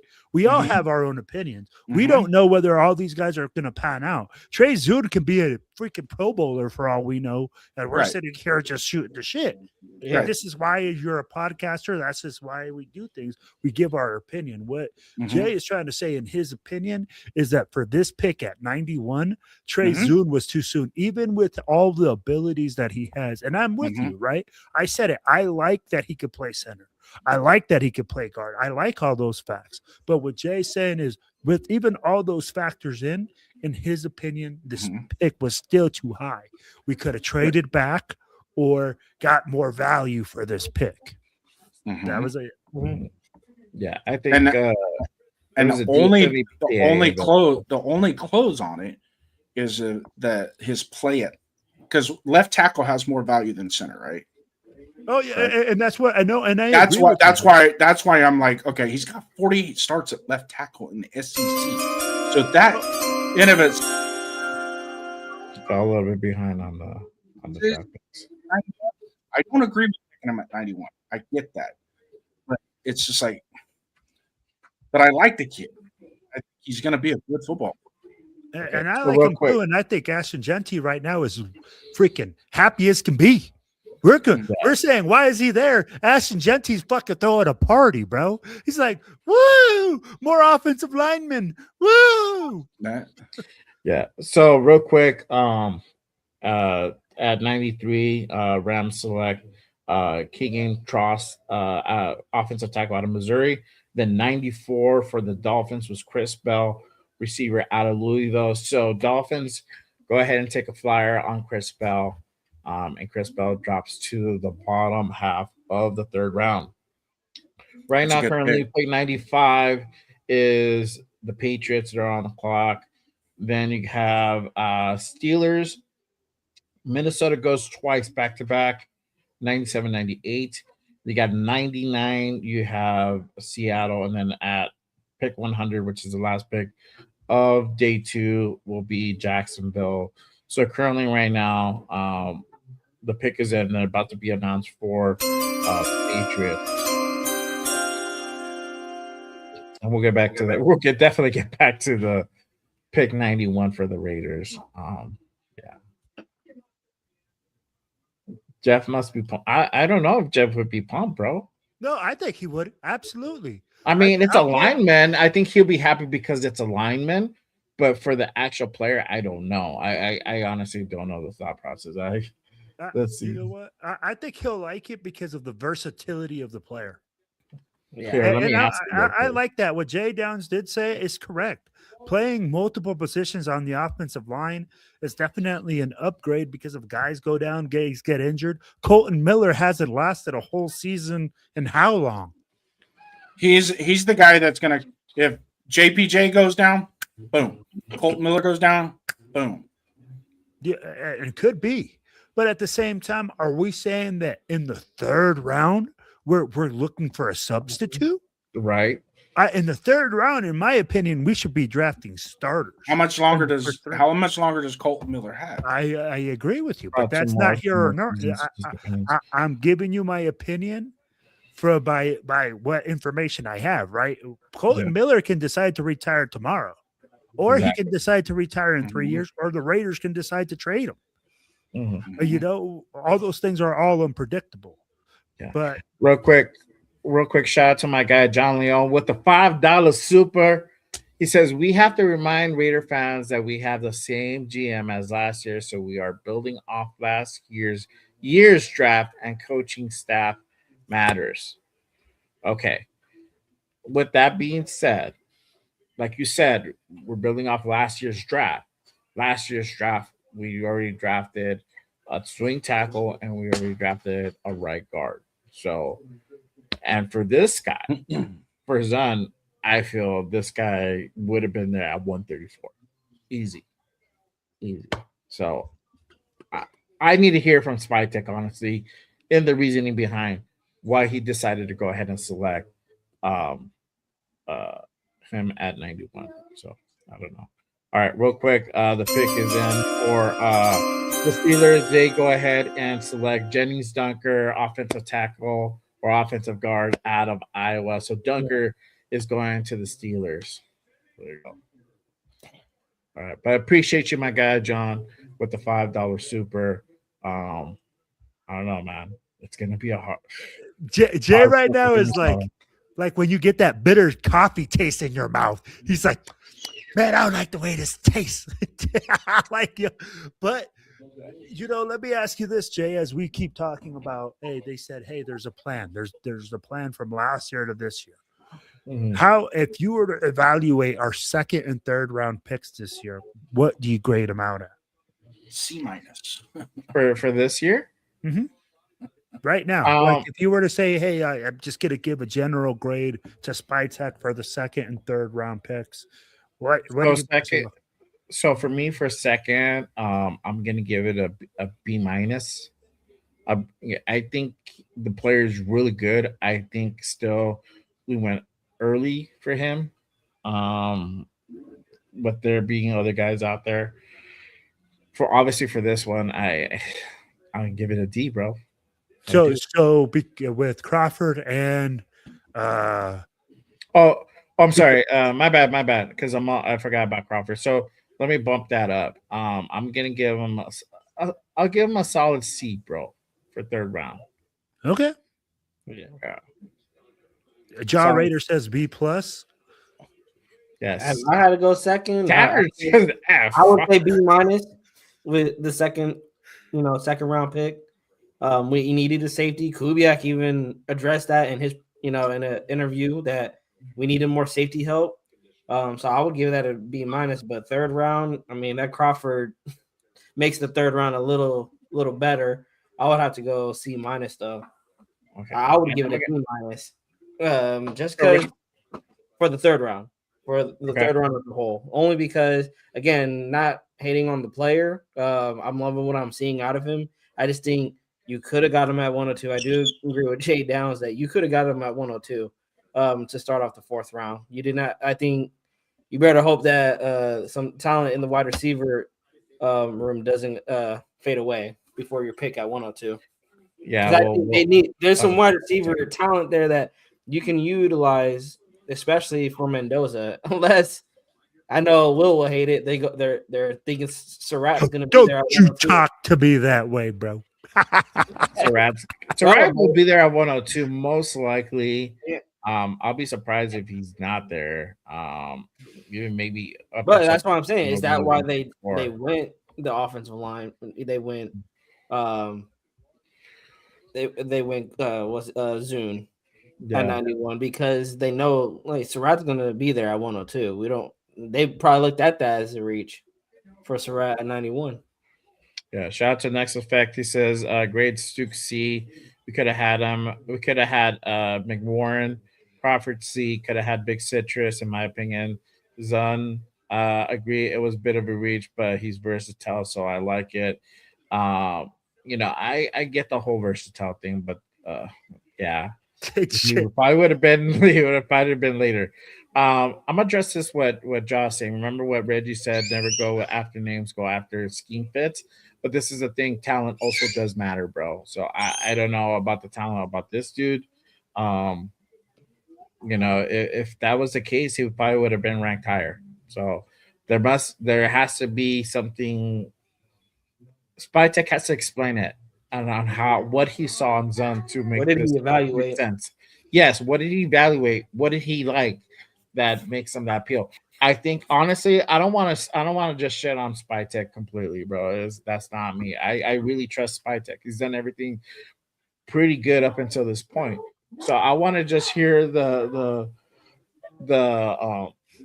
method behind the madness to this, and maybe it makes sense after he explains it. Mm-hmm. Maybe exactly like I keep saying, like maybe there's something that we don't know that was going on behind the scenes that will probably make it make sense. Exactly.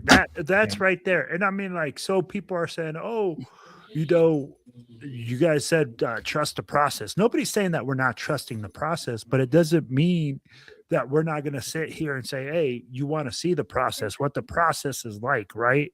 So right now, when we're drafting players, of course, we're like, hey, where does this guy fit? Where does that guy fit? At the end of the day, like we said, all these guys can be Pro Bowlers for all we know. Mm-hmm. Like literally, like, oh man, we think we're overreaching and all these guys hit. Or opposite, right? Which has happened with the Raiders a lot. Guy, and then you go, that's that guy there. Yeah. So I gotta look at tape to see really. I mean, but I had him lower. So it's not somebody that wasn't like completely like no to, but at the same time too, it's just like fuck, bro. Some of these have to make sense. Yes, I'm a little bit offended about that pick, bro. At 91, we fucking get a guy who's ranked like in the 5th fucking round, like Will said, dude. I told you, bro. So judging we suck again. So judging by the way our drafts have gone the last 2 years, and listening to Spytek when he talks about how he decides and makes picks, is he turns to his scouts and his coaches for input when he makes picks. There's one guy in our fucking building that is probably the most elite at offensive lineman and judging offensive lineman, and that's Rick Dennison. So there may be a spot in it. I'm just saying, maybe a spot where Rick Dennison at some point in time said, we need to get this guy. Could be. All right, y'all. So one pick for the Vikings, going back to back 97-98, they select Caleb Thurman, offensive tackle of Northwestern, and then Jacoby Thomas, safety out of Miami. So Jacoby Thomas, wow, actually going higher. That's a reach right there. This guy was projected to go fifth, sixth round, or I've even drafted that dude sometimes seventh round, which is crazy. So, especially with like Kamari Ramsey still available, Jensen Smith still available. That's But hey, here's my thing though, Jay. Again, that goes off our like what we think, right? And that's why I keep saying I'm like, we might be evaluating thing and the media might evaluate it a certain way. But guess what? Like we've said it before, it doesn't matter. What matters is what's going on your big board inside that room. So I'm like, it's really interesting, man, to just see how far off we really are from what NFL thinks that these guys are being evaluated at sometimes. Yeah. Patrick Mahomes was rated mid-second round. Craig says he's gonna cry into his phone tonight, bro. I might be there, dog. Go cry in the fucking toilet. That's funny.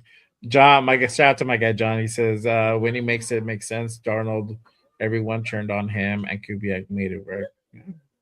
Yeah. I honestly just want to know the explanation behind it, as far as what was the reasoning behind the draft pick. All right, y'all. So at pick 99, Seattle Seahawks select Julian Neal, corner out of Arkansas. So the guy I had on my big board, he goes at 99. And then Jacksonville is on the clock. They're going to go ahead and close out day 2 of the NFL draft. So we'll wait and see what they have in store, where they're going to go ahead and pick. And then we will be picking, I believe, second tomorrow for day 3. We pick at 102, and then we have 134 in the 4th round, and then we go into round 5 at 175. So it's going to be a while before we go ahead and make a pick. And then we pick again at 185, 208, and then ending the draft at 219. So wait, it says Las Vegas 102. Yeah, we're supposed to pick up 102, bro. Oh, okay. I was like, oh. Yeah, so we pick second tomorrow. Yeah, we pick second. Yeah, so. Hey, CBS Sports rated at A+. Jalen Husky. Wow. All right. So yeah, Jaguars select Jalen Husky, corner out of Maryland. I think I had him for the 5th round for my board. Let's see. Hey, you know what the NFL did to Jay Raiders' big board today? No, that wasn't the NFL. That was Spy Tech, bro. Spy Tech. It's funny. I had Husky in the 5th round too. All right. So, but that concludes draft day 2 for the 2026 NFL draft. All right, y'all. So I'll go ahead and ask you guys this one, and we can go ahead and start talking about all the picks and whatnot. But obviously, winners and losers of the 3rd round. Who do you guys feel was the winner, and who do you guys feel was the loser from this round? And I'll start with my guy Primos in the far end, who's speechless this draft. Everyone that took a wide receiver and a defensive tackle. But specifically, I want to give it to the Falcons as a winner. I'll start with the winner. Getting Zachariah Branch, you're pairing him up with Drake London. I am interested to see what they're going to do with Kyle Pitts. I was hearing there might be some trade rumors going on with him.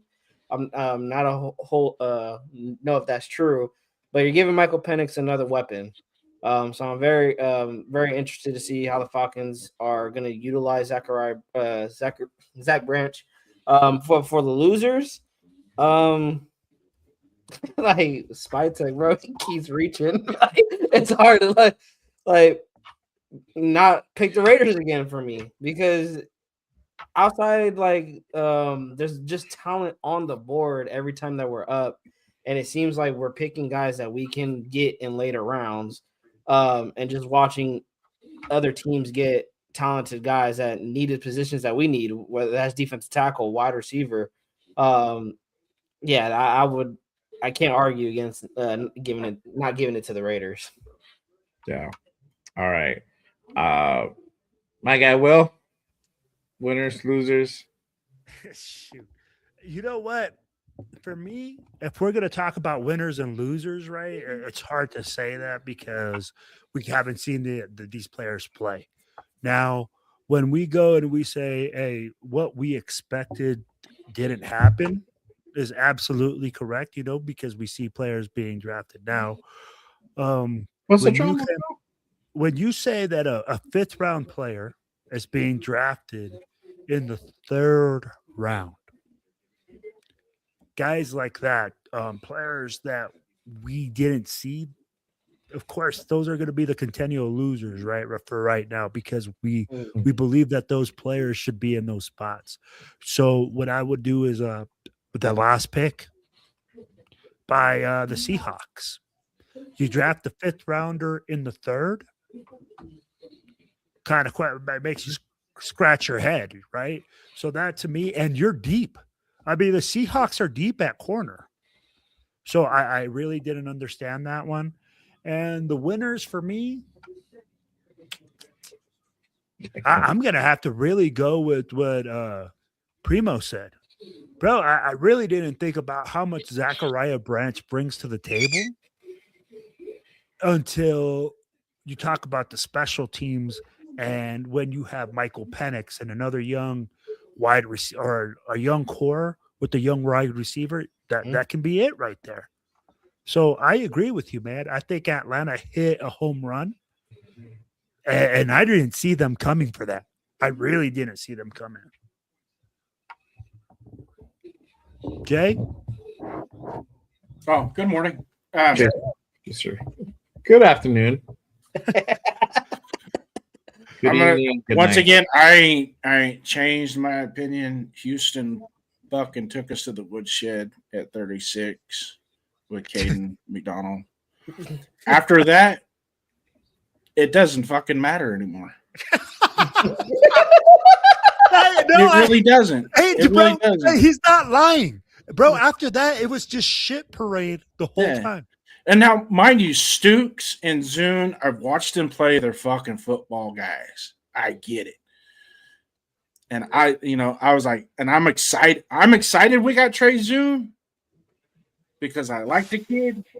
But yes, absolutely, 91 was probably 21 picks too soon. Yeah. Probably 21 picks too soon. But at the same time, there's something to be said about a kid that is versatile. And when we look at the left side of our line, because we got JPJ, we got Colton Miller, and neither one of them motherfuckers can finish the season. So might as well find somebody that can play both of their positions, right? Facts. Yeah. Do we know? I mean, I don't think Caleb Rogers can. He's probably going to start. Burford, we picked up Burford to be a backup, So now you got a utility guy, but I think he's more, believe it or not, I truly think that if he develops the way I think he can develop, he could probably be our starting left tackle in a couple of years. That's a second highest pressure rate. He had the second best pressure rate at left tackle this past year, which is pretty damn good. And I don't know why they haven't listed at center because that's what he played. He played better at guard and tackle. He really did. And maybe it's a JPJ thing. He wants to be a center, but it's like, it's not so much what you want, son. It's what's best for the team. So I apologize for my sassiness, Mr. J Raider. I still love you. I mean, no, bro, you're entitled to your opinion. My thing is always is just that, Zun is, like you said, 21 picks too soon, bro. If we would have taken Chris Bell with the 38th pick, I would have jumped up out of my chair. Yeah, I wasn't even okay with that, and he wasn't even on my board, bro. But like, I have an offensive lineman on here for the third round, and I'm okay with that. But there was still a lot of talent that was there that we could have gone after, and addressed, right? And we didn't. So we didn't do BPA, which is to me, I mean, like I said, once we traded back and Cade McDonald went out, it was a shit show from there. Yep. And that's why I always, this fucking trade back bullshit. You get the picks that you earn, pick where you land. If you do that, most of your better GMs don't go back more than 5 spots and don't go up more than 5 spots. And when they do, they have a fucking plan when they're doing it. They're not just doing it to get picks. We just need to trade back and get more picks. Okay, what are you going to do with that? Well, we could get – I mean, people are saying, let's trade with the Jets and we can get Arvell Reese at the second pick. Where'd he go? Yeah. How far did he slide back? Yeah.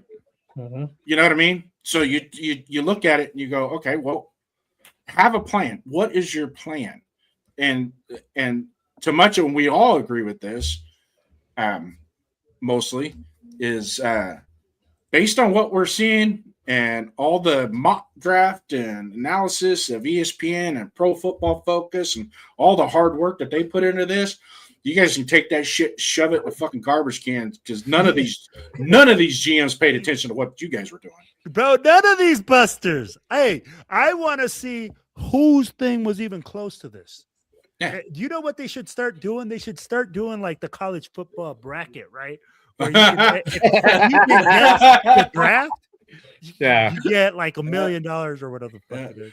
Here's one guy that we can lean on. If we go to Daniel Jeremiah tomorrow, look at it when he blogs tomorrow. Daniel Jeremiah is usually pretty good. He's got about an 80% accuracy rate on his draft boards. If he's like at 30% on this draft, then you just know everybody just,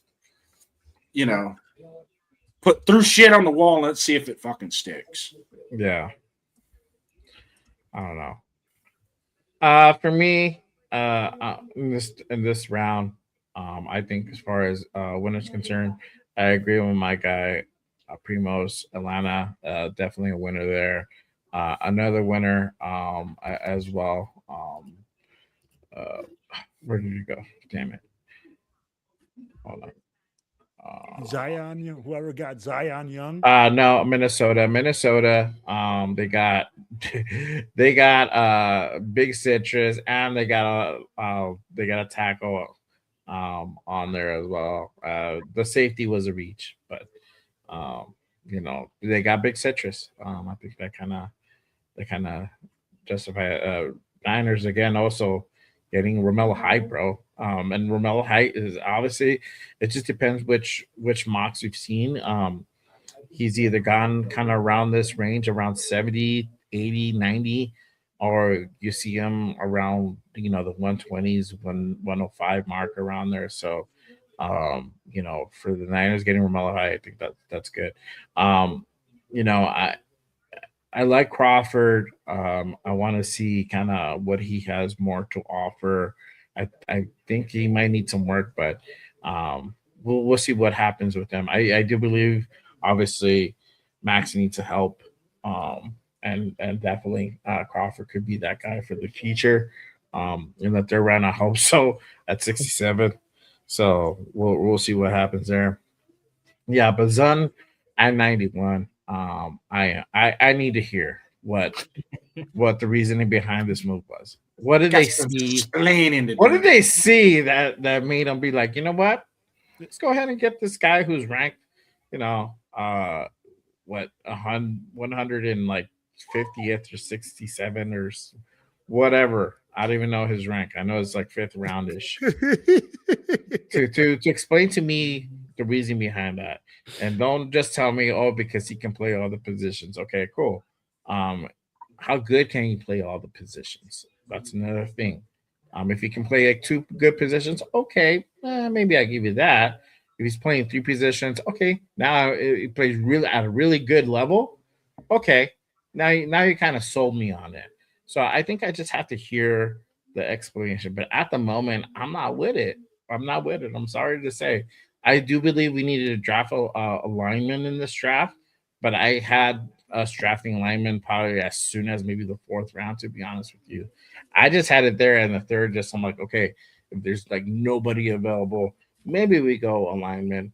I do believe that we do need to go ahead and get a Colton Miller replacement for the future. but I feel that is more of a project type of thing. We don't need to go right away to go ahead and draft one in the third round. So, yeah, I kind of need to hear what the method to the madness is there, as the saying goes. So there you go. Next effect says there is also the idea of beating everyone to the punch. Yeah. Which makes people reach. Yeah. Yeah. Because Jennings Dunker went right after us to Pittsburgh. You know what I mean? So it's like if they were that high on Trey Zoon and they were afraid Pittsburgh was going to take him at 92, that's probably another reason why they pulled the trigger at 91.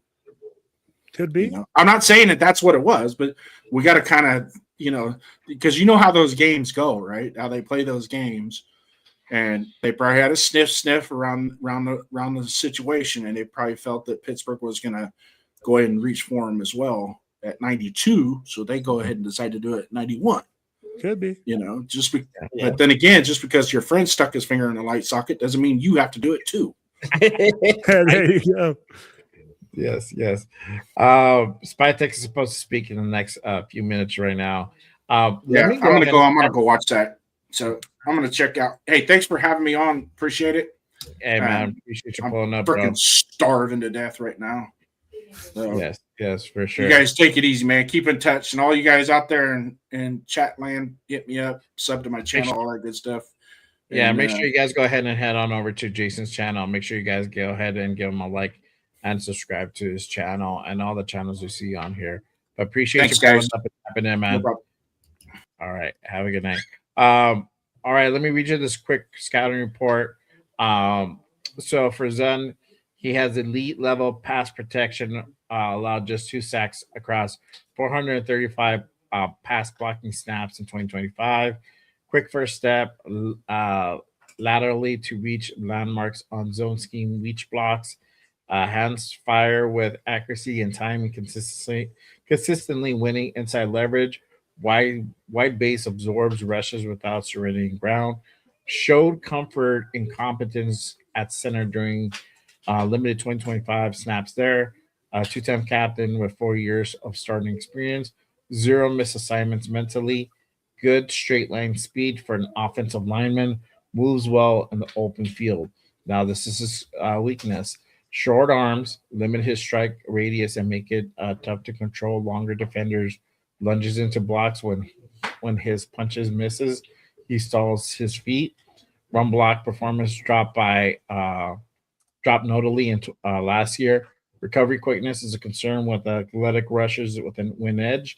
Leans forward into his runs, creating balance and ensues limiting ability to adjust. Will turn 24 during his rookie year, leaving less developmental runway. So he's an older guy. Has 24, bro. 24. Come on, man. I mean, like, are we really like gonna be like that guy's old? I've seen quarterbacks come out at 26. He's old. I mean, he's compared to. I think it's when he started. So he's gonna start like at 26 years old. Yeah, he's gonna be fucking already like getting ready to fucking get into his 30s by the time he starts, bro. So I don't know, but that's kind of the scouting report. Just a quick like strength and weakness for Trey. I don't know, man. Again, I have to hear from Spytek to hear the reasoning behind it. All right, so Spytek's on the podium. I'm gonna go ahead and share it. Fuck it. If anything, I'll cut it out if in case I get the strike or whatever. But I think it should be okay. Let me go ahead and pull it up. Here we go.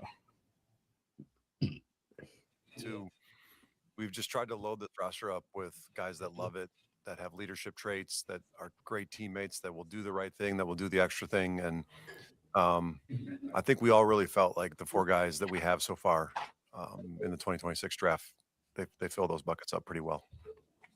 What was it that jumped off the tape to you just about his skill set as it translates to what safeties are asked to do in the league nowadays? I think you know, with him is he's got really good man-to-man coverage skills, which is hard to identify in those safeties sometimes. But with his versatility, with him lining up at the nickel spot, you have a chance to see him exhibit those. And he's got really good ball skills. He's also a good tackler. He's a physical player. So he kind of he checks every box kind of for the skills that you're looking for at that spot. And you got a chance to see him kind of display all of them because of the versatility and the way he played. How do you feel like Crosby's and Crawford's skill sets will complement each other? Well, I know when Key was here, he's a big fan of Max, and he made it known that if we would take him, he would try to replicate Max as much as possible. I would encourage Key to be his own person too. You know, I mean, Max is Max, as we all know. So they're just two rugged, tough players that really love the game of football. And probably similar with Max, he obviously wasn't at his ceiling when he got here as a 4th round pick. And I'm not comparing, I said it last night, comparison's the thief of joy, but we're excited about just the rugged toughness and the passion with which Key attacks the game of football. And I think that will resonate in our D-line room and a defensive meeting room in general. And, you know, I think when you find guys like that and they have a high ceiling that they haven't reached yet, they start to climb that ladder pretty quick. I know you got to go up and have meetings after this, but there is a lot of very talented football players left on this board. How excited are you with how your board has flowed looking forward to tomorrow?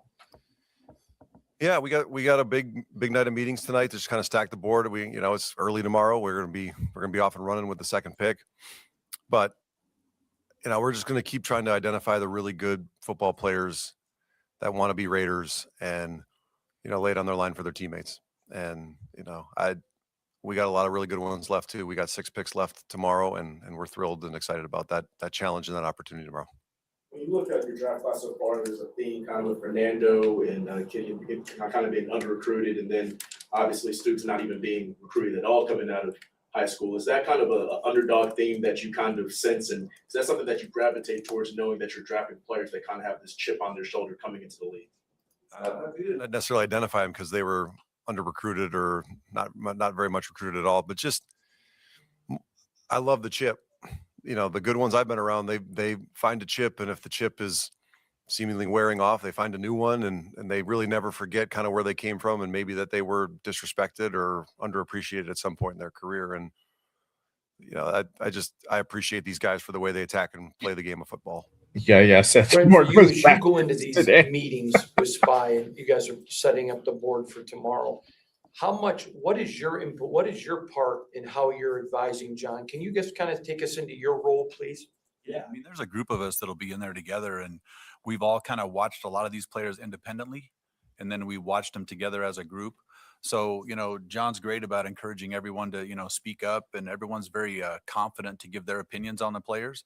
And what it kind of does is it allows SPY to hear us kind of work through the differences maybe we saw in the player, and then he can kind of compare that to his vision of the player when he watched him.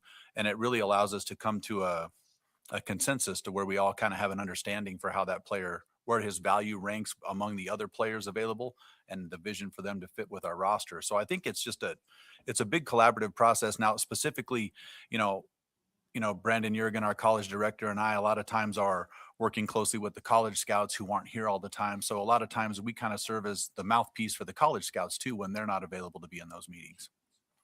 The Texas A&M staff really likes Trey Zune. There's a quote out there that said that he's one of the most pro-ready offensive linemen they've ever had. I'm just curious why you think they would say something like that about him. Started 54 games in the SEC. All he did was block the guy in front of him. Didn't matter who it was, where it was. And obviously they played a lot of really good football this year too. And, I think they would, I like that they say that. That's a good staff down there. It's a really good program. And that makes me happy that they would think that way. What do you maybe foresee Key's role being in the defense? I mean, he's a little bit smaller guy, but he's been pretty good against the run in his career. I guess where do you maybe see him fitting in? Well, he's not that small. 6'4", long, maybe a little leaner than some traditional DNs, but we're just going to get him here and know that he's going to work hard, and he's got a couple cool skill sets, which is he can rush the passer and he plays his tail off, and I like being around guys like that. That's good. Thanks, guys. All right. That was Spy at the presser. So there you have it. I don't know. What was you guys' takeaway from what he said? He said it right out of the gate when he drafted Mendoza. They've been doing homework on all these guys, and that's where I believe we don't know what his big board was, or we have an idea, and this doesn't match any of our big boards. They did their homework on these guys, and they've been watching them for quite a while. It seems like, so it seems like they are higher, and I think they probably went the scheme fit also, going based off like with going Kuhn again. I think you could have got him later. So I think, and I believe that's where I'm at, is that I don't disagree with the guys he brought in. I just disagree where he picked the guys because I believe that he could have went somewhere else. So that's what I want people to know. I don't disagree with who he picked. I disagree where he picked these guys at. Yeah, I agree, 100%. Well, he cleared up exactly what questions we had, right? When we said, hey, why did you draft the guys in these positions? He's looking for guys that have certain qualities. He's not looking for guys that we're looking on our big boards, right? Like we look at our big board one way, he looks at a way in another way. He looks at leadership. He looks at other traits that we don't see. So I can see and I can appreciate that, right? And he said, hey, Trey Zune, when they asked him about him, hey, most pro-ready offensive lineman there. Yeah. You know, when you talk to a coach, bro, and a coach tells you that, I don't know about y'all, but like when a coach, for me, when I tell a person that this player is that ready, I'm putting my name on it. I'm putting what I believe in and who I am behind that guy. And for a coach to do that on a player, bro, you know what? Maybe he's doing things differently and I don't understand it, but now I see, right? Yeah. I see what he's looking for. Leadership, guys that are playing multiple positions. Like, look at this. They talked about the defense or the safety, right? He's smart. He's athletic. He can play in the nickel package. He can do different things. Trey Zune, same thing. Smart, pro ready. That's what the coach said, right? Pro ready, can play multiple positions. The other guy that came in, the defensive end, saying, hey, you know what? If you do draft me, I'm going to be in Max Crosby's hip pocket. Saying all the right things, right? Guys that want to play football and work hard. So I'd be like, I can say that we believe that he overpaid and that we reached. But in my book, as long as he's comfortable with those picks and they're comfortable with what they're doing, I'll be like, what am I going to say, bro? I'm going to question a lot of things. I'm going to scratch my head.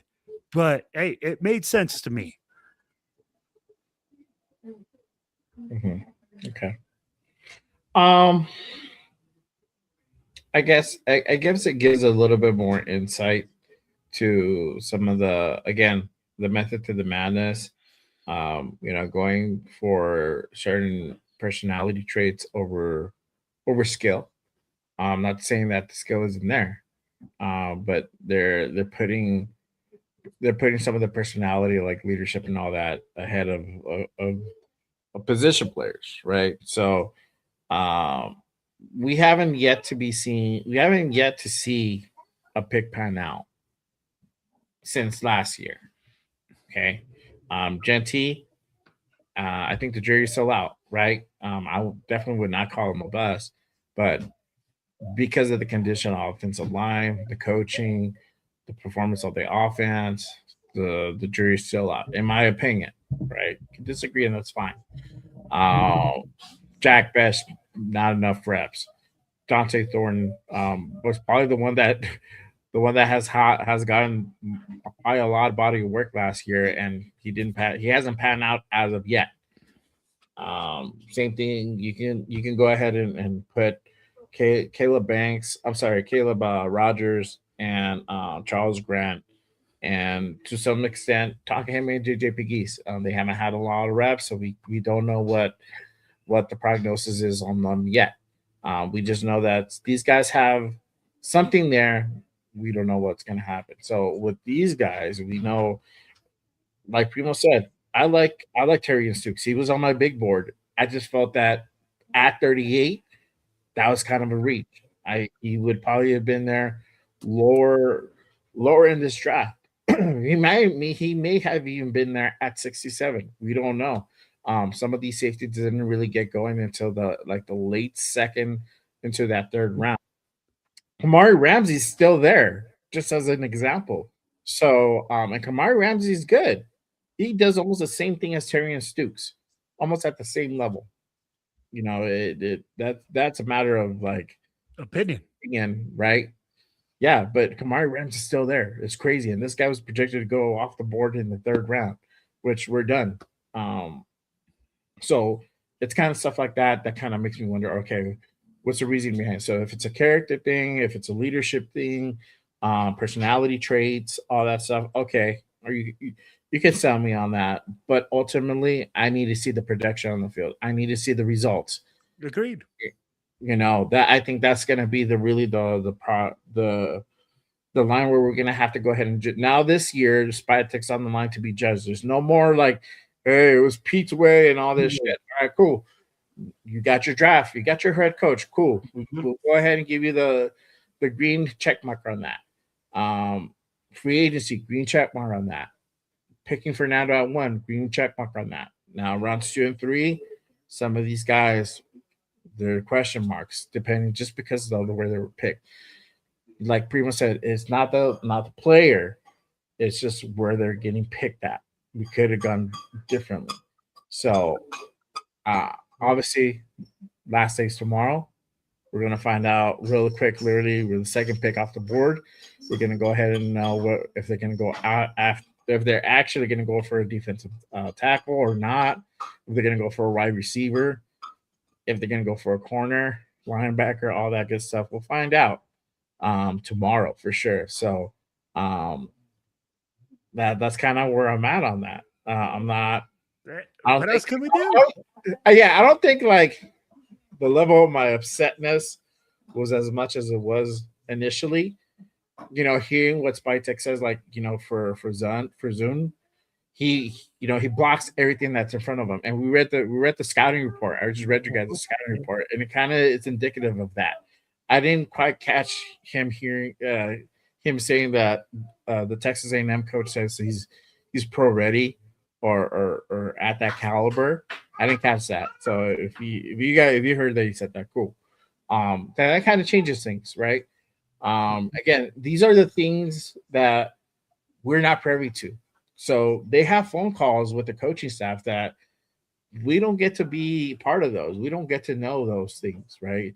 They do their homework from A to Z. They'll call up coaches, high school coaches, the JUCO coaches to see like what these guys did, you know, a year ago, 2 years ago, 3 years ago. You know, it's on that level. So you know, obviously, again, it's all about what the product on the field shows. So hopefully it works. I'm rooting for these guys because I want us to win. I want us to get it back to prosperity. So that's kind of where I'm at on that.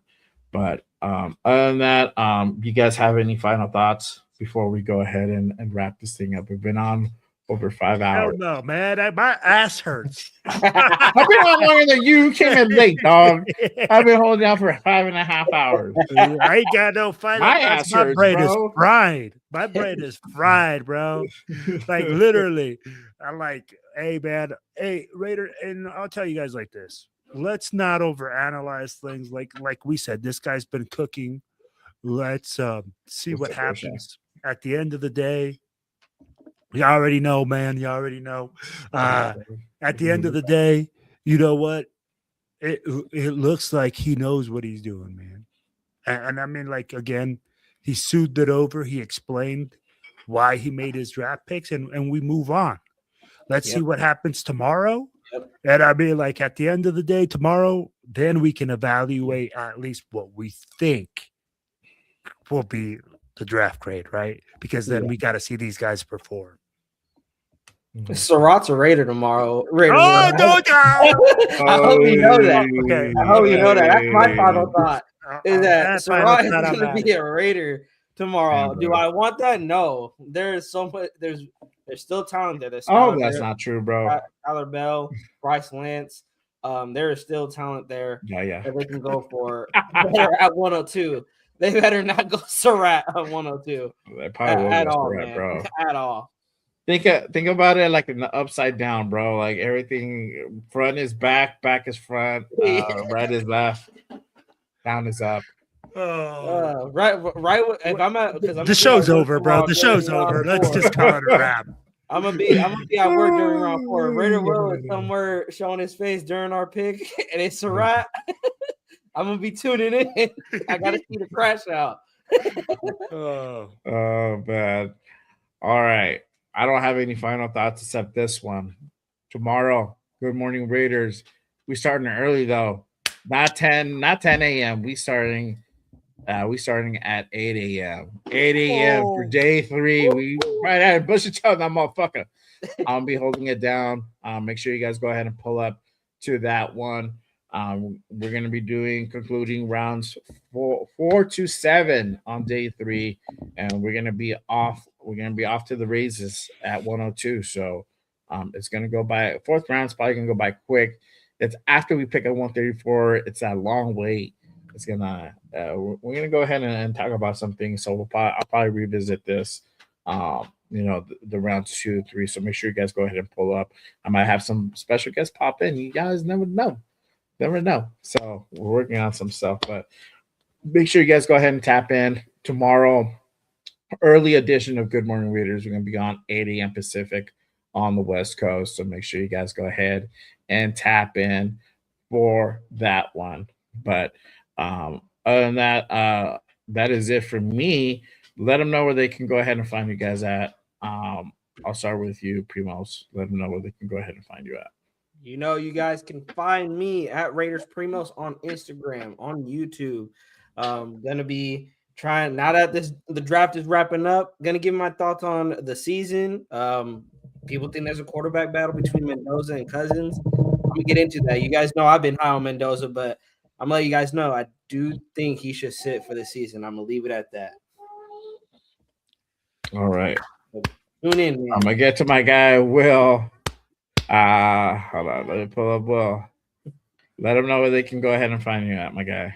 Hey, what up, baby? It's your boy Raider Will with the Silver and Black Radio Podcast. And you guys already know, man, I'm on YouTube, TikTok, Instagram, Silver and Black Radio Podcast. You're going to find me on the Most Notorious Podcast on Tuesdays.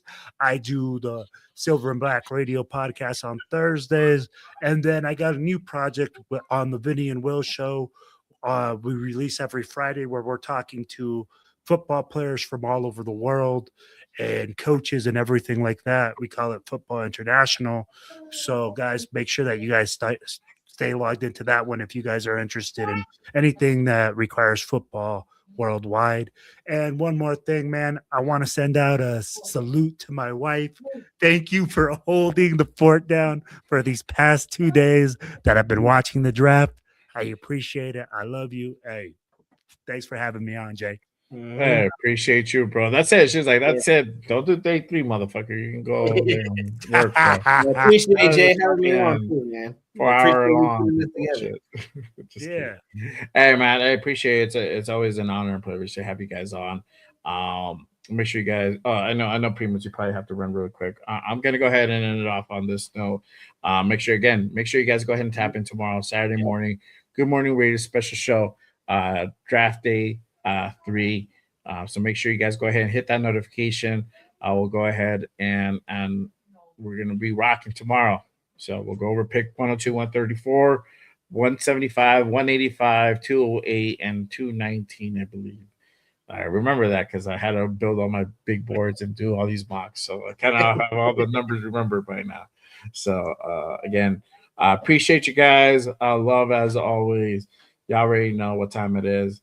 Always remember Just Raiders, baby. All right, y'all. That is it for us. I'm gonna go ahead and do the short outro.